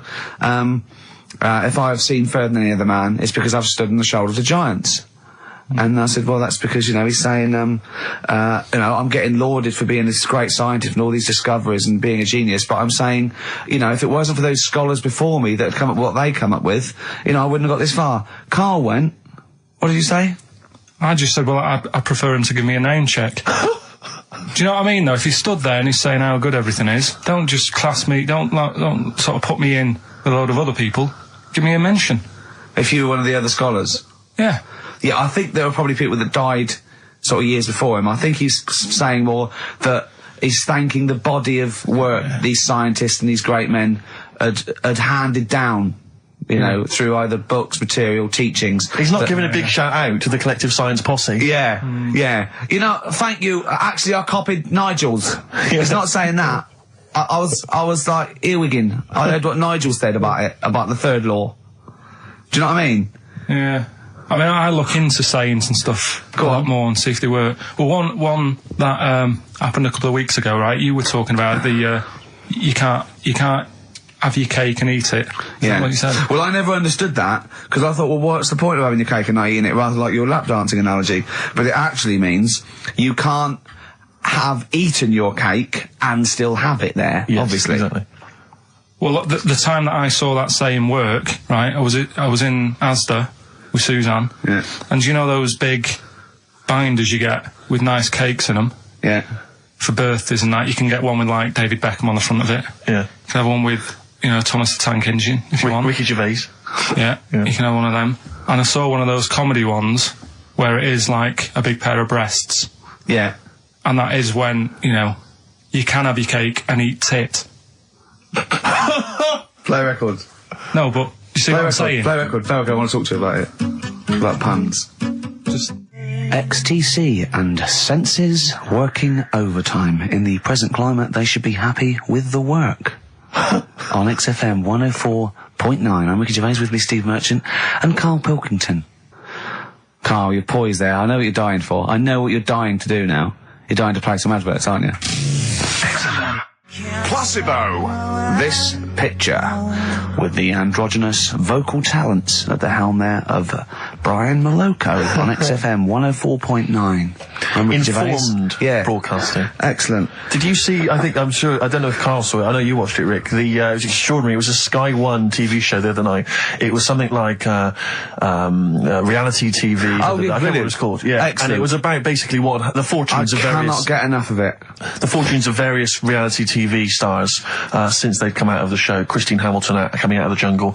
And obviously, once again, always a pleasure to find out what Fats Waller is up to, Rick Waller. I mean, he's in a band now. He's got his own band. He was playing in some club in Rochester. There was about...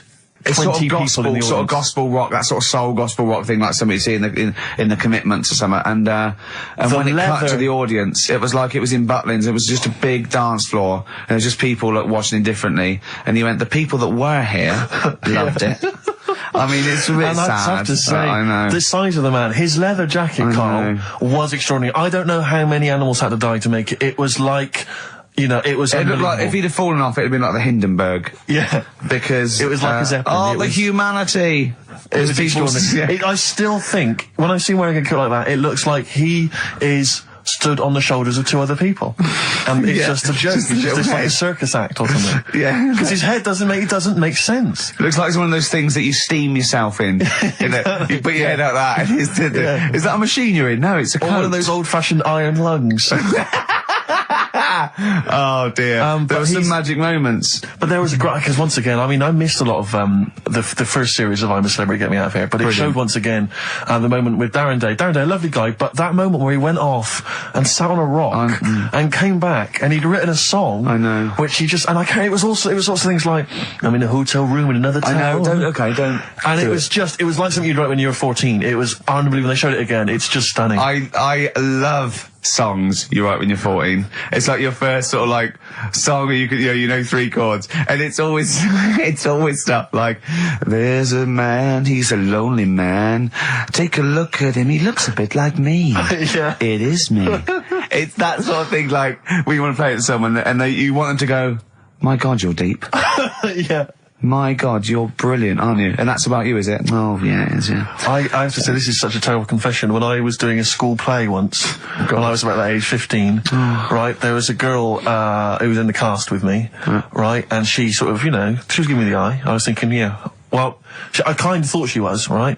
And there was class. But there was another guy. There was another guy there as well. I was sort of competing for affections. Oh no! And he was quite a witty guy. His name was Scott Hansen. He had long blonde hair. Exactly. Yeah. And I thought, well, the way to impress her, because I was 15 or whatever, I thought I was pretty smart. I sat in one of the adjoining dressing rooms, reading a copy of the philosophical book Zen and the Art of Motorcycle Maintenance, which I didn't understand, but I sat there reading it in the hope that she would walk in and think, my God, you're reading Zen and the Art of Motorcycle Maintenance. You don't go with the crowd. You don't want to come next door when we're talking about nonsense and people are flirting. We're talking about the bangles and curly whirlies. You're in here saying, look, just, if you want to come and talk to me, you're welcome, but I'm not... I'm a thinker. I bet you thought you were Kwai Chang Kane, didn't you? I thought it was like she'd think, Jesus Christ, I've never met anyone like him. That is genius. And I remember the one time she accidentally walked in, she went, oh, sorry, wrong room, and left again. And that was it. Sorry, at 15, so this is about the time you took to wearing a bow tie to impress slightly people. Younger wearing a bow tie. I love that. No, I used to watch a lot of Harold Lloyd films, and he always seemed to do very well. I love it. I love the idea of at 15 you going, well, it's time I went to wooing. Right. Right, on with the bow tie. Where's the Zen? Where's the pipe and my boat turn? Yeah, it's a time I got me a bow. Yeah. I love that. But songs are great as well. The other thing you do, sort of when you're about 15 and 16, is start writing songs about, like, the world's trying to take a piece of me. Hey, you think I'm going down? I'm coming back. I'm against the ropes. They try to drag me down. It's like you want to be Cool Hand Luke. Yeah. They put me in this emotional prison. The man's on my back. Who? They try and take a piece of me. Who do? Well, you're 14. Parents and that, don't they? You're really comprehensive. The teachers. Yeah. I absolutely love it. I still remember a poem. I'll not say his name. We're about 14, 15, and we had to write a poem, and obviously everyone's was pretty rubbish, but we mercilessly took the piss out of this bloke because I still remember the poem, and how he did it is he went through a dictionary and found things with that, and this is a poem, right? Okay, remember? I've remembered this for 25 years, right? The reason why I had to die. Did I bleed the blood of greed? What was my destiny? And when we hear this, we were laughing. I mean, for a year, we would go, what was my destiny? It was just great. I hear it again, I enjoyed the reason why I had to die. Did I bleed the blood of greed? What was my destiny? That's almost as catchy as Monkey News. Oh, God! Oh! I've got some monkey news for you. Let's play a record and come back, and I've got some great monkey news for you, Carl. That's from the R.E.M. album that people tend to forget about now because it was so kind of poppy and such a massive hit out of time, but there are some good tunes on it. And there's one of them, Near Wild Heaven. Excellent, on XFM 104.9. Carl. Go on. Watching a programme yesterday, and it was about these Japanese snow monkeys. And it was all about how animals learn things that aren't instinctive, particularly sort of primates, because they see other people doing it, and they start a culture. And they could pinpoint when one monkey first went down and got in the hot water springs and stayed there because it was hot, and the others copied them, and now it's part of almost as you know, that won't be handed on because it's not instinctive, but has to be learnt each time. And they groom as normal, like other monkeys, right? But they're really intelligent. And obviously, the reason they groom other people other monkeys is because they eat the mites. But also, the monkeys have learned they like being groomed. Okay? So they showed this one monkey, it went to a deer, okay, and it was grooming this deer to get its mite off it, right? But then it didn't eat it. It held it in its hand, it went over to a monkey, put the mite on itself to show the monkey it had a mite, and got a free grooming. That's extraordinary. That's extraordinary. That is extraordinary. Because it gave up the food, knowing that if you put one there, this monkey would look for mites on it, and it would get a free grooming, and it was like having a little massage. What do you think of that? It's not bad. I've got some better stuff coming up later. On Monkey News, on the official. Yeah, do you see that? Just see what mine though. Mine's true. I mean, that's an interesting and extraordinary. It actually happens. It's social behaviour amongst primates. Actually, so I saw it. It was, you know. Did it rob a bank, Rick, at any time? It didn't rob a bank, and it didn't open a hairdresser's. See, that's what you're letting. That's what you're letting yourself down. It's not quite good enough, is it? My Monkey News. No, I got some. See the difference where I named the species, explained it slightly, told you an interesting fact, as opposed to there's this monkey, right?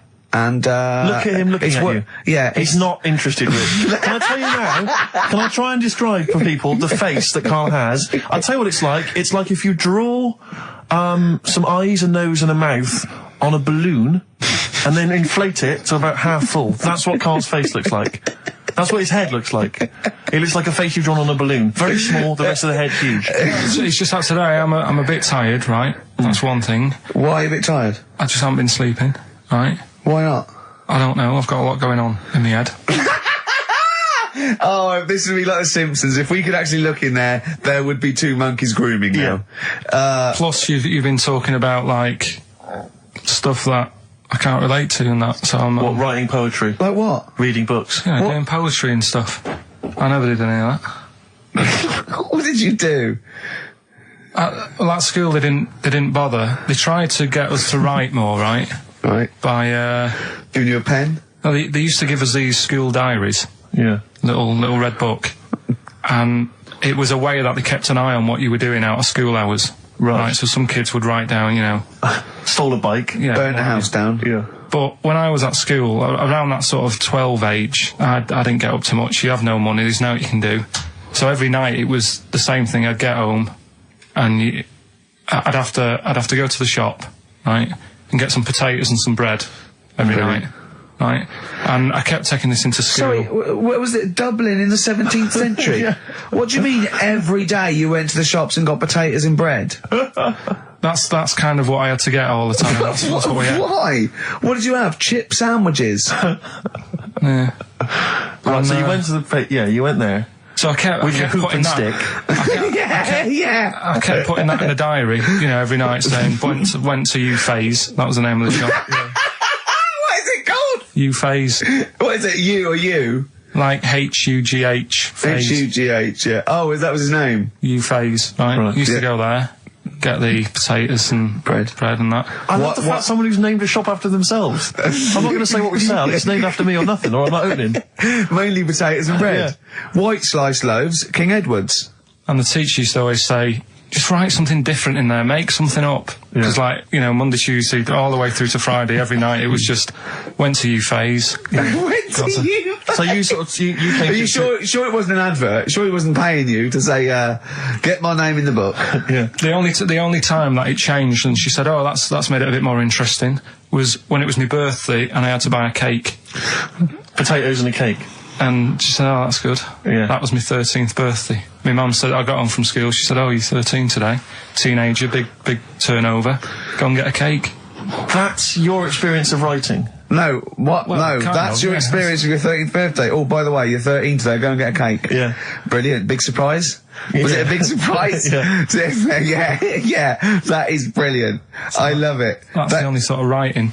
Well, and they never asked you to write essays or stories? Did you never write a story or a poem or The stories I did earlier on were, you know, you made them up, but it was that thing that I'd always end them with, and an alarm went off and it was all a dream. Every single one of them. Yeah. But they didn't, I mean, it was a bit of a... I bought some potatoes and some bread. Then I went down, it was all the drink. Then I went to shops and bought some potatoes and bread. But did you ever do anything that write about an adventure when you were a spaceman, or you were you were a cowboy, or no? All the teachers had scams going on. So in English, right, you'd go in there and the teacher would say, right, what we're doing today is got a load of brochures from Thomson, but they say 1983 on the front. So I've got a load of stickers here that say 1984. Let's see how many you can do in half an hour. You are joking. Did you go to school with Oliver Twist? Sorry, you are joking. I'm not, that's what they did. So the teacher must have been getting a freebie or something for helping them out. Honestly, yeah, that's what it was. That is fantastic. They were all at it. Other than Mr. Fagan, you had... Yeah. And then when they saw Karate Kid, they had every kid washing their car go, wax on, wax off, hurry up. Yeah. I'm teaching you something. Wax on, wax off, paint the fence. So I'm just saying, that's why I'm a bit quiet, because you're talking about stuff I can't relate to. And why didn't you sleep last night? I haven't slept well since I was about 12. Do you sleep well, Steve? Well, wait, you can't let that go. I haven't slept well since I was 12. What do you mean? Do you know, a proper... I used to love going to bed as a kid. Yeah.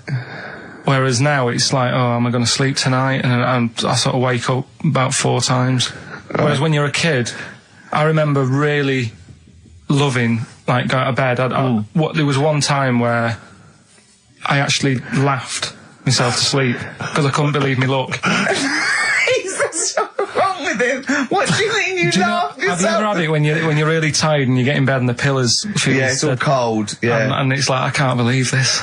Yeah. And it happened twice. Once when I just went to bed and I was really looking forward to it, and also when I helped my dad out once, through the night. He worked at at this paper company, right? And I helped him out, and I got in at about 4 a.m. with him. Got in bed, and I just was I was laughing my head off. I had to put the pillow over my head because I couldn't believe me luck. I was oh, this is great. I'm going to sleep.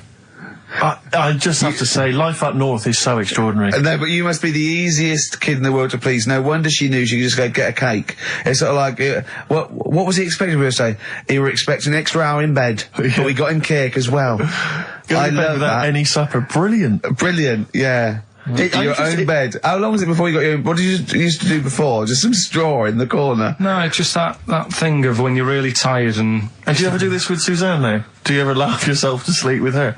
No, that's what I mean. She can't sleep because you're chuckling away. I don't know what's up with me. I've got a lot going on. What do you mean you've got a lot going on? I don't know. I was talking to the security bloke before saying, do you sleep? Have you got much going on in your head and stuff? And I don't know. No, he wasn't insulted by that, I'm sure. Going up to someone and going, have you got a lot going on in your head? That is brilliant. It worries me. It's interesting that your lack of sleep coincides with the diaries and the writing of the bread and potato story every day. I don't know if once you had that responsibility. Why don't you every night go to Hugh Faye's, get some bread and potatoes, you don't have to eat them, then go to bed, and I think you'll be chuckling yourself to sleep in no time. Radiohead, They're their new single. Nice. On XFM 104.9. Now listen, some DJs are a little bit lazy.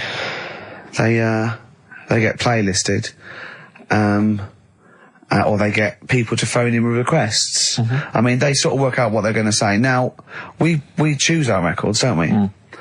Mm. But we are very lazy. Yes. So I thought, why don't the people phone in, say, what do you want us to talk about? Clever. Yeah? Clever. I mean, because I'm out of stuff. I didn't come in with any stuff anyway, but I mean, I'm out of just... Yeah. What's the number, Carl? Sorry, are you out of breath having finished that sentence? No, I've been squeezing his head. Ah, right. Fine, as long as there's a decent reason. What I do, my technique, I'm only allowed to squeeze his head between 1 and 3, aren't I, Carl? Yeah, that's right. And what I do is I get ready. There's one I do the clamp either side of the temple and I squeeze. And that's dangerous because I think the head isn't as strong that way. So I don't go too fast. But then when I put one on the forehead and one on the back of the head and I squeeze, I go really hard, don't I? So do call in with stuff to talk about on 08700 800 1234. See, I don't know what Dr. Fox is talking about. I can't believe any of the award winners have ever spoken about the various techniques to use while squeezing a person's head. And then phone in, what should we talk about? I'm stunned at Karl's rudeness, okay? That's badly drawn boy, by the way, all possibilities. There's a lovely chap just calls in saying about, and Karl, because the record's ending, he doesn't say, oh, I've got to go to the record's end. He went, yeah. And he, but, so. He's probably still there. Well, Cut him off. Well, just check if he's still there. He doesn't want to be on radio. He said he didn't want to be on the radio, but I think he should apologise. I'm still here, hello? Hello. All right. I'm still here. I did ask not to be put live on radio because I get very embarrassed. Don't worry. All we wanted to do is we just wanted to apologise for Karl's curtness and his rudeness. Now, all I want to say is the station is good because you couldn't have a worse slot on a Saturday afternoon, right? Because the youngsters are in the boozers, the older fellas are doing the punting, the racing, the football and whatever. The thing is, the state you play, if you want to get number one... This is XFM, not Radio 2. If you want to be the top, all you got to do is start playing Natalia Umbraglia, this and that, and have your audience with one puke of hair between four legs, okay? Thank you. There you go. No, that's why I didn't want to go live on radio. But you are dead, when Christian got a little bit sick about being 13, then he got to go, whatever. You're the soundest station in the area. You cover... I don't like all the stuff you play, the station plays, but you're actually doing what's there. Thank you very much. You keep going, persevere. And you'll make it's well worth listening to anyway, okay? Thank you, cheers. Otherwise I wouldn't... Can you hear us? Thank you, bye. Dead sound, mate. Be careful, yeah? I mean, I can see why you cut him off. Stop it. Man alive. We've had so many calls. Karl was getting annoyed. There were so many calls. And we've had suggestions from Ned saying talk about Jimmy Savile. John in North London. I've just got John in North London. What does he want us to talk about? Oh, I've forgotten. Becca from Liverpool wants to talk about Tracy Emin and Damien Hirst. Art. Paul Andrews, your mum called. Stop calling her. Tell her to listen to XFM. Yes, you, Paul Andrews, is about 38, at home with your wife and kids. Your mum just called in. I think someone wanted amazing monkey facts. I can't even do this right, can I? To be honest with you, last week we were slagging off Karl as being the weak link in this show. I think it's clear what the weak link is. Oh God, who's the bloke who wants Hayley to go with him to X-Men? See, I shouldn't make notes. What's wrong with you? If you didn't spend so much time squeezing his head and eating pies, we might get something done. Right, okay then, what should we talk about then? Right, play a record and we'll discuss this. Tracy Emin, make your bed. Make your bed. Damien Hirst, stop cutting up sharks and things. Picasso. All right. Right, Rockbusters, what have you got for us, Karl? Right. There we go then. 3 clues, 3 cryptic clues, couple of initials. Email in, ricky.gervais@xfm.co.uk, win some stuff. Do you want to go through this stuff? Yeah. You get them. You're definitely improving yourself as weeks go on. We've got a 3 CD set of the best of Inspiral Carpets. How they've strung that over 3 CDs, I've no idea. Yeah, I know. Extraordinary. A number of other CDs, all of which are okay, plus a T-shirt and a copy of Marion Jeff Series 1 on DVD. Not bad at all in an XFM bag. Well, he's noticed X-Men 2 isn't there, because it's not out yet, but it is at the cinema, so I think Hayley should go with, what's his name? Shut up. Okay. Right, go on, Karl. Right, the clues are, clue 1. Ooh, they're having problems. This is right, brilliant. Rockbusters. This is what we've been in for. I tell you what, I think Foxy was really soft on us. I think he's... Oh, go on. This is what we're tuning for. Okay, so this clue 1 again. So go on. This is brilliant. Come on. This is like Who Wants to Be a Millionaire? It's class. Come on, Karl. Don't worry about him. He doesn't understand radio, Karl. I heard his show before we had us. He was doing it. It sounded just like Dr. Fox. Yeah. Right, go on. Clue 1. They're having problems. They haven't got any rice. Say it again and say it like it's written down. Right. Say it like it's like you're reading it as opposed to making it up as you go along. I know you are, but say it again, because all the ums and ahs people think are integral. They're having problems. Do it again. They're having problems. They haven't got any rice left. Different. A cryptic clue every word. That's the matter. I love that. What's the initial? CC. CC, and the clue again. They're having a few problems in that. Because they haven't got any rice left. Different every time. fine. Go on, that's number one. Second one, the Geordie fella doesn't know what he's been charged for.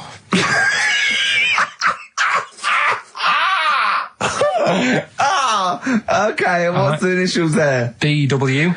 The Geordie fella doesn't know what he's being charged for. Right. And the final one, if he had 2 bricks and he had to throw them at 2 women, right?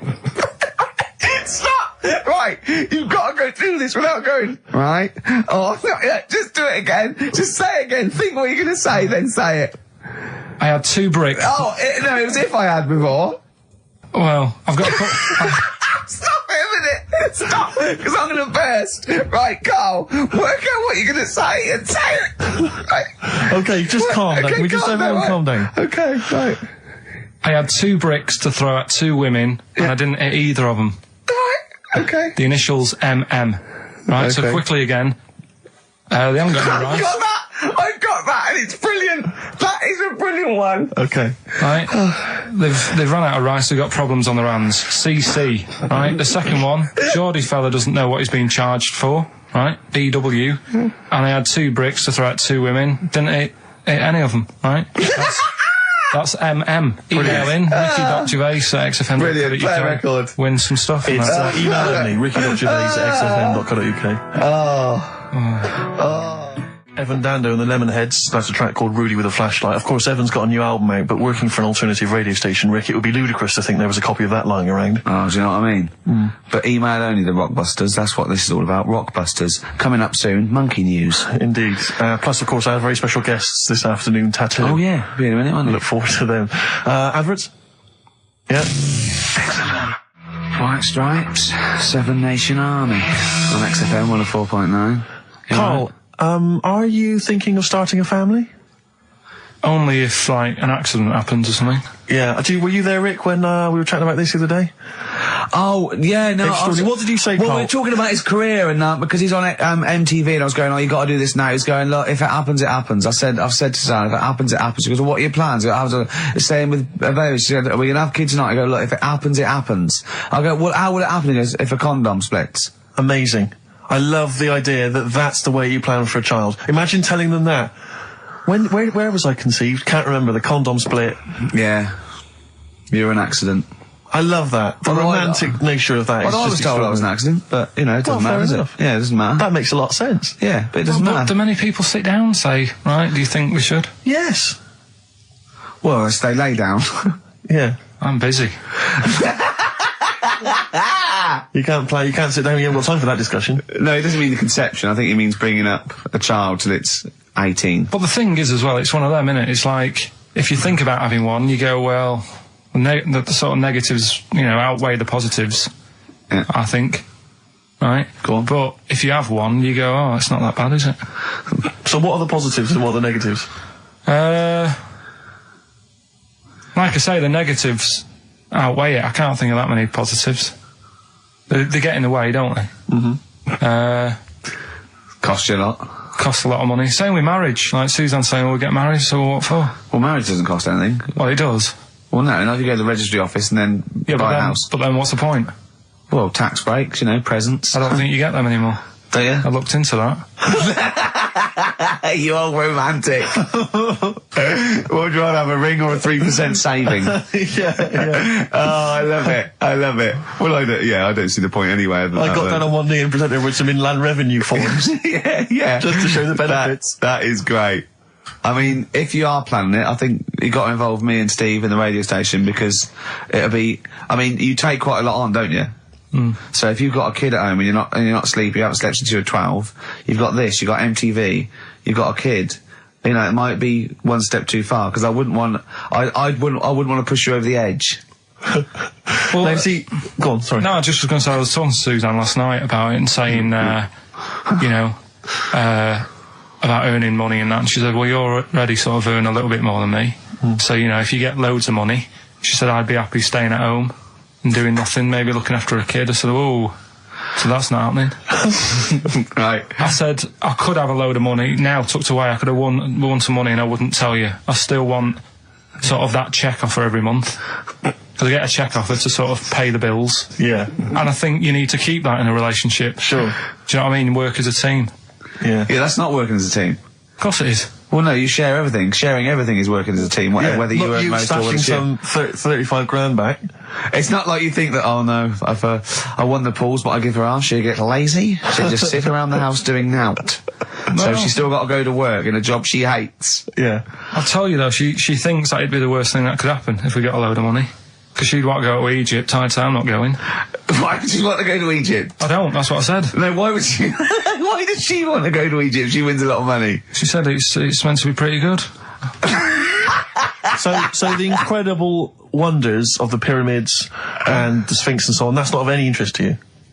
I've seen it though on the telly and that. I don't want to go all that way just to see it. Exactly. Right. Yeah, exactly. That's To experience other cultures, other lifestyles, travel broadens the mind. Well, you don't. No, not really.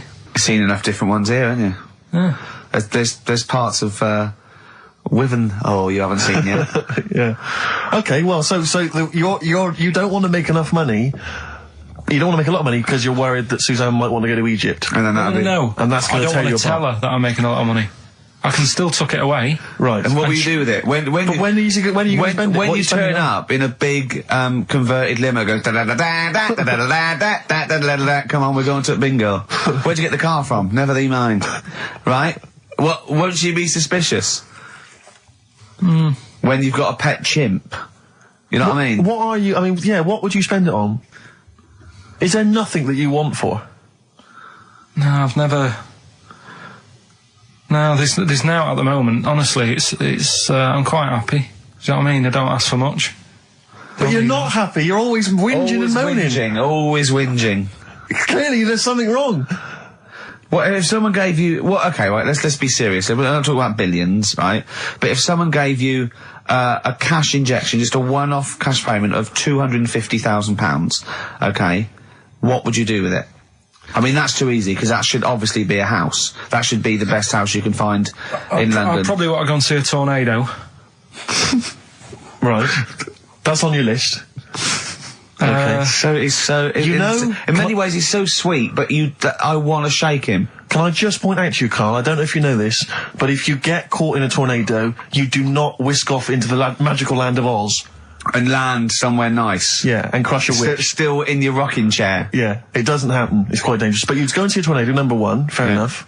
Number two? What brochure is that in? That one? It's Texas, isn't it? Okay. Oh. Number two? Texas. So he's got tornado number one. What brochure is that in? Number it's two. Texas, isn't it? It's Kansas, I think, mainly. Well, I noticed someone's emailed here a link for... Can you believe you luck, Karl? Monkeys for sale.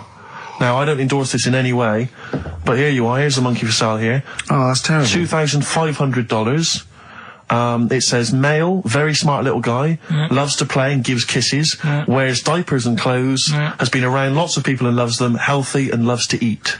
Sounds like Ricky. How much is that? Well, it wasn't Karl, because it says loves to be around people. Yeah.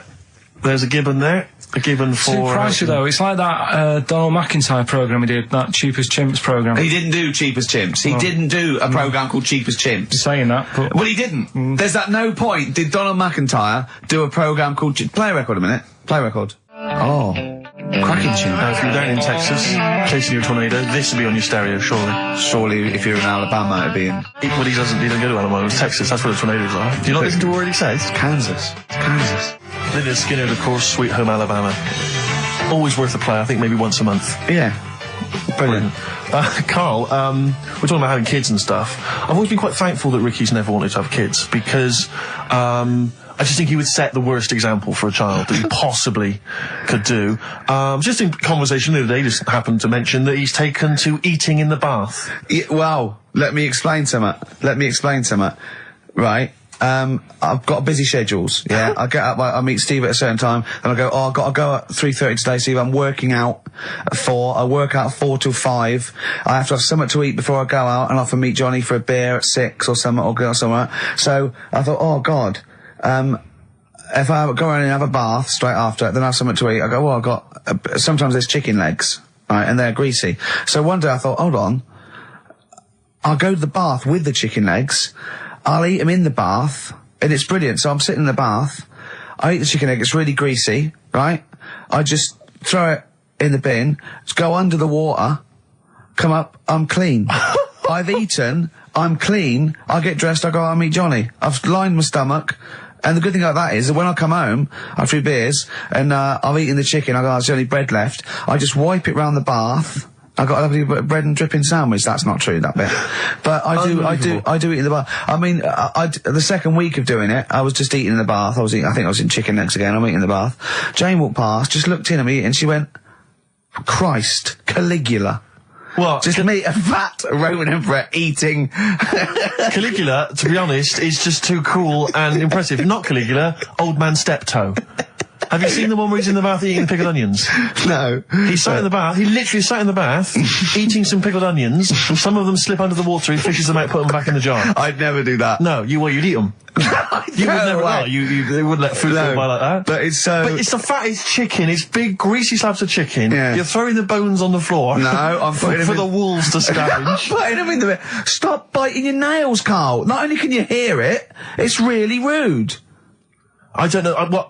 Yeah, you're criticising him? Yeah. Criticising him for biting his nails? Yeah, you don't know where they've been. You eat chicken in the bath and then go under the water and come up clean while sat in some water swimming with grease and fat and chicken bones and breadcrumbs. Well, I like to bath. I like to bath like 2 or 3 times a day. But do you not see why that's not cool and impressive? It's not like we're all going to go, why haven't we all thought of that? To be honest though, Steve, that is the only time I eat oranges. I know what you mean. Yeah, that's, I've always thought that, an orange, I go, oh god, this is too annoying, and I don't bother eating oranges, unless they're tangerines, you can peel them in one and put them in one. I don't have big jaffas, it's not worth it. What is wrong with you? Firstly, have you ever thought about cutting an orange into 4 quarters with a knife? Waste. What do you mean a waste? More washing up. Yeah, right, so this is what this is why you can't sleep at night. Because you think, I gotta run a bath and have an orange. I haven't got time. I'd like an orange now, I need the vitamin C, but I gotta run a bath for it, at least have a shower. I'm gonna be in there with another man. Oh, it's dear. like, the two of you are just, you are like children. You're infants. Your mentality is ludicrous. And you're embarrassing us in front of our special guests. Oh, yeah. I can't believe it. Now, of course, last week we've had tattoo here. We've had a number of letters, Rick. I'm just reading them now. Saying, last week, loved your interview with Chris Martin from Coldplay. Yeah. Genius. Another one here. Great insight into the man who wrote Yellow and Clocks. Yeah. Fascinating. Steve Merchant's interview with Chris Martin was amazing. He showed his own TV show. Yeah. Just some of the letters we've received, Rick. Yeah. So this week, we're very lucky to have with us Russian pop act Tattoo. Round of applause for them. Hello. Lovely to have them here. Tattoo. Now then, of course, there's been much controversy that your kind of lesbian shtick is just something to try and whip up some press attention. We are proper lesbians. We love fanny more than cock. Okay, brilliant. And Tattoo, lovely to have you here. Thanks for coming. Yeah. Now then, you've got some live gigs, I understand, planned. Yeah. Duh. Okay. I can't help but notice that you sound, dare I say it, Tattoo, you don't sound so much Russian as German. No, we cannot do the accent properly. Okay.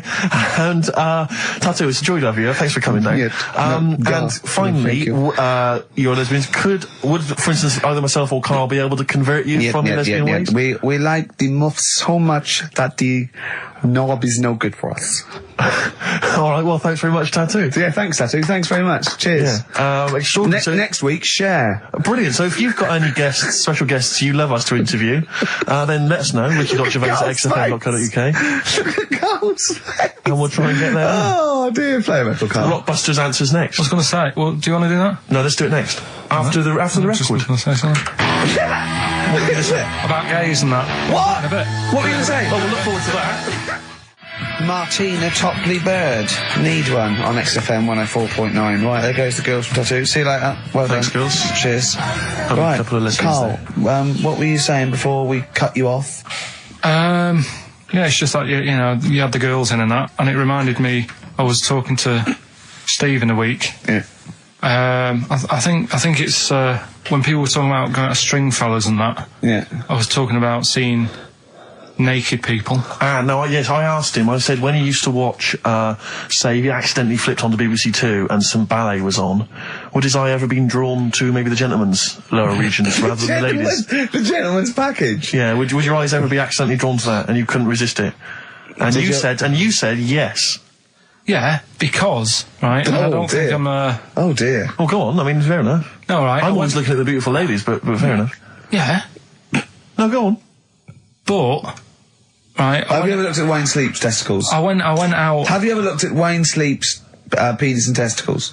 I went out on a night out, right?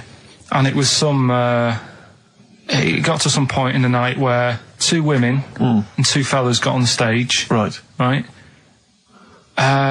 Started stripping off. Yes. Yeah. Just what, members of the audience? No, I think they were like part of the act. Right. Right. And what was this, panto? The fellas had like their undies on, and the girls just had their knickers on. Yeah. Right. And sounds pretty erotic at the moment. Go on. And at the same time, they all whipped their pants off. Yes. Right. Yeah. It was Bucks Fizz, wasn't it? The adult show. Now I said to Steve at that point. Sorry, I wasn't there. He said it's to be later. yeah. I said, well, you have a quick glance at the fellas, and then the annoying thing was. I thought, right, now I'll have a look at the women, and it was too late. They put the knickers on. How long were you looking at the fellas? Not that long, but why were you looking at them first? That's human nature, isn't it? Why?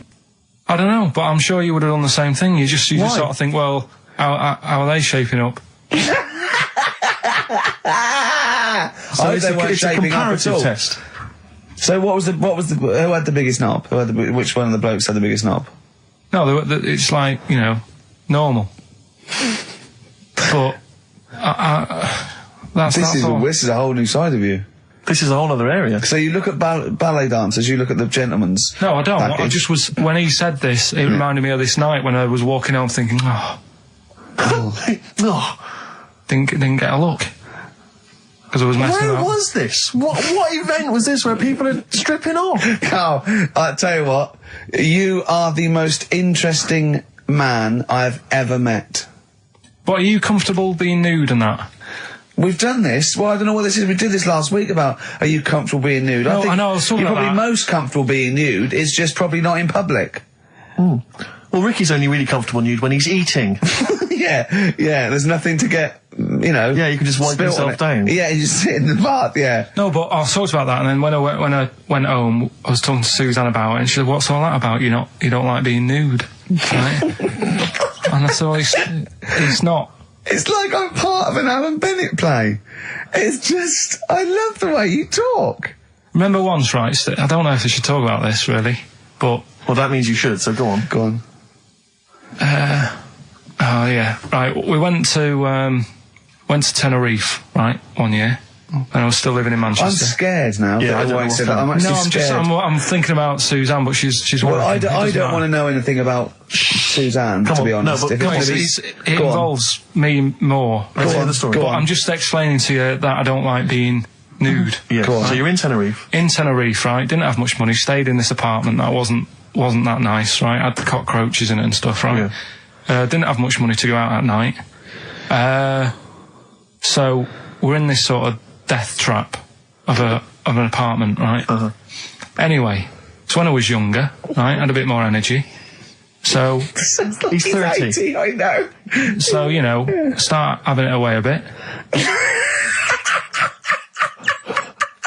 It's a joy. Beautiful. It's so, good, yeah. I've been here to a while. I love it. Go on. Right. So, doing what I do, right? Yeah. Someone starts banging on the door. So Suzanne Everyone's says, at it. Right, so you mean knocking on the door, right? Okay. Yeah. Knocking on the door, right? So Suzanne said, "You better get it." So I said, "I can't get it now. Can I? I'll have to wait a bit." Right. I can't go to the door. Go on. So the banging's getting louder. Yeah. Someone at the door. Yeah. And she's like, "Hurry up! It must be important." I'm like, "In a minute." Just. So anyway. I don't want to know anymore. No, come on, finish the story. Open the door. It's a fireman. So I just stick my head round, and he's going, "You'll have to get out. The building's on fire." Right? So I'm like, "In a minute." Sorry, you weren't still having sex at this point? No, but, you know, Right. still sort of got to wait a minute or I can't get my pants on. Oh, Carl, I wish I'm so sorry. Right, go on. To the So listener. now, the place is burning down. So it could be a serious big fire going on. Yeah. I'm sort of waiting. You can hear people sort of screaming and that, panicking. Yeah. Is that because the door's open and you're nude? The fireman's saying, will you get out, will you get out? I'm saying, in a minute. Right. And Suzanne was saying, you know, think of something that's not sexy. Sure. So I was thinking of people, you know, thinking maybe down in a fire might sort of calm you down. Yeah. Then the fireman said, we need a big pole. Yeah. Yeah, Sure, go on. But what I'm saying is that, to me, I wouldn't have wanted to go out and be safe over, do you know what I mean, over being naked. I don't like walking about without on. So what I'm saying is, even if that fire... I love the idea of everyone huddled in there with all the firemen. It just, the camera spans along and there's Carl. Yeah, a just local news report. naked. With still... But would you have gone out, we're now on... But why do I have to go out with now on? I'll just grab a pair of jeans. Alright, but you've just, you know... What? There's a fire, Carl! Yeah, but see, not everyone looks at men's packets. That's only you, remember. Most of the other firemen wouldn't be going, oh, look at him. But what I'm interested in is he's pleased to see us. Carl, how long did it take? And did the thought of dying in a fire help? After a bit, but the fireman sort of had a go at me. Sure. What do you mean? Well, he wasn't happy that I was dawdling. Well, to be fair... But what can you do? Answers on a postcard. To the usual address, XFM, care of Leicester Square. Well, let's just get these right. Let's play a record. Let's have Rockbusters and Monkey News. We don't have time for afterwards. Monkey News. We'll squeeze them in. Wow. Life on Mars by David Bowie on XFM. Right, come on. We're running out of time. Blockbusters. The results in... Sorry. Oh, what a giveaway. Oh, no. Embarrassing. I've given it away. Straight into Monkey News. Go on then. So, yeah, Rockbusters, what were the clues? The clues were, the first one was, they're running out of rice, so they've got problems. That was CC. That was China crisis. Right? Okay, yeah, if they ran out of rice in China, it would be a crisis, fair enough. Second one, the Geordie fella doesn't know what he's being charged for. Right? That was Bill Wyman. Brilliant. Yeah. Brilliant. And the third one, I had 2 bricks to throw at 2 women, and I didn't hit either of them. That was Mister. I let him up. Those were alright, those. That's extraordinary. The winner, Gina. I think Gina Ferry. Well done, Gina. And the reason I gave it to Gina is because she's included, and this is a wonderful segue, some monkey fact information of her own. She says, apparently, that the group Chumbawamba got their name from one of those monkeys in a room with a typewriter experiments. Someone did it as a joke, and Chumbawamba was a word that was typed out, and that's where the group got their name. And their lyrics. Absolutely, yeah. Which is good. So let's have official Monkey News. Play the jingle. Oh, chimpanzee that Monkey News. Right, we've got to be quick. Go on, but, this is something that was sent in to me ages ago, and I don't know why I haven't done it yet, because it's brilliant. We were talking about monkeys typing, the Shakespeare theory and all that. Well, this is about a little monkey called Marty, right? Basically, it's in some science lab, right? It's in there. It was wandering about out of its cage, right? The lab fella was busy on the phone or something, right? And typical. It's wandering about. It goes up to a PC that's in the corner, a little computer, types down, "My name is Marty," right? So the fella got off the phone, saw this on the screen with the monkey sat there, says to his mate, "Have you done this?" Right, hold on, Carl. Let him finish. Before you question, always let him finish. I don't know what to do. Time's against us, come on. He said, "Have you done this?" He says, "Done what?" He said, "This on the screen here saying, 'My name's Marty.'" Right? He goes, "What are you talking about?" As he's having an argument with his mate saying, "You're lying, you did it," monkey's sat there, typing, "This isn't a practical joke. My name is Marty." Right, and that's the end of the story? I'm not coming in next week. I think we need a week off. I actually think we need a week off. It's doing a web chat or something. You can go online and have a chat with it. The monkey's doing a web chat. I don't know. Has he got his own website yet? His favourite Buffy the Vampire Slayer Have a look at that. Have a look at that. Right. Do you believe that, Carl? It's all there. No, but do you believe it? Do you believe that monkey could type that and then say this is not a practical joke when he's still arguing? Weird, isn't it? Oh. What do you reckon, Steve? Yeah, well, it's obviously a wind-up. It's a joke. It's not even... You haven't even got some of the facts wrong. It's just a wind-up. Have you noticed the date? Is it April the 1st? It is April the 1st. You are joking. That it was sent. You're an idiot, Carl. It was sent on April the 1st, Carl. So you're saying the monkey knows it's April the 1st, but you don't believe... doing a wind-up, yes. Yeah, I think the monkey has thought, I'll do it on April the 1st so that people think that it's a wind-up. In actual fact, I am a monkey that can type and read. It's a shame you never went into investigative journalism. You could have brought down, you know, the Watergate scandal. Poor Carl. Well, I was thinking of a song that sums us three up. Yeah? What are we? What do you think? How would you sum us up? Tricky. Well, young, gifted and black. True enough. Apart from a couple of them. Yeah, well, we're not gifted. No. And we're not very young. No, I'm certainly not. Shall we take a week off? Yeah. Should we maybe just knock it on the head altogether? We'll take a week off and see what happens. Okay. See you next... No, let's not see you next week. See you in a couple of weeks. Yeah. Cheers then, Carl.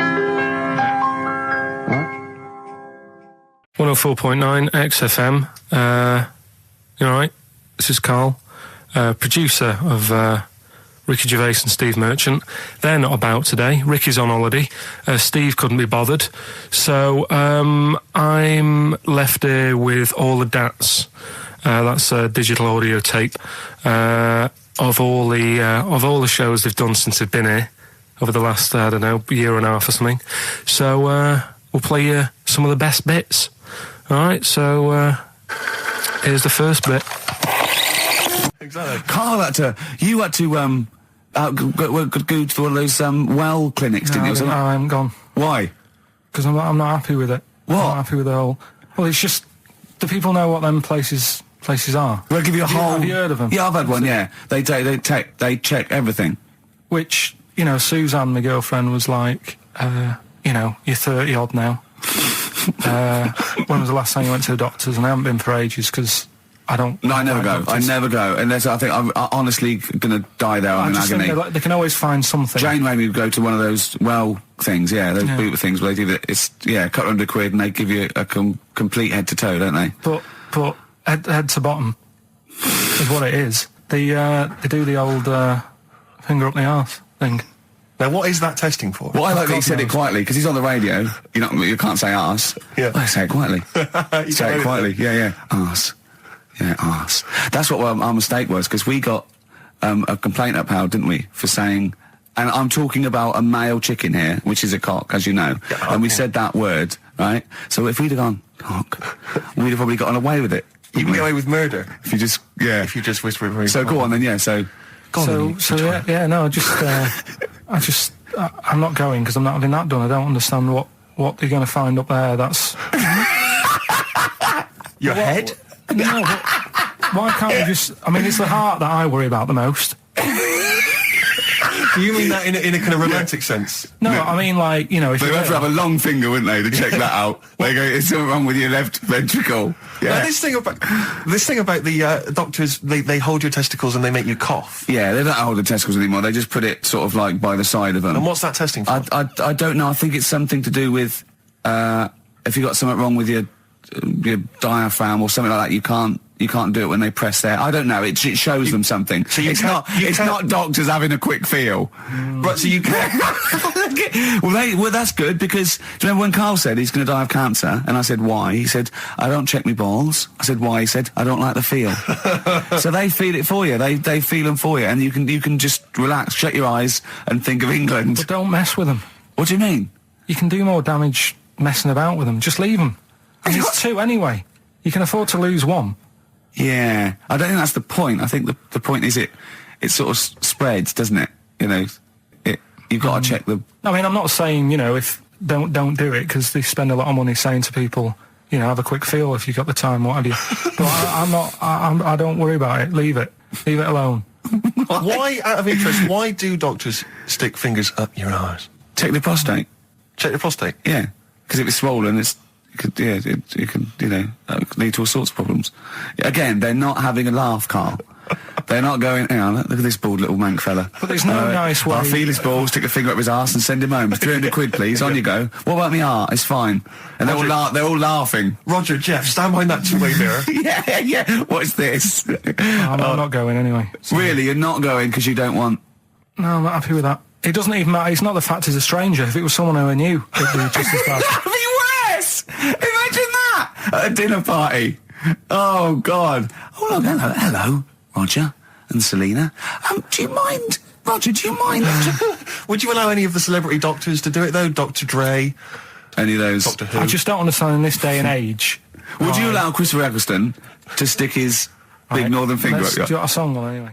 In the week, I called Karl up. I said, how are you, mate? He went, not too bad. Now, as you know, his girlfriend's been away for ages, hasn't she? Yeah. Covering the World Cup, the African Nations Cup. She's a sports journalist. Well, yeah. All right. Okay. I love the fact you're thinking, what does that mean? Like, well, she's not much of a journalist, Rick, to be honest. I've read some of her stuff. No, but she's not on air. She does stuff, you know. Yeah. Behind the scenes. Yeah. Sure. A lot of journalists do. You always want to make clear that you're not going out with Kate Adie. That's what you want to make clear, isn't it? Yeah. Now, so she'd seen none of the meteoric rise of Karl as a broadcaster. She's been away for the whole time since you've sort of become... a wit. Yeah. A cult figure, to be honest. And he hadn't told her this, so, apparently he went home and she was sitting there, looking a bit grumpy, he went, alright, so yeah. She went, should we go out then? She went, I'm not sure I want to go out with an idiot. Right? Oh, no! Yeah. And she went, Loch Ness Monster. Why don't you just think, of course the Loch Ness Monster lives in Loch Ness. And she was giving a bit of a hard time. She went, that's why I didn't tell her. I didn't tell her really. Same thing happened when I was at school and I had to play drums in Little Donkey. I didn't tell my parents, right? But my dad turned up anyway. And what happened? He, How old were you, Carl? Well, it was the school that I used to go to. Oh, yeah. Like, Oh, yeah. You used to go to the school you used to go to? No, but what I mean is, I didn't go to secondary, did I? Sort of missed a lot of that. Sure. But primary, I liked. Oh, it was all colouring in and stuff. Yep. And it was a Christmas play, and I managed to get a part in it. And, did you audition? No.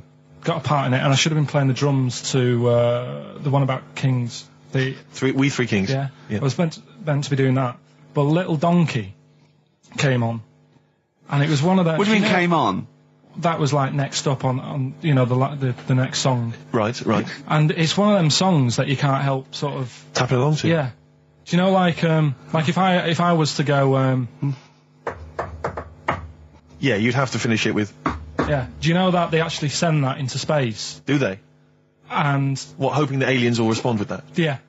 They do that. Because apparently it is one of them things that you can't help. What, even if you're an alien life form? Yeah. They know that, do they? Yeah. But anyway... What, because they watch Star Trek or something? Hello. Knock, knock. Yeah. No, seriously. Is it true, like, if you send out knock, knock into space, they have to say... Oggy, oggy. Oh, that is great. Seriously. Oh, hold on, what's something out there? What's a little green fellow? That is great. Yeah, so anyway, that is Little Donkey is like one of them tunes that you can't... And I was there and I had the drumstick and I thought, oh, God. The drumstick! I could feel myself. And anyway... Just wanting to do it, yeah. I started going along and playing Little Donkey, which I wasn't meant to do. But it went down such a storm.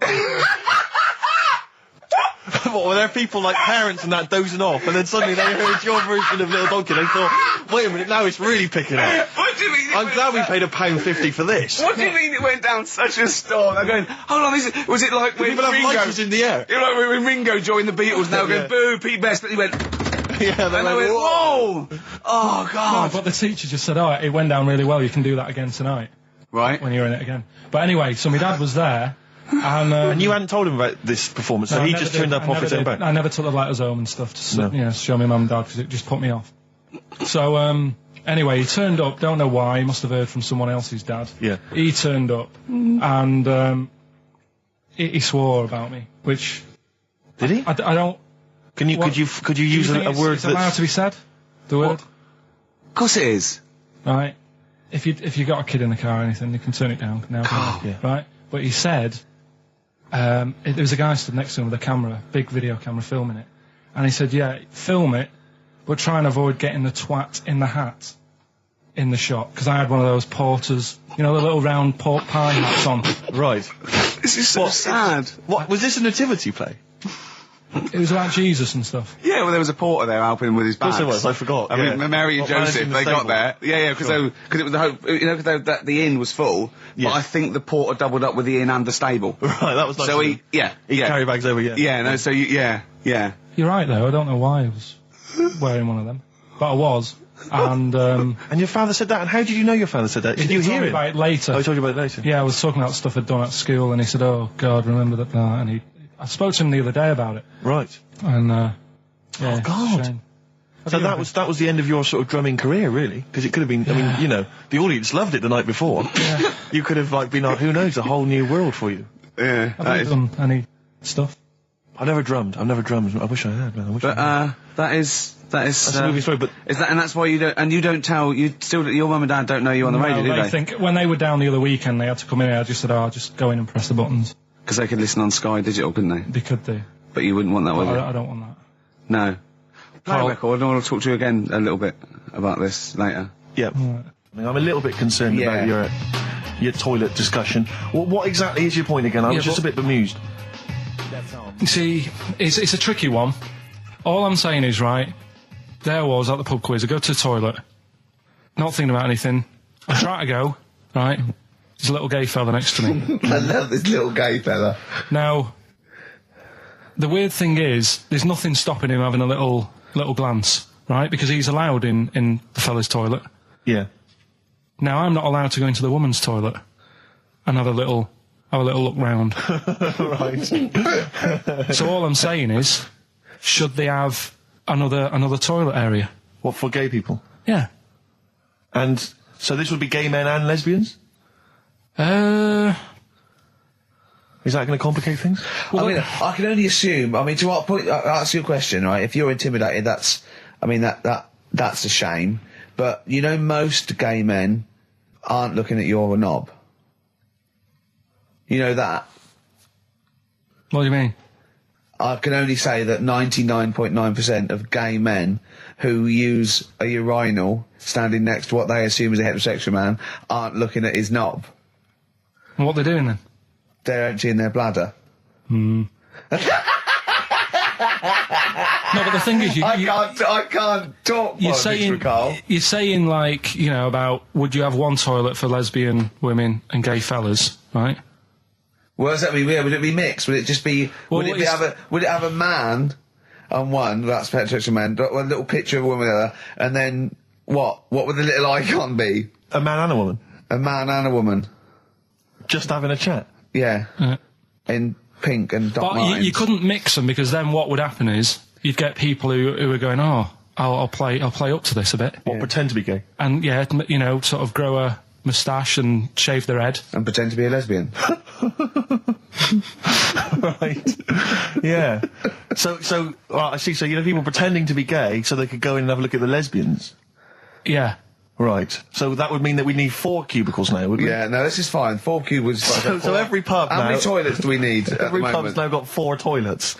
Oh, Carl, bisexuals. Yeah. No, interesting. Bisexuals. How many toilets do we need now? Call the council. Do you use any? Huh? No. No, because they're interested in everything, aren't they? Because the little bisexual fella will be looking at your knob. Right. With them, what you do, you just have a door, you open it, and there's one urinal there, so you can't get a queue. They have to sort of wait. I just thought that, well, why can't there just be a thing between the urinals, so no one can look at anyone else's knob? Wait a minute. Just to go back to Ricky's point, what stops, even if we've got the toilet for gay men, what stops the gay men who want to have a look at your willy going in the regular toilet and pretending that they're straight? Most men don't wear gay across their head. Exactly. They don't have a tattoo. There's no branding yet in the British house where they have to declare. So we're going to have to expand this. So we've all got to carry identity. Do you know you can see a gay, can you, coming a mile off? No? No, I'll just hold it in next time. No. Can you tell gay men? Do you know a gay man? I'd say probably if you did if you lined some people up and said point them out, I reckon I'd get. But hold on, we're not talking about people dressed in leather with the arse cut out and an handlebar moustache. Yeah. We're talking about the everyday, non-seen. Of course. Yeah, but I mean, suppose I put you in a room and there was 10 naked men, right? Yeah. And there's 5 gay men and 5 hetero. Could you walk along that line looking at those gay... am I naked? No, you don't have to be naked. Why would you have to be naked? To catch them out. Play a record! How would you catch them out? No, don't go into it. Don't go into it. Don't go into it. Play a record. You're listening to the best of, basically, Karl Pilkington. What should we do next? It's too much. Do we need them out of the way? Do we need them out of the way? Yeah, just let's explain it again. If you're new, I'm sort of on a bit of a mission to find out. We've got a lot of animals and insects in the world and stuff. Yeah. Do we need them all? It still amuses me. So we've found out we've got to keep jellyfish. We've done octopus. Said we've got to keep them. This week, snails. Do we need them?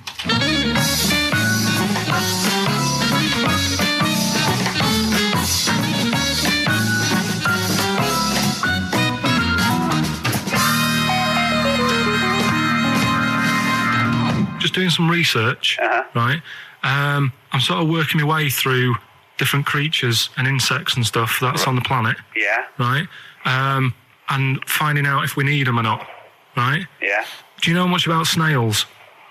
Well, sea snails? Well, yeah. Snails in general. Don't know much about snails, land snails. I know a bit about sea snails, like whelks, top shells, that sort of thing. Would you say they're important? What sort of sense do you mean by important? Say if we had to sort of get rid of some animals and insects and that because we're running out of room. Right. Do you know what I mean? Because I'll tell you what I know about some snails. I don't know if this applies to sea snails as well. I mean, I called you today because a lot of other places are shut. Yeah. Right? So, I know they like to eat stamps, apparently. The glue on stamps. They love it, right? Right. Apparently a lot of letters and stuff aren't getting to where they're meant to be getting because snails are crawling into letterboxes and eating the stamps. That obviously doesn't apply to the sea ones, but that's a problem they're causing. All right. Were you aware of that? No, I didn't know that. Are you glad you answered the phone today? Right. They love beer. Beer, yeah, who doesn't? And also, I don't know if this is right, but I heard that they sleep for 13 years, or can do. Right, I wouldn't know if they can sleep for 13 years or not, but I mean, sea snails are pretty important. Yeah, they do quite a good job in the sea. They graze on algae and they provide food for other animals. I mean, you can say that about any fish, or any animal. Why do they exist? Would you be upset if someone said we're getting rid of them? Oh yeah. You would be. They're an animal, I wouldn't. Forget being like favouritism and all that I get for them, right? There'll be other things knocking around you can sort of spend your time looking after. You'll still have a job. Don't be worrying about that. Because I'm not going to get rid of all the fish. Jellyfish need looking after, so you're safe. Yeah. But do we need them? Come on, there's loads of people saying, come on, we've got to move on through the animals, and you're holding them up saying, well, I want to keep them. Well, who's saying we need to... That just sounds a bit crazy to me. Just imagine. Do you know what I mean? And they would come to you because you work in an aquarium, so they'd be asking for your advice. Right. And you're slowing it down. Well, they asked for my advice and I'm giving it to them, so, that's what I think anyway. Yeah, but snails, I mean, like I say, they drink beer and that, What did they do apart from some food for a whelk? They were around, their descendants were around a lot longer than we have been. Yeah, they've been around a long time, but what have they done? Well, they've survived that long, so they must be doing something pretty good. Well, apparently they sleep for 13 years, so really, even though they've been around for ages... I think that sounds a bit... I don't think they sleep for 13 years. Not all of them, just the tired ones. So, snails, do we need them? Well, yeah, I just think they've got to, it's not for us to say, do we need them or not, we can't. So you think we should keep them? Yeah, definitely.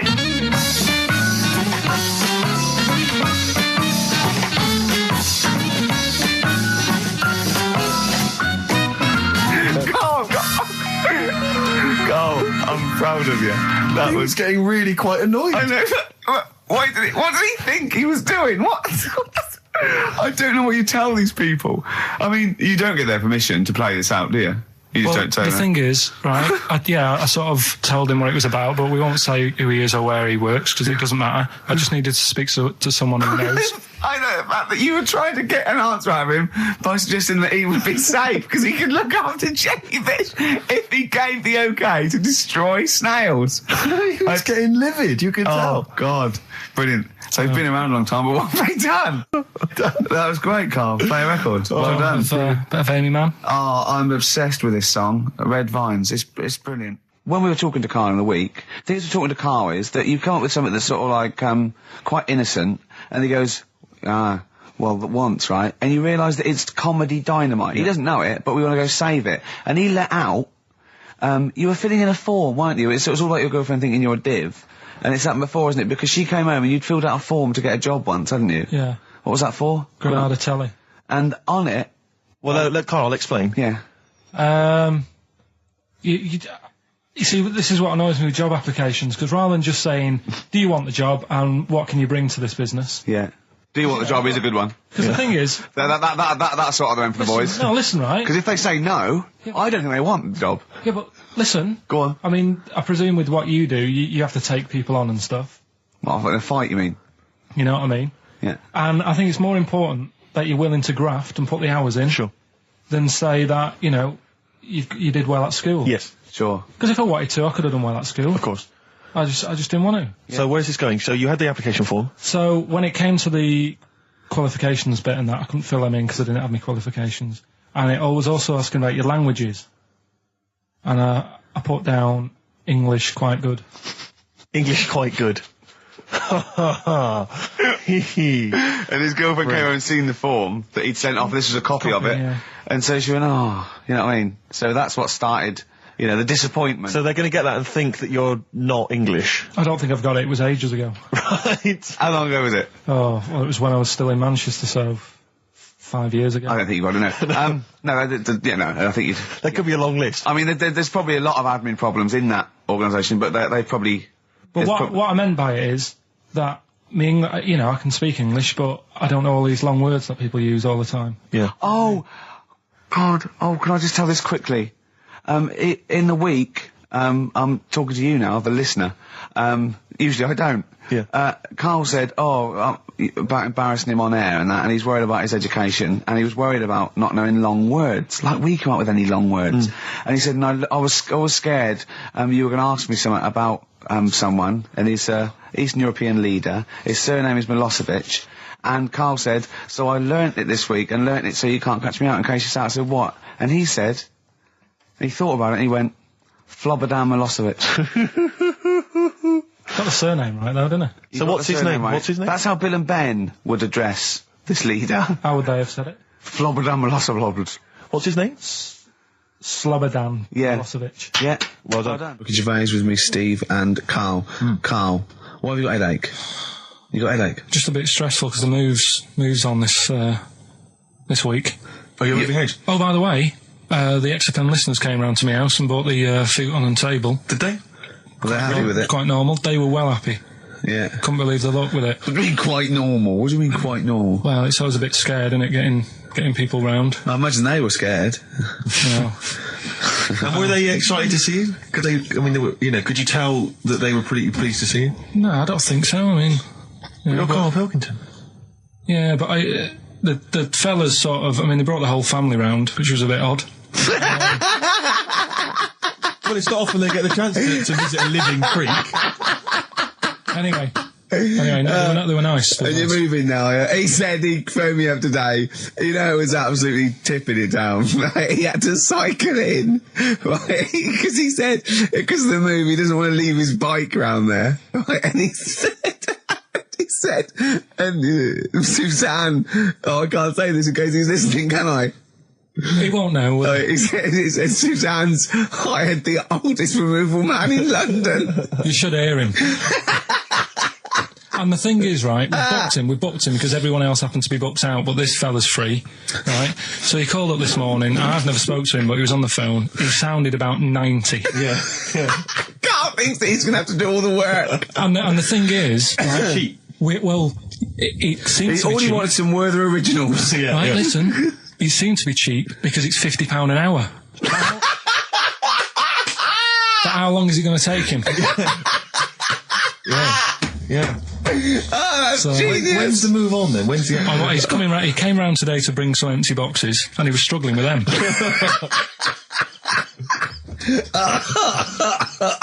So it actually happens on Wednesday. Oh God. Anyway, so. Rick, I noticed that you were laughing and almost had a heart attack. Doesn't bode well for the boxing match, does it? Cough at the moment, haven't I? I've had my Lemsip. Oh, that was great. That was very, very funny. What indeed. a wonderful clip that was. I enjoyed Do you it. remember that? Yeah. Wow. It was a few weeks ago, wasn't it, really? I mean, I think it was last week. we'd have to have very, very bad memories not to remember that hilarious clip. I'd like to hear that again maybe in a couple of weeks' time when I'm away. Yes, absolutely. It's embarrassing, isn't it? And we, but the good thing is, on telly, I feel a bit guilty about putting out shoddy rubbish because I'm getting paid an awful lot. Yes. But here, I don't give a They can bleep that. They will do. And now it's Karl's bit. It's the re-education of Karl. He's like Liza Doolittle. And now he's coming through, or Lawnmower Man, if you've seen that film. More like Lawnmower Man, if you've seen the film. You know what I mean. And his homework was to just study quotes, really, on happiness and stuff and general well-being. He's not a big happiness quote fan, are you, Karl? Not really. So what have you done? You've come up with something, haven't you? Right, yeah, I told you, right? Because a lot of these are just things you say every day. They're nothing special. So what I'm doing... Well, you say them every day. Well, the sort of things you come out with and you don't even think about it, do you know what I mean? Yeah. They're on the TV all the time. People on the radio are saying these sort of little quotes. Sure. And what I've done is, remember that programme on Channel 4, Faking It? Yeah. Where they got some, posh kid to be on a door and all that. What I've done, I've... Imagine if that was the pitch for the show. Dear Channel 4, just going to get a posh kid on a door or something? Yeah, Yours come sincerely, in, Karl. come in. Yeah. TV producer. Yeah, go on. So, what I've done, this little book of quotes, happiness quotes, I've picked two that are real. Okay. And I've made one up. Right? And we've got a guess. And you've got to guess. Okay, then, go on. Well, I'll tell you what, Rick, why don't we, when we've heard them, we won't confer. No. You'll write down yours, A, B, or C, and I'll write down mine, and we'll see how it Okay, works. Karl, off you go. Right, and just because I'm looking at this book, it doesn't mean I'm actually reading. No, I know. Don't worry, we're clever. No, we know. We can't see. Like call my bluff. Yeah, go on then. Nothing is worth more than this day. Okay. Yeah. Yeah. All right. Yeah. The way I see it.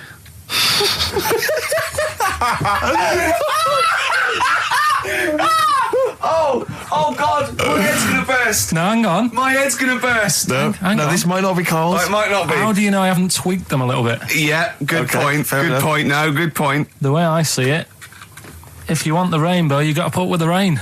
Yeah. Okay. All right. All right, yeah. Okay. Hang on. It's not, yeah. Come on. Cat food. Cat food, come on. It stinks a bit. But if you don't put up with the smell, the little kitten will die. Steve! I don't know what to say! I don't know what to say. Imagine this in faking it. Imagine their faces when he says that and they're going, oh my God. Oh. Karl, play a song, mate. We'll have to confer on this one. Well, that's just amazing, Karl. Just read them again. Two were real, one was fake. Go on in. Right. First one. Nothing is worth more than this day. Excellent. Next one. What does that mean? Well, cherish now, cherish your time. Okay. Because you can't get it back, and that's the way I saw it. Carpe diem, whatever it is, seize the day and all that. Okay.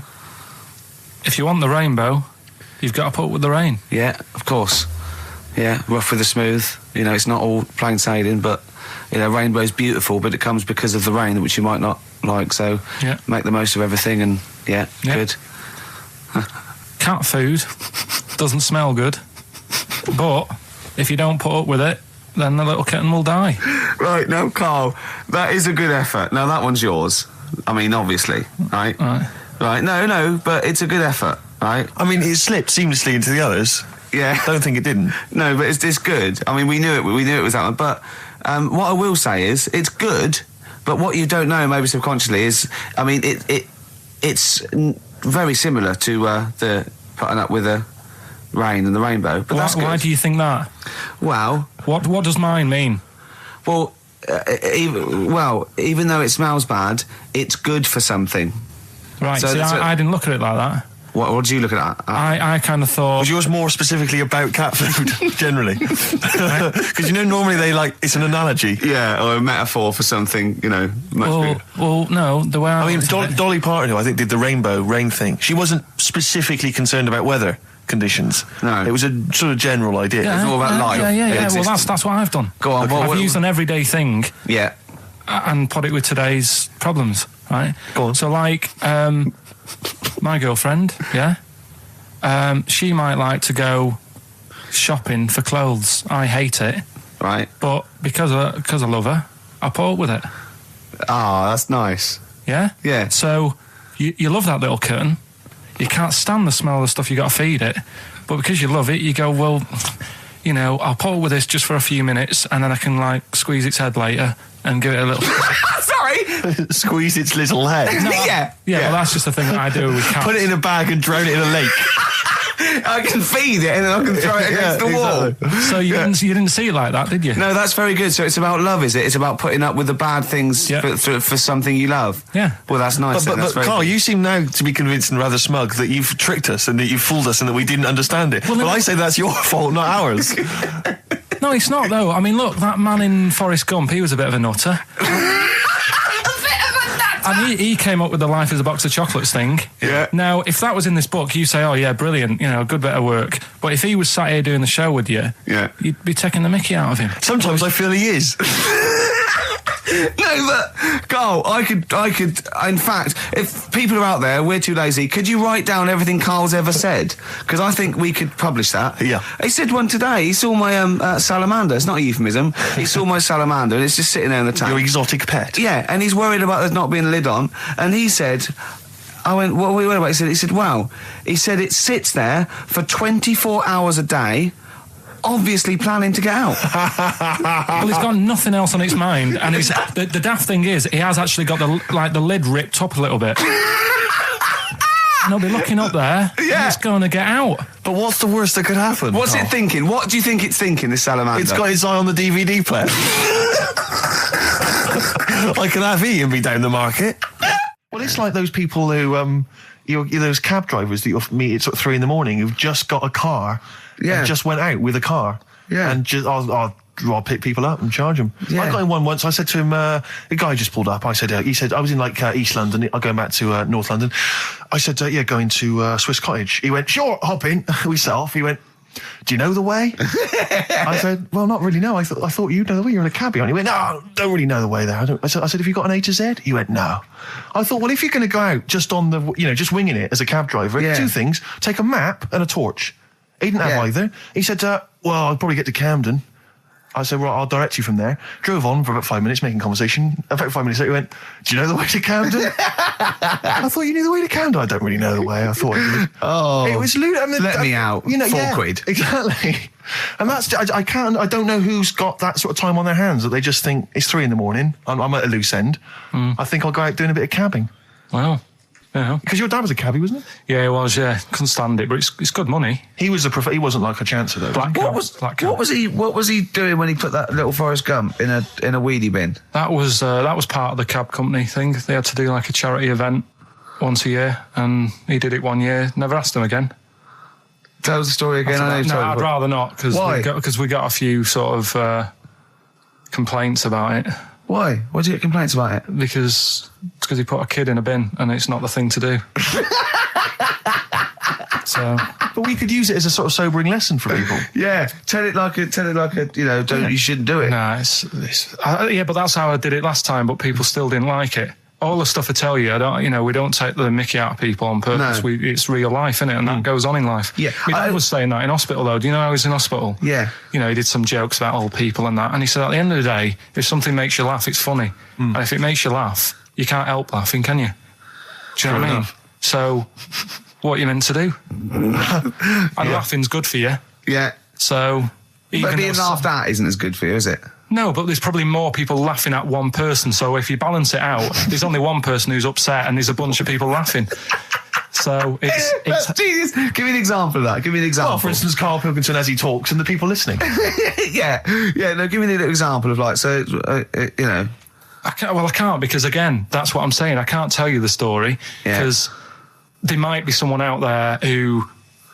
This person might even be listening and think, I forgot about that and you brought it all back to me. So I'd prefer to leave it, but I think people know... Why did he put him in the bin in the first place? Because he was getting out of hand. What was he doing, though? You see, I can't explain. You can, don't be silly. I prefer to leave it, honestly. What was he doing? Was he annoying him? He was annoying my dad and the other people in the cab. Right. And he thought, how can I deal with this before it gets too out of hand? Yeah. He pulled over and put the lad in a wheelie bin. I'm going to embarrass. So we'll leave that. I remember I was on a... I don't know if this is all right to talk about. I mean, it happened, so, you know, not worried about it. It's all right to talk about. Everything's all right to talk about. But I was on the train, right, coming from Manchester back to London, right? Yeah. And got on it. It was like a Friday night. And it was heaving, you know, like the last train is and all that. And absolutely chocker, right? Yeah. So I'm walking through the carriages, thinking, oh, is he in his seats anyway? Anyway, everyone's like, it's heaving, right? It's people stood up in the doorways, you can't get in the toilet and all that. There's not going to be any chair knocking about. You know, so walking through, and anyway, I see this one empty chair sort of in front of me, right? I think, oh, why ain't anyone sat there, right? I'll just rush to that, get myself a seat, plonk myself down, right? And sort of turn round, you know, see who I'm facing, you know, see who you're sort of having a chat with. Little fella there, right?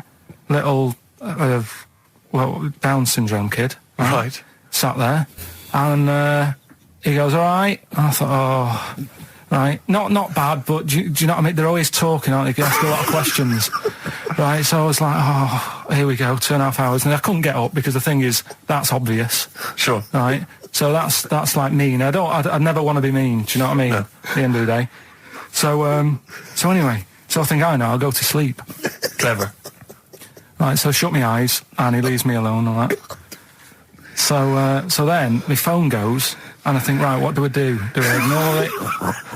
Or do I open my eyes and see what it is? Anyway, I open my eyes, it's Ricky calling about something. About nothing, probably, actually, thinking about it. It wasn't even worth answering, right? So anyway, but I'm awake then, aren't I? So he's like, hello? And I'm like, all right, mate.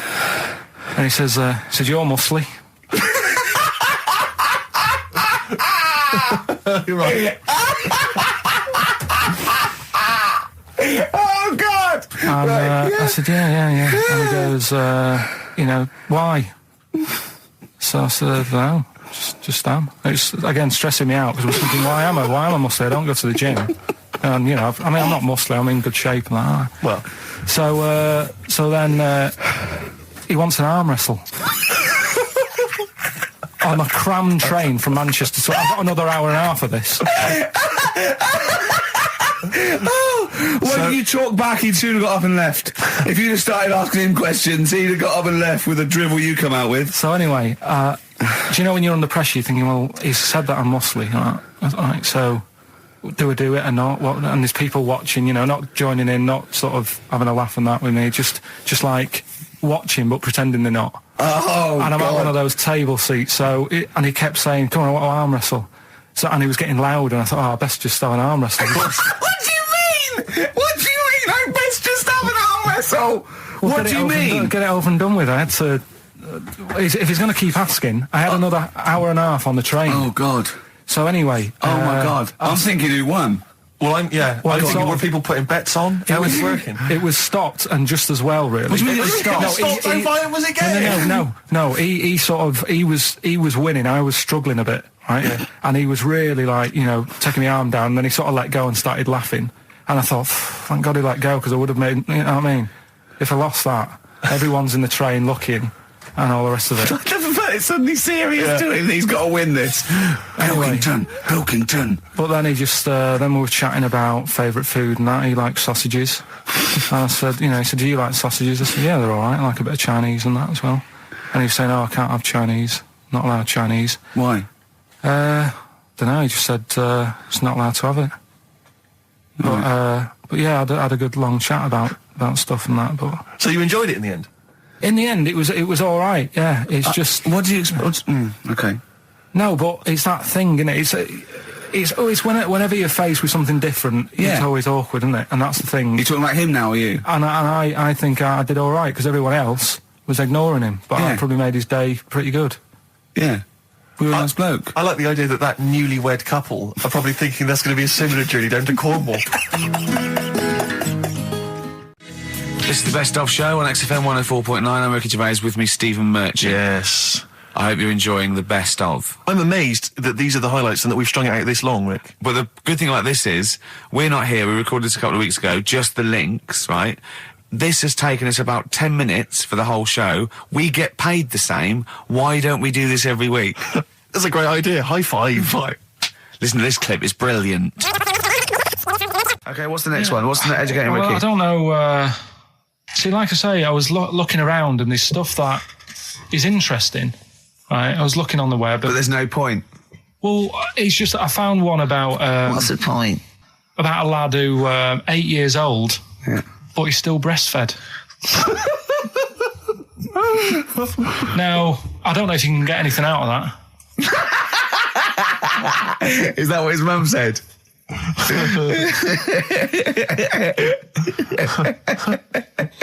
What do you mean I don't know if I can get anything out of that? You don't need to. No, it's just that, Where did you read that? That was on the internet. Oh, well, yeah. You're always unspecific when you mention it. It's just it was on the internet. Well, I'm trying to think what I put in. I think I put in Y to see if I'd confuse a computer. Go! You are... No, honestly. I did a search, put in Y, and it came up with funny things that, like, why is this person doing that? Why is that? And it had a picture of this 8-year-old lad, sort of, on his mum's nipple. And it was saying, is this healthy? You sure that wasn't asking you that question? What? I put in Y just to confuse the computer. Like the computer go, what do you mean? Yeah. Stop it. Yeah.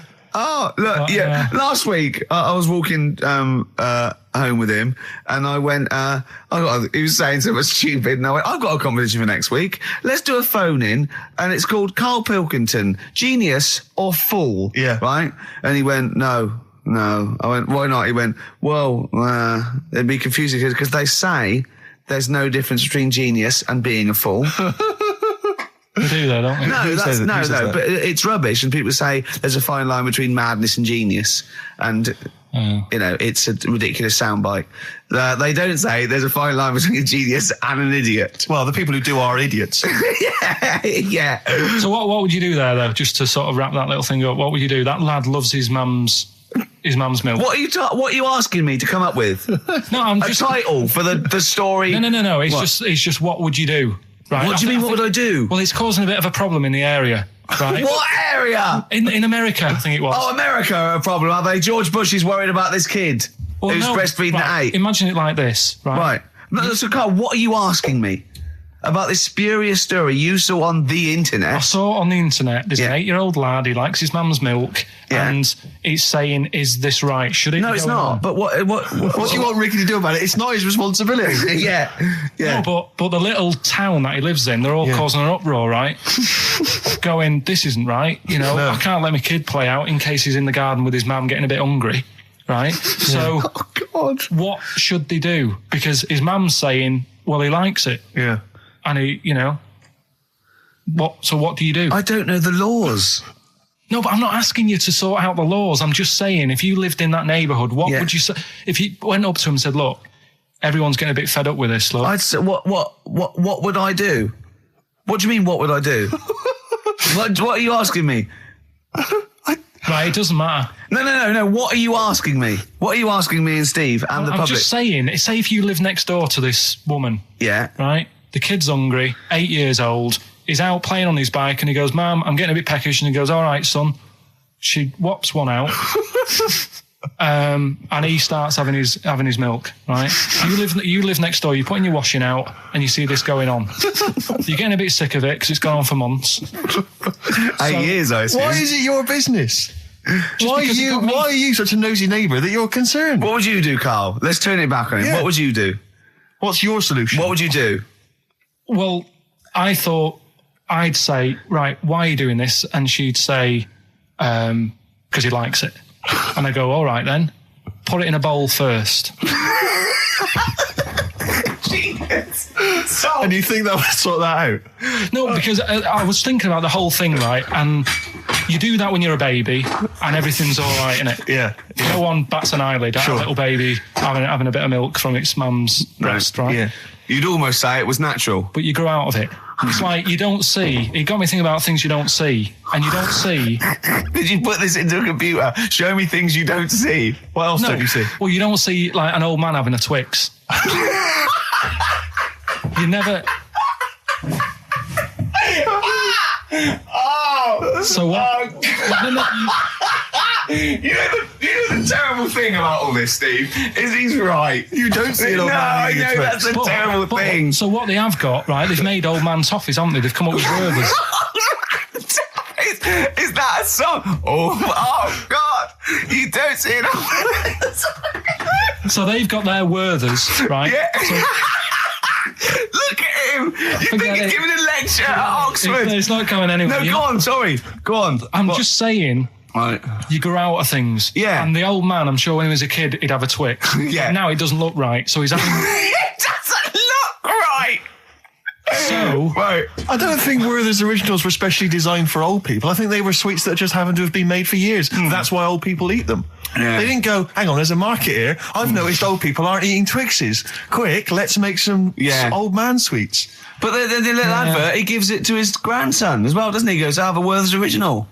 I think it cuts, though, before he throws it back in his face and get me a Twix. Into films and that, it's just that I only... You know, I've just got the 5 channels and flicking about. And I'm not impressed. I mean, I can understand why more people listen to radio and stuff. Yeah. Well, not this one, but go on. Well, when was it? When was the last time I sort of sat down and had time? Because I'm always busy doing stuff and that. Sure. Moaning takes up about 3 hours a day. When did Wimbledon finish? A couple of weeks ago. Right. Found myself sat there, right? I'm not having a go. I know we've stopped Cheeky Freak of the Week and all that, right? So I'm not going to be having a go. Christ, I sat there. I'm scared. No, I'm not having a go. You've always got to remember that. Go on, just get on with it. Get on with it. I'll apologise after. I'm just saying, watching Wimbledon, it wasn't, one of the major games. It was little fellas in a wheelchair having a game. Little fellas in a wheelchair. Right. But for me, I mean, great. They're doing a sport and everything. Don't put it on the telly. What was up with it? There wasn't like a rally going on. No, do you know what I mean? Do you know normally, Christ. like with well, not Tim Enman, but with some of the other, with some of the other players and that, they're playing for ages, aren't they? It's like, who's going to win this and that? Yeah. None of that. It was just like, hit it, net. Oh, Christ! Oh, God! I don't know what to do! And people were like sat there watching it as well when they've got other games going on in there. That's what I couldn't understand. If you've paid your money to get in, yeah. I mean, like I say, good on them if they. Do you know what I mean? But it would have been. And they all start first in the marathon. I just thought it would have, give them a game of swing ball or something. Yeah. You know what I mean? No, yeah, I understand. Oh, God. Yeah. There's never anything XFM in the community. Let's play a tune. Ricky Gervais, Ricky Gervais. Don't put my name to this last link. Don't put my name to this last link. Ricky.Gervais, xfm.co.uk. Oh. Magic, Virgin, if you're listening, we are available probably sooner than we thought. Just check, because there are rules in place, aren't there? Yeah. There was a big bust up in the week. I'm only allowed to wind him up. I'm not allowed to wind him up socially now. I'm not allowed to. What am I not allowed to do socially? I think squeezing the head socially has been crossed off. Right, okay. And I agreed to that because it got to a head where, Carl was really upset and he was thinking of just giving it all in, weren't you? Yeah. Yeah. Why was that? Because you were just winding me up too much. Yeah. I mean, do you want to bring it all up again? I don't mind. What was I doing? It was just. I mean, I should say now that there was a conversation where we were all sort of really walking on eggshells. It was frosty. It was a conference call, and Karl was on one end. And I'll tell you, I was very much a media. I was very much a UN mediator. What do you think of that? It was difficult to sort of keep it serious when I'm saying stuff like, "I'm sick of you putting a Burger King bag on my head." Do you know what I mean? Yeah. There's a part of me that's like, I can't believe we're doing this. What I like about it is that I'm laughing and going, well, I won't do that anymore. And he's going, you can still do it on air. And like today, I came in, I went to squeeze Eddie, went at 1 o'clock. I love those rules. Yeah. I love those rules. Well, between the hours of 1 and 3 on a Saturday, you can squeeze his head, you can put a Burger King back on his... I can't wait. It's terrible. Oh, but dear. That all started last week as well, really, because I got in a bit earlier to do an edit for you on some track that had swearing in it, right? Yeah. So I get in early, he comes in, first thing he does is go to sort of squeeze me head. And my reaction was, not now, do it later. As if it's all right to do it later. Yeah. So that's kind of what made me think this isn't normal. We should just point out, when we say squeezing your head, what exactly does that mean? I put my hand on the front. I do 2 experiments, right? Yeah. One is the side, because you can crush an egg sideways, so I think that's more dangerous. Right. And I actually put my elbows out, and I pressed like a vice, and I really go for it until it really hurts. And the front one it shouldn't hurt so much, if my experiment's right. I don't know. Well, it was all this that sort of, built up. Sure. And the research that you're doing there, Rick, is that going to be available online at some point? Well, that was the problem. That's what I was saying to him, because it kind of started last week. Well, it's been going on since we've known you. Yeah, yeah, but I just upped it last week. It got out of hand a bit. I upped it to when I think it got to ahead on Thursday when I filmed it. That was it, yeah. That's right, I brought in a cameraman to film me torturing him. And there was some people from the 6th floor being shown round. Yeah, some management and that, showing probably clients round. Sort of, they've probably been on all the different floors, same what all the different radio stations do. Fox. This is XFM, the sort of this sort of noise going on. Yeah. You see them all look down and saying, don't do that, right? Sure. They might want to spend a load of money. Yeah. Right? Yeah. And he's doing that, he's wrestling with me, he's filming it. So that's when I just thought, It's mad, isn't it? And then when we were having the argument on the phone, I was saying, has this been some sort of experiment? Yeah. He did. He said that, and of course I lost it. Yeah, but it's all good now. Do you want to squeeze his head before we play the next record? I won't at the moment, because we've got to get on. It's not right, and that annoyed me as well. Because I was trying to find out where he was going. I was filming him. I was going. I'm waiting for Karl. Told Johnny he's meeting a mate at 6, which annoys me on 2 counts. And I'm just doing it to the camera. So I'm gonna follow him and just turn up and go. All right, where you been? But then when I came in, he went, I'm meeting a mate, and he told me where it was. So I told him that spoils my fun. Of course. Because you'd want to just track him down. I don't want him to like it. Yeah. Which is pulled the rug under my carpet now that he's going to let me do. Do you know what I mean? It's just, it's a little bit annoying. This is the Best Of Show on XFM 104.9. I'm Ricky Gervais, with me Stephen Merchant. Yes. I hope you're enjoying the Best Of. Have you got some educating, Ricky, for me? Got some education. I need some education, Karl. I desperately need some education. I want to learn about Chinese kids that are born hairier than average. I want to hear about deaf girls that can hear after their mum hits their head against a wall. These are the things I need to know. I mean, I don't wish to be disrespectful. He doesn't look like a genius. He doesn't look like a genius. But then I don't know what a genius looks like. Exactly. So, Steve. I don't want to be an look at Einstein. Yeah. His mum thought he was mental as a child. Where'd you get that information from? That was in the Einstein book. Well, it was in the Einstein book, then it's presumably true. Which Einstein book is that? Theory of Relativity? The big book of Einstein stuff. Oh, yeah. Yeah, the big bumper book of Einstein stuff. It's for a coach trip, and you have to fill in E equals MC1 squared, 2 fish, or 3 hello, and then it's multiple choice, and you fill it. It's great. Did his mum think, A, he was a genius, B, mental? Most people go for A, but it is in fact B. She thought he was mental at the age of 28. Oh, Karl, you never let me down. You never let me down. So have you got Educating Ricky for me? We've got Educating Ricky coming up. We've got Rockbusters. We've got Rockbusters. Great As seen and talked about in Heat. In Heat magazine. It's got really tough this week now. We're not messing about anymore. Right. Got some good prizes. Absolutely, yeah, we'll talk about those later. Because, I mean, was it last week that you had the classic? Was it, I can't remember, I'm paraphrasing, Carl, apologies. Something like, I'm here in Texas, I've fallen in a puddle, and my knee has got wet. Yeah. Whitney Houston. Yeah. And also, it was last week when there was a little bit of confusion over the one for Holly Valance. Right? Of course. I don't think it was confusion. I think it was your error. Yeah. No, it wasn't. And it was Holy Valance, and you meant Pelmet. Then Becky, who called up that time and said, if you're getting mistaken with Pelmet, right, she sent me an email in a week saying, I've done a bit of research. Yeah. It was my fault. I've made an error. Yeah. It is a Valance. Okay. And I know about Valances. As I told you last week, at the very end, my auntie loves them. Yeah. Right? She makes them. She started off just like putting them on top of the sort of window around the curtain. And then she thought, I can do more with this. Yeah. And she had a little coffee table that had magazines underneath. And she said, I'm sick of seeing them magazines when I'm sat down. She sounds like a Pilkington. So...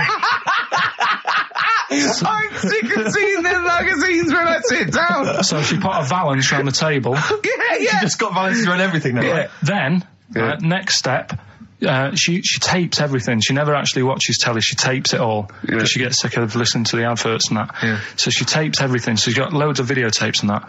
And the video used to get on her nerves. When she was watching a film, she'd see the clock changing. And it distracted her from the film. So she put a Valance around that. That's genius. Yeah. So that is or is it mental? Only Mrs. Einstein can tell. I don't know. She's even made a little Jack Russell look like a hovercraft. Yeah. It's great. So everything's got a Valance. If you go round and you stand still for too long, the chances are she'll put a Valance around your head. Yeah. This is this is Auntie who? Auntie Nora. And this is the one that farted for 5 minutes. She did. Lest our listeners forget. Farted for 5 minutes. Called his mum, saying I'm farting. 2 minutes into the fart. She said about 2.5 minutes in. Yeah. Right. Okay. Right. The results of we ain't got a winner for the first time. Yes, we have. We've done this feature for. We've got loads of winners. No, we haven't. We've done this feature for 3 weeks. This is the first time I've managed to sort of. Well, let's go through them then. What have they got wrong? The first one. The first one. What was the first one? Well, hang on. Let's do them in reverse order for a second. So what's the last one? The last one. The clue was that bloke does sport on the telly and he's got a little kid. What's that? That's Destiny's Child. Des, who does ITV Sport, has got a tiny child, right? No, that's fine. They got that. Destiny's Child. What's the middle one? Well, the middle one. Right. Child. The second one was. He doesn't like women, yet he's got a couple of kids. That's a bit weird. Yeah. Right? That was PD, that was Puff Daddy. That is offensive. Go on. But it's not Puff Daddy, it's Puff Daddy. And he's not even called that anymore, he's called P. Diddy. Well... Okay, fair enough. But they got that one. Yeah. And if I'm being tight, these lot are as well. Yeah. Yeah. Tight means something in Manchester. Go on. Right. And the first one that they're having problems with, I don't think them birds should be allowed in this area. Got it. Boyzone. It's not Boyzone. What's the clue again? I don't think them birds should be allowed in this area. That is perfect. A Boyzone. No birds. No women. No women, yeah, birds, right? A Boyzone. Sorry, Carl. If that isn't the answer, their clue is better than yours. That is brilliant. What was yours? Boyzone, it works perfectly. What's your answer then? Bangles. What? I have no idea what that means. Like seagulls. So you don't want them in this area, so you're banning them. Bangles.